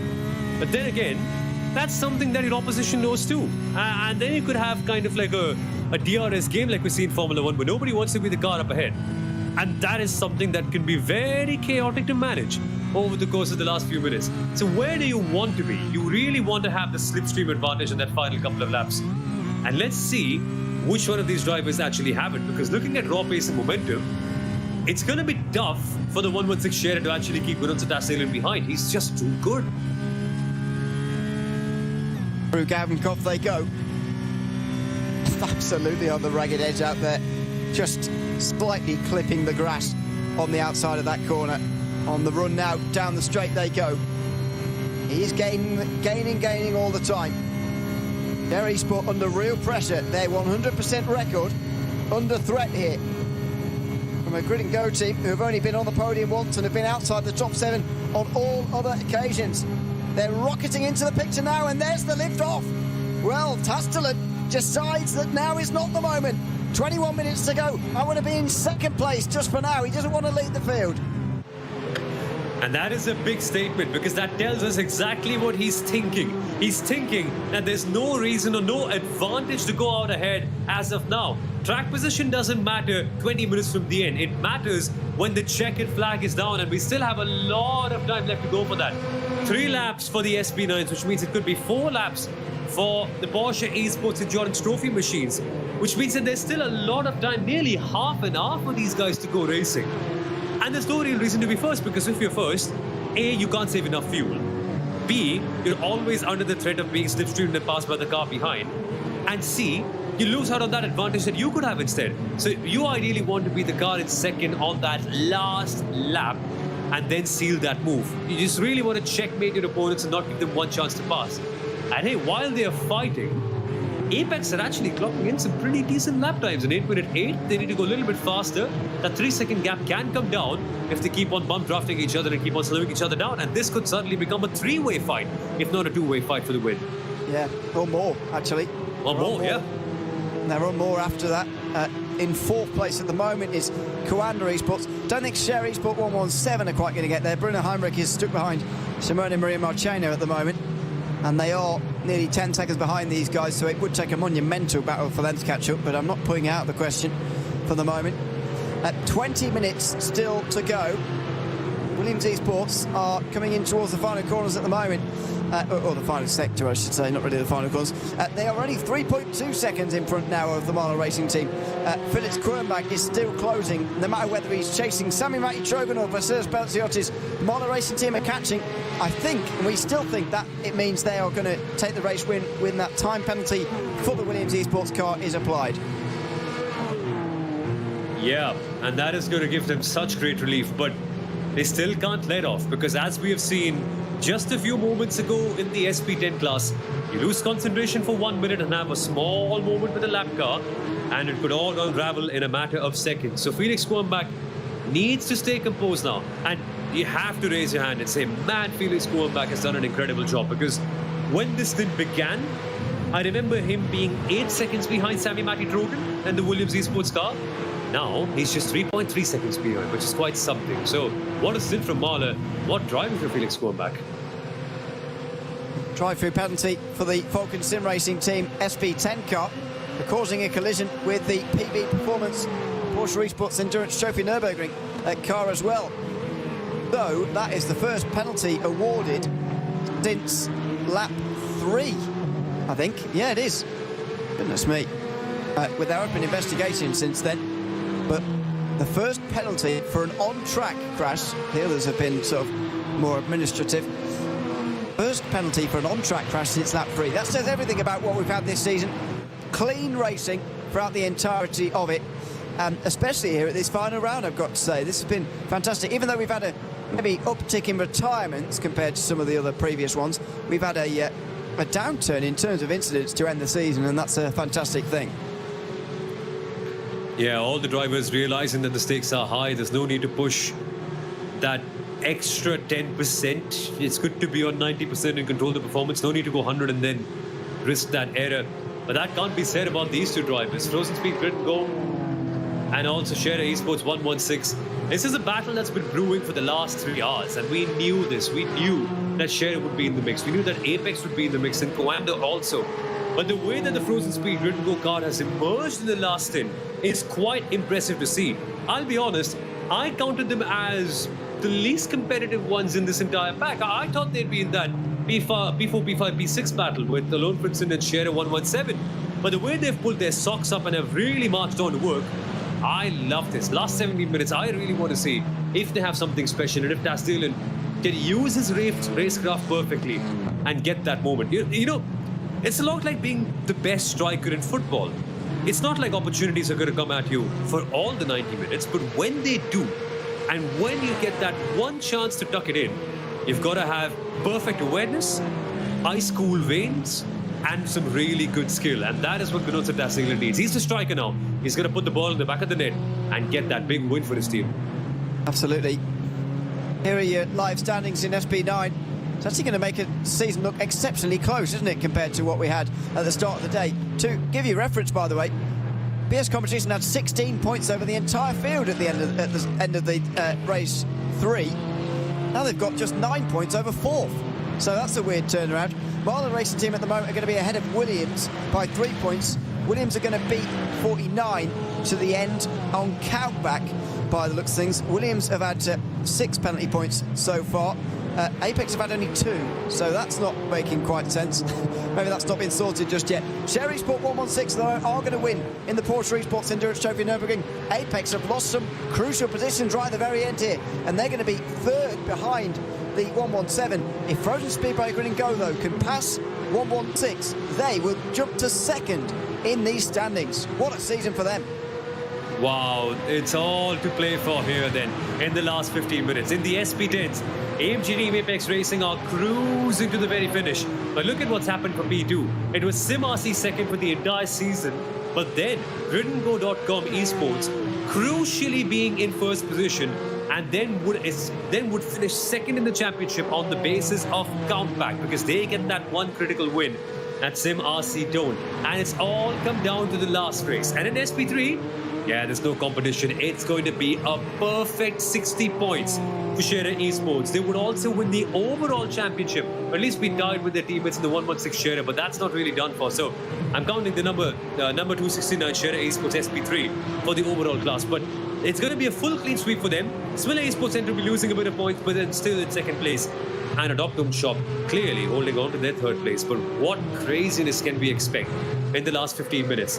Overall DNLS Championship to decide on the basis of the battle for the lead in the Porsche Esports Endurance Trophy 2. This is phenomenal. We've crowned champions in most of our classes, and we're still yet to crown an overall champion. Will it go to the Scherer Esports SP3 team or their teammates in the Porsche Esports Endurance Trophy, who are trying desperately to hold on to the lead and the overall championship? Yeah, and there's a lot of money riding on this pass here at the front of this class here. Castellan trying to get past Luca Alpert for the lead. That would put Grid and Go suddenly into 2nd place in the class, as I was saying. That's in the championship, of course. Coming into this race, they've scored 12 points. They're 11 behind Scherer, who are currently 5th, and only scoring, what, 4 points? Or is it 5? No, 4 points, yeah. So that would put them tied going into the end, and they would win on countback. Much like Grid and Go are in 2nd on countback because they're winning this race, they would, in SP10, they would do the same in that class as well. Meanwhile, side by side in SP3 for 4th place between Thomas Enger Sim Racing and Wolf Motorsport Sim Racing, right around the outside through the mud curve. Don't see that too often. Wolf Motorsport have been on the attack very often though throughout this race. They are over a minute behind the car in front and a podium place, so 4th place is all these two can fight for. And they're fighting for it with all their heart. Seriously, what a day it's been in the SP3 category. Both of them have been going on against each other literally for the entirety of the race. Look at the swerving. Look at how desperate the 275 is to get past. And the Wolf Motorsport Sim Racing car is trying for every page in the book to make sure that they can get ahead of Thomas Enger Sim Racing, who, to be fair, have been a brick wall and they haven't let anyone go past them. Again attacking on the way towards Horak. Looks again at the inside. Can't go through there. Follow through the high-speed chicane over the top of the hill. And now they'll begin the plunge back down again through the technical final section. Little bit of side-by-side. No chance for a way through. Castellan still on the back of Luca Alpert, by the way, up front. They're actually 4 seconds in front of the rest in that class now. As we start on with these guys, because look how close this is. Almost touching through here, and maybe again they'll have a look down the inside. Surely now, no, again, no chance. Weird way this car sort of wiggles its way into some of these corners. The rear wheels not doing a whole lot really. And you have to do a whole lot to correct oversteer really either, using the throttle as a bit of a steering wheel as well as the actual steering wheel. Again, another look at the inside after Brunchen. Still no way through here. Maybe a better run now as they go down towards Flansgarten. Is there any place for the Wolf Motorsport Sim Racing car to go past? Here we come towards the jump then. The cars will get airtime, but will the Wolf Motorsport car be able to fly past ahead of their rivals in the Thomas Enger Sim Racing machine? Not yet. Remember, the straights are where the Clios normally get to pass a lot. Not a lot of downforce. You can't carry too much extra corner speed unless you're that much braver than the opposition ahead. And this could be the deciding factor. Lap cars coming in the mix. That's the Apex Racing number 49 car splitting them up. And this really gives some breathing space to Thomas Engel's Sim Racing. Now they can relax. But when they come towards Galgenkopf and then the Nottingham, I suspect that's when the Wolf Motorsport car will be able to execute a move. Whether it works or not, that we're yet to find out. You'll notice, by the way, they go really wide there. They're going to be in trouble now. You'll notice the number 49 is quite a long way up the SB9 category. They're in third place at the moment. Maxence Godino on his way to the pit lane this time round. So he should hold on to that place, but just put an asterisk X that for the moment. You'll notice that there's a lot of drivers and teams who are going to be coming up in the next few moments. There's not very many big gaps, to be honest, all the way down to 18th place, and there could be quite a lot of SB9s coming past these two before the race is over in another 2 laps time. Now Wolf Motorsport Sim Racing move to the outside line, looking to score another 4th place this season. They already finished there in race 2 this year after their podium at the opening round of the season. Now they're looking to score 4th place again to finish exactly there in the championship as well at the end of the season. Down the other side of the hill to the Bilstein Bridge, they are through, and based on the last lap, I would expect them to pull away as well. Yeah, exactly. That's exactly what they've done. Thomas Engel Sim Racing now need to recalibrate their strategy and wait for it. Look at this, the bumping, the pushing, the desperacy is up, and you can sense it. They've lost on a very big P4 position right now, and Wolf Motorsport Sim Racing are going to be running away with it. Remember, they've been trying to fight for this position for the longest time. I mean, they were involved in such a big pack. We also have the Stock-Conscious AC Mayan team involved in this. And the Wolf Sim Racing team was at the back of it all, always. But now, for the first time, they are ahead of this pack, and they're not going to let it go that easily. They certainly are. Still 9 minutes to go in the DNLS season. The Bilstein 3-hour race bringing us to a close in the Digital Nürburgring Langstrecken-Series for 2024-25. That wasn't even one of the cars I thought that was going to come through, actually, but Impulse Racing are also right in with the SB9s, and so plenty of those are going to be coming through in the next few moments. Luca Alpert still leading in the Porsche Cup class at the Ganasso Tastelen. Huge important pass for Tastelen to make if he can before the end of this race, as number 44 tries to come through the field. They didn't have a real-world driver, so had to stop and hold 60 earlier on in the race. This is Liam Vilman, though, trying to come through on his vault for 13th place. Looks like Falcon Sim Racing are indeed going to manage that. A real fall from the heights of where they were at the beginning of this race, but they were never going to be up towards the front anyway, with no real-world driver. Yeah, exactly. And that is something that you need to adhere to as a part of the regulations. But now that that's out of the way, now that we're just seeing them battle against each other, maybe we can relish this for the last few moments. And it's been impressive to see Liberty Esports. I mean, if only they had a good race and no penalty with that. But yeah, we want to see more of them. But are they going to make a move on the inside? Not particularly this time. Going towards turn 1. Imagine that Falcon will be able to get away now in these next few laps, but we'll see. Through the Mercedes arena they now go for the penultimate lap of their race. It's going to be another 22 lap race. I can't, no, 23 again, isn't it? As always.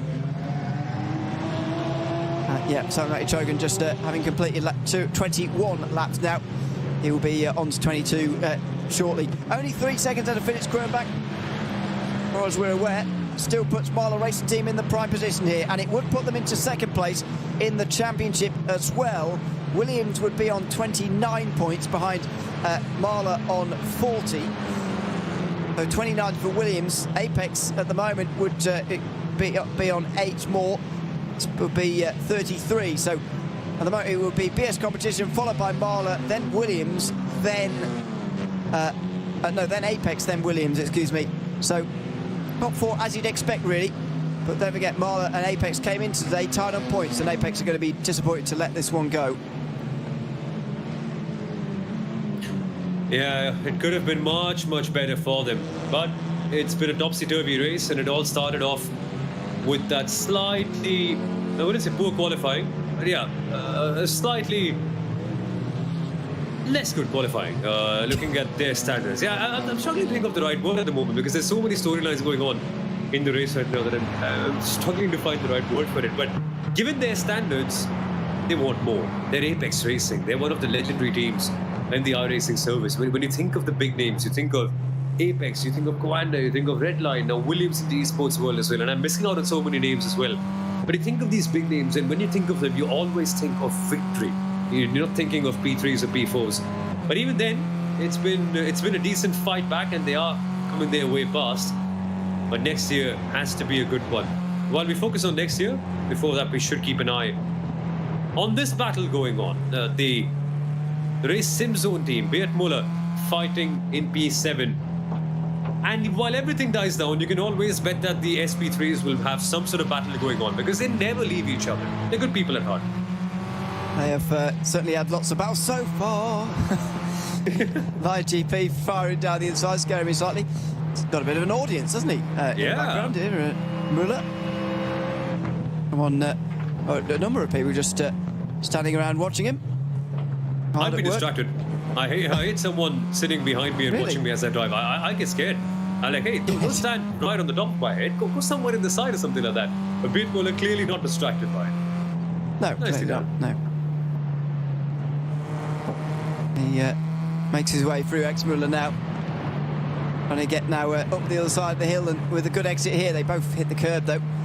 Not going to be a great run out of there. 2.4 seconds for the lead, by the way. We might be able to enjoy an overall battle for the lead, even if it won't mean very much by the end of the day. We will see. We're certainly going to enjoy a battle that means a lot in the Porsche Esports Endurance Trophy Nürburgring between Luca Alpert and Gunnar Sotassalen. They've just completed another lap, by the way. They're just in front of the leaders. They're about half a lap in front of the leaders, I should say. So they are going to get 2 more laps, including the one that they've just started. Which means there is time. There is time to go fighting. There is time to just settle the nerves and start picking the moments where you want to attack. Because in the last couple of laps of the race, it's less about just doing whatever you can to get the position up ahead. I mean, theoretically, a lot of these cars sitting behind can just go past you in the draft at the Nottingham or here at the run-up to the Moon Curve. But it's more about timing your move. It's more about waiting for the right moment and checkmating your opponent and passing them where they just have no opportunity to get ahead of you. Beat Muller doesn't want to wait that much though. He's just bump drafting on the back of the car ahead of him, going to the inside now, and they make contact briefly, but still keep it clean. Wipers going for some reason. Not sure whether in the madness he accidentally turned them on, but he's trying his hardest to get through into 6th at the moment. That wasn't quite possible this time round. They make their way to the carousel. It's not going to be possible here either.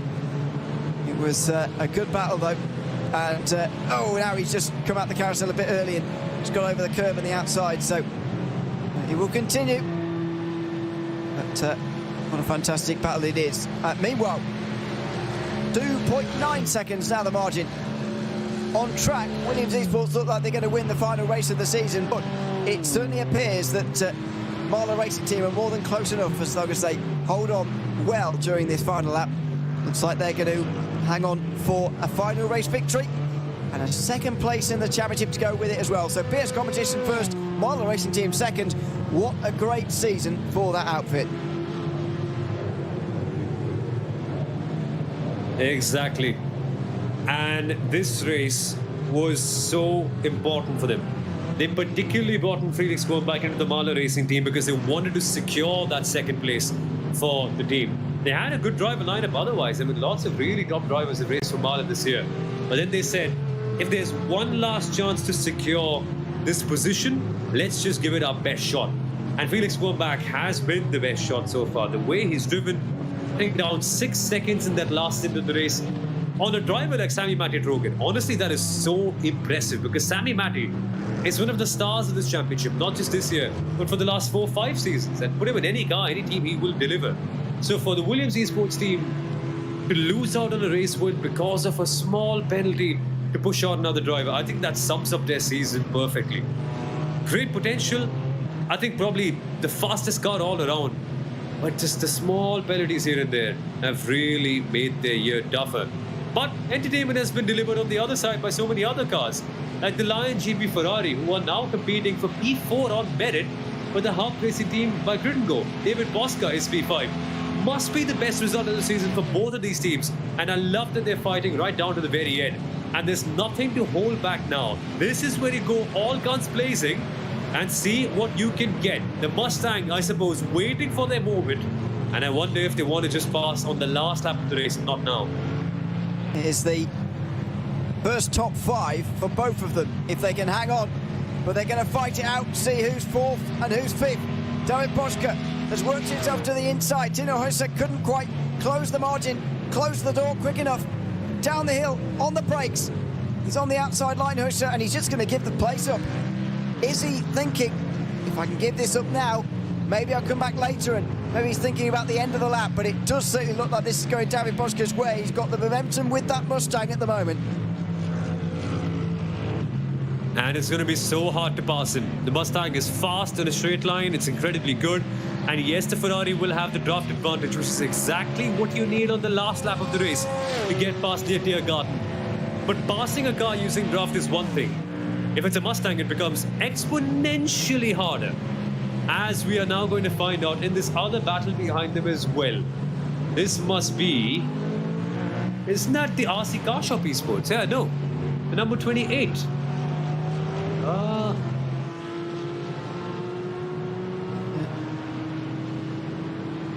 not sure there is a number 28. Yeah. I think they entered with the wrong number. That's what.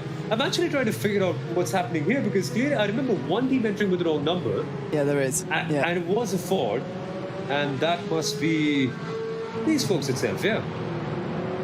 Yeah, RC Car Shop Esports is in the wrong number. There it is. Meanwhile, Yeah. this is one of the this is one of the Porsche Cup cars, sorry, but it's not the leading battle that we've sort of abandoned in the last few minutes. The battle for third is between Apex and Coanda's not that far away either, along with the leading one. It's between Falcon and Dor, a bit further down. Benedict Hitch versus John Allen, the last spot on the podium in SB10. We'll try and keep an eye on them as well, as we're on the final lap of the race, but I haven't seen Luca Alpert versus Ganasha Tassinen for a long time, but they are still 1 and 2. I'm happy to report. And it looks like there may be a leading battle between them right to the very end of the race. They're going to be the last class winner, I think, to cross the line.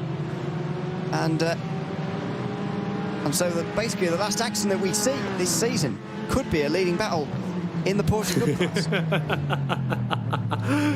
That'll sum up the entire season. That's one way to put it. It could be crazy, and we have seen this before. DNLS2, the battle for the AMP category win. We saw Avia, WNSC Motorsports, and the Austrian Sim Racers team. They were going bumper to bumper heading into Tiergarten, and that ended out in chaos. There's a good chance this might do. We're not wishing for it. It's just a real possibility, and we have to acknowledge that. That's all we're saying. We'll see if it happens in the next moments, because the time has now elapsed on this season. The final lap is now halfway complete for Sami Matti-Trogan. Here is that leading battle in the Porsche Esports Endurance Trophy Nürburgring. It looks for the moment as if Luca Alpert has got this under some sort of control, but here comes Tastelen. Does he want to lead the final lap or not? He does! Luca Alpert slow on the back straight, on the way towards the final corners. The time has elapsed. It does say final lap, but not for these two. They will go on one more, and Gunnarsson Tastelen is going to lead for the first time. Frozen Speed by Grid and Go suddenly rocket to second in the team's championship. Here comes Luca Alpert on the exit. He looks to me like a man who wants to be second going on to the final lap. Exactly. The battle lines have been drawn. Albert, behind in the number 116 Scherer car, wants to be second because he knows that being in that second place gives you the crucial draft advantage on the last lap of the race.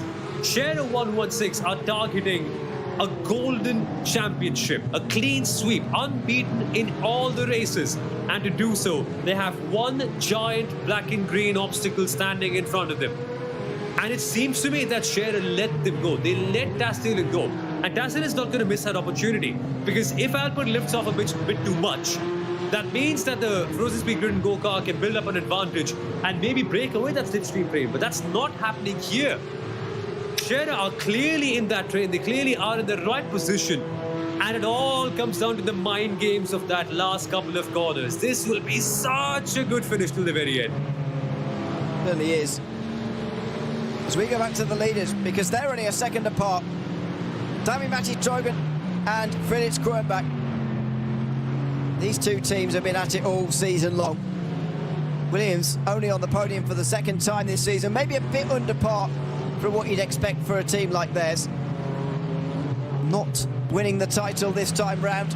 BS Competition will claim that mantle again, but they will get a lot closer to where they would have liked to be at the start of this season. In fact, they're going to come within 10 points of the championship because BS Competition have had such a poor afternoon.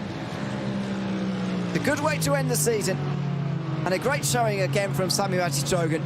If you've got a great real-world driver in the DNLS, you've got one foot in front of the rest.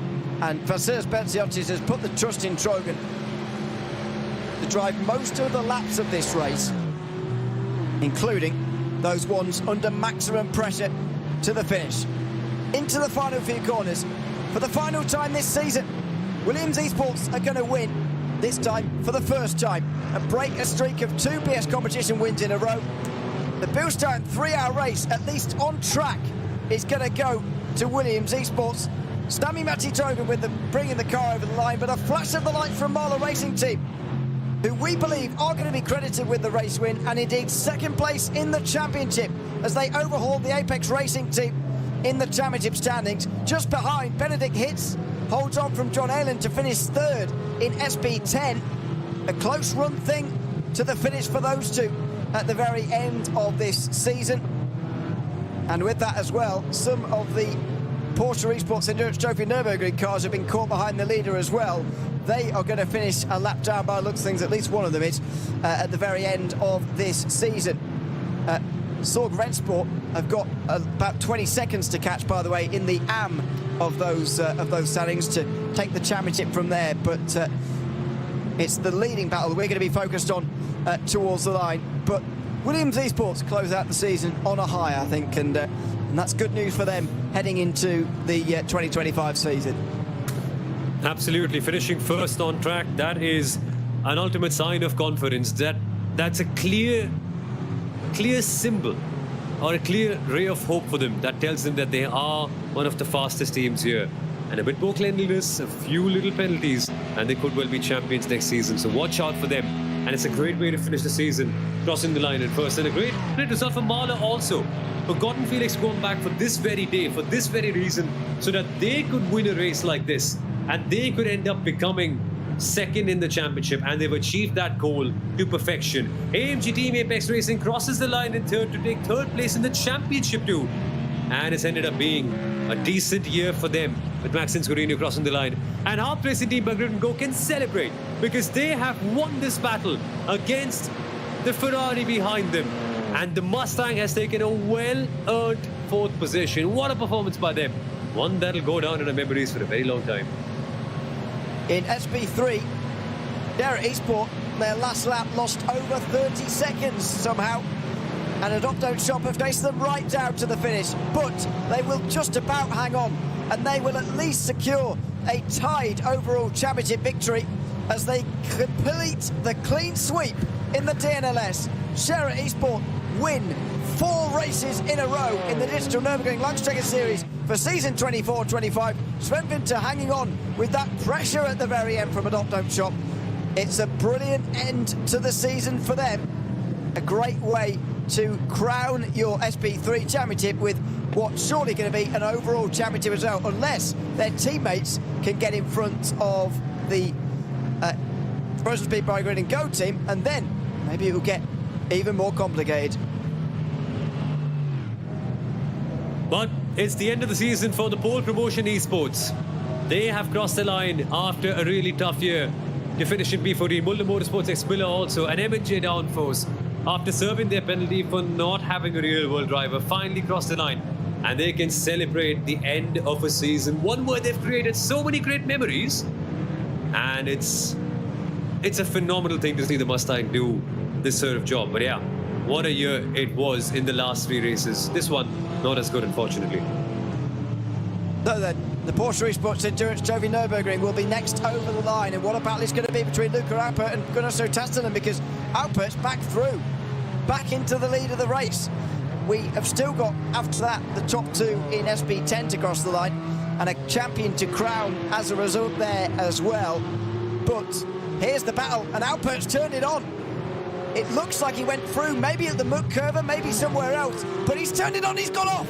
He's gone off through the grass there just after Brunchen, and all that work he'd done to pass and indeed get away from Tastelen has gone out the window. They're nose to tail now, with barely minutes to go of their season.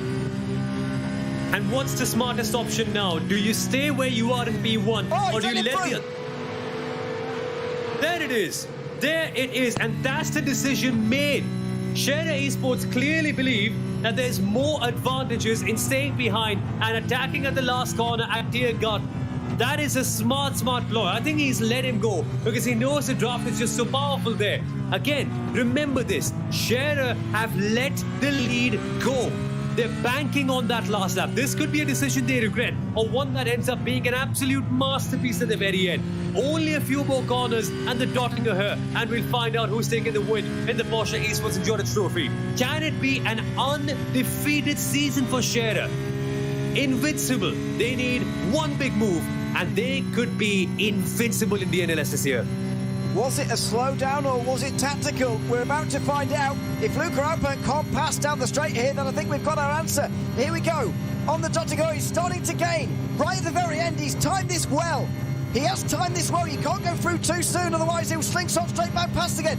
Luca Alpert here. They move past one of the SB3s, who will have been surely offering up a bit of a draft to them. There's a bit of contact. Alpert's going to go through here. He's going to get clear. He's going to get clear in time for the Tiergarten. Gunnar Sotastalen's going to have to throw it down the inside. Is he going to make a dive? He's going to get right to the back end of Luca Alpert here. Who's going to complete the clean sweep, is he? In the Porsche Esports Endurance Trophy Nürburgring. It's a run up towards the line. And it's going to be a side-by-side photo finish. Tastalen's coming. Oh, not quickly enough.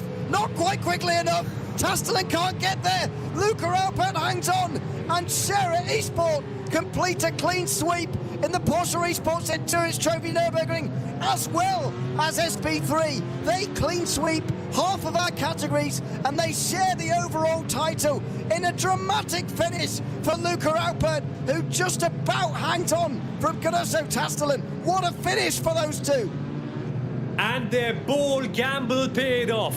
They let the Frozen Speed Grid and go past on that final lap. It's a tactic that's so risky. You're letting the lead go on the last lap of the race. Why would you do that? Well, there's a reason. Because the silver bullet is the move into Tiergarten using the draft. And that they did to perfection. And with that, the silver bullet has taken them to a golden championship. Invincible, unbeaten throughout the season. What have Scherer Esports accomplished here? One of the greatest seasons that you can ever imagine in the DNLS, winning all 4 races and being the leaders of 12 hours of racing. What a race, what a result, and what a championship it's been for them.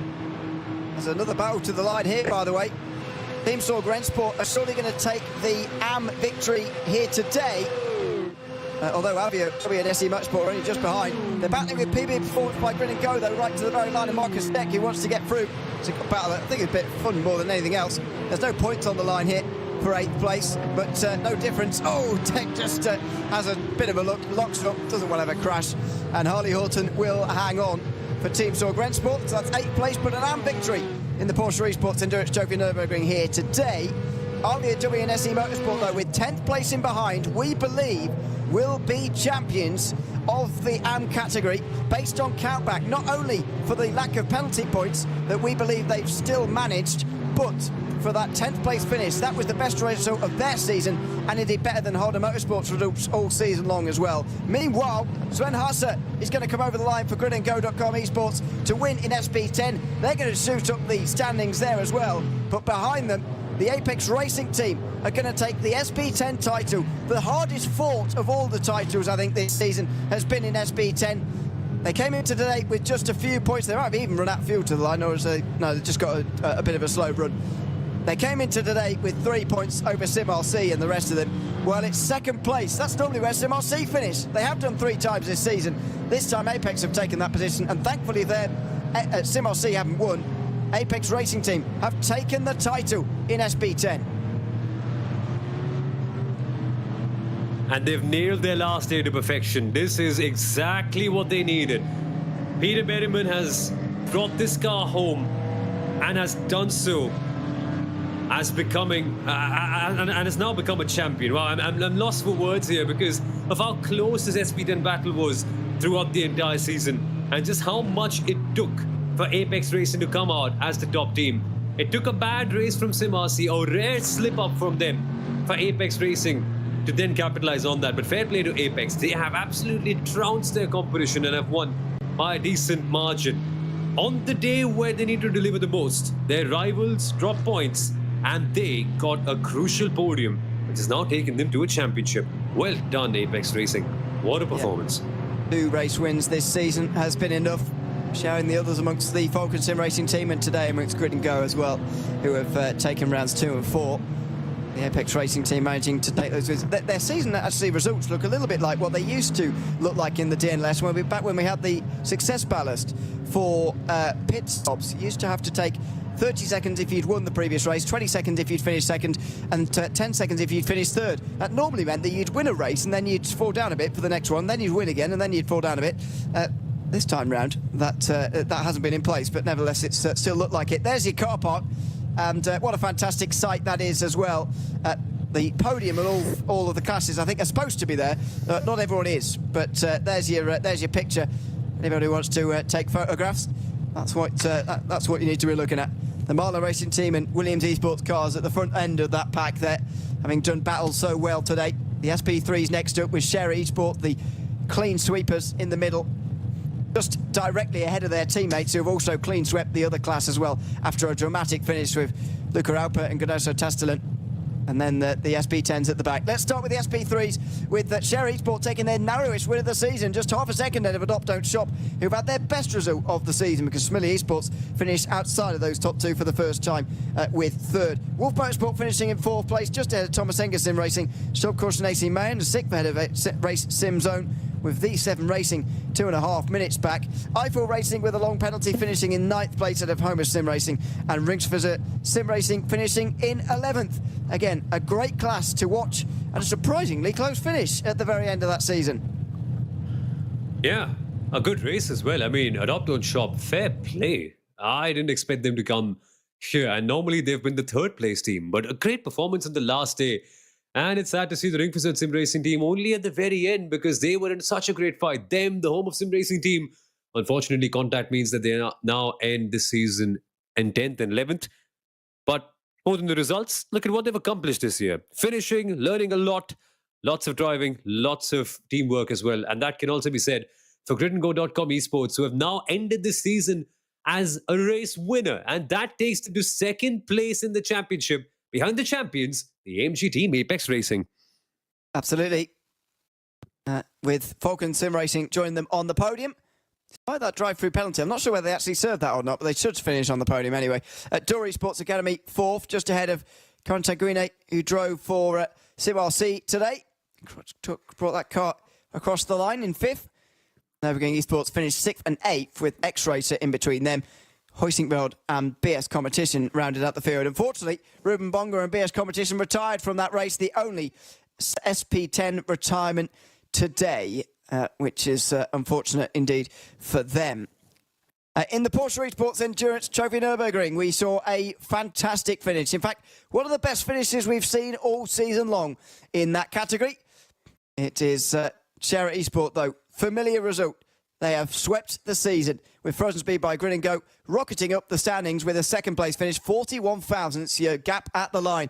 Apex Racing Team finish on the podium and as a result will gain just 2 points over Scherer and they won't get ahead of them as a result either. That should mean it's still 1 and 2 for Share Esports because Coanda Esports dropped to 5th at the end. Langstrecken Racing put on a bold strategy to not take tyres at their final stop. They finished 6th ahead of Door Esports, with SRS Team Sorgren Sport finishing in 8th place. Despite that, it wasn't enough for a championship. The Avia WNS e-motorsport car finishing in 9th place. On countback will win ahead of Halder Motorsport, who I believe also had their best result of the season today in 10th.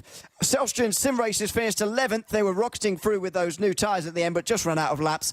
PB Performance by Grin & Go dropped down with a late penalty, I'm going to presume, because they were battling for 8th earlier. Then Photosec by WMS finishing 1 lap down. Allsport and Team Nitro Falcon both finishing laps down. It's a great race between those guys, that's absolutely no doubt. 1.4 seconds the gap at the end between Williams and Marla Racing Team as well. These are the provisional race results at the end of the day. Apex Racing Team finishing on the podium with them, with the Hopped Racing Team 4th. Line GP just overtaken by them pretty late on, but those two getting their first top 5 of the season. Another great result for number 22. M&J Downforce will finish the season 5th. In a bit of a surprise, I suppose, but a fantastic surprise as well. Team Nitro Falcon finishing in 8th place ahead of Halder Motorsport. Nitro Falcon were 7th. Halder Motorsport were 8th, just missing out on the points. RC Car Shop Esports and Nürburgring Esports in the top 10. They were pretty close, and Falcon Sim Racing couldn't quite get them as they had to rocket through the field towards the end. Liberty Esport finishing just outside the top 10 with BS Competition. Disappointing way to crown their championship season, really, and it's going to make this on the results sheet look very, very close. In fact, probably closer than it really was, with 4 teams, we believe, separated by less than 10 points at the end of the season. But they will be champions. Pole Promotion Esports, Mulder Motorsport, M&J Downforce round off the top 16. 17th place went to Nürburgring Esports, ahead of Similia Esports in 18th, and Impulse Racing, who had to recover from that early problem and finished a lap down in 19th. What a great season it's been at Similia, a great end to the season as well. No better way to do it than with a last lap battle. And to be fair, just over 1 second between first and second in SB9 as well. In fact, the average between first and second in that final race will be well down below 10 seconds or so at the end. That's how close it was towards the end of this season. And that's the beauty of it. Yes, it must have ended in a slightly anticlimactic note, but the competition has been intense. The racing has been phenomenal. It's all been so clean. The drivers have been so respectable to each other. This is the kind of stuff we expect and love from the DNLS. That's what we know the series for. And yet another season has delivered. It absolutely has. Before we leave you, let's remind you, of course, that later on this month, the real-life Nürburgring Langstrecken Series will be getting underway because it is the month of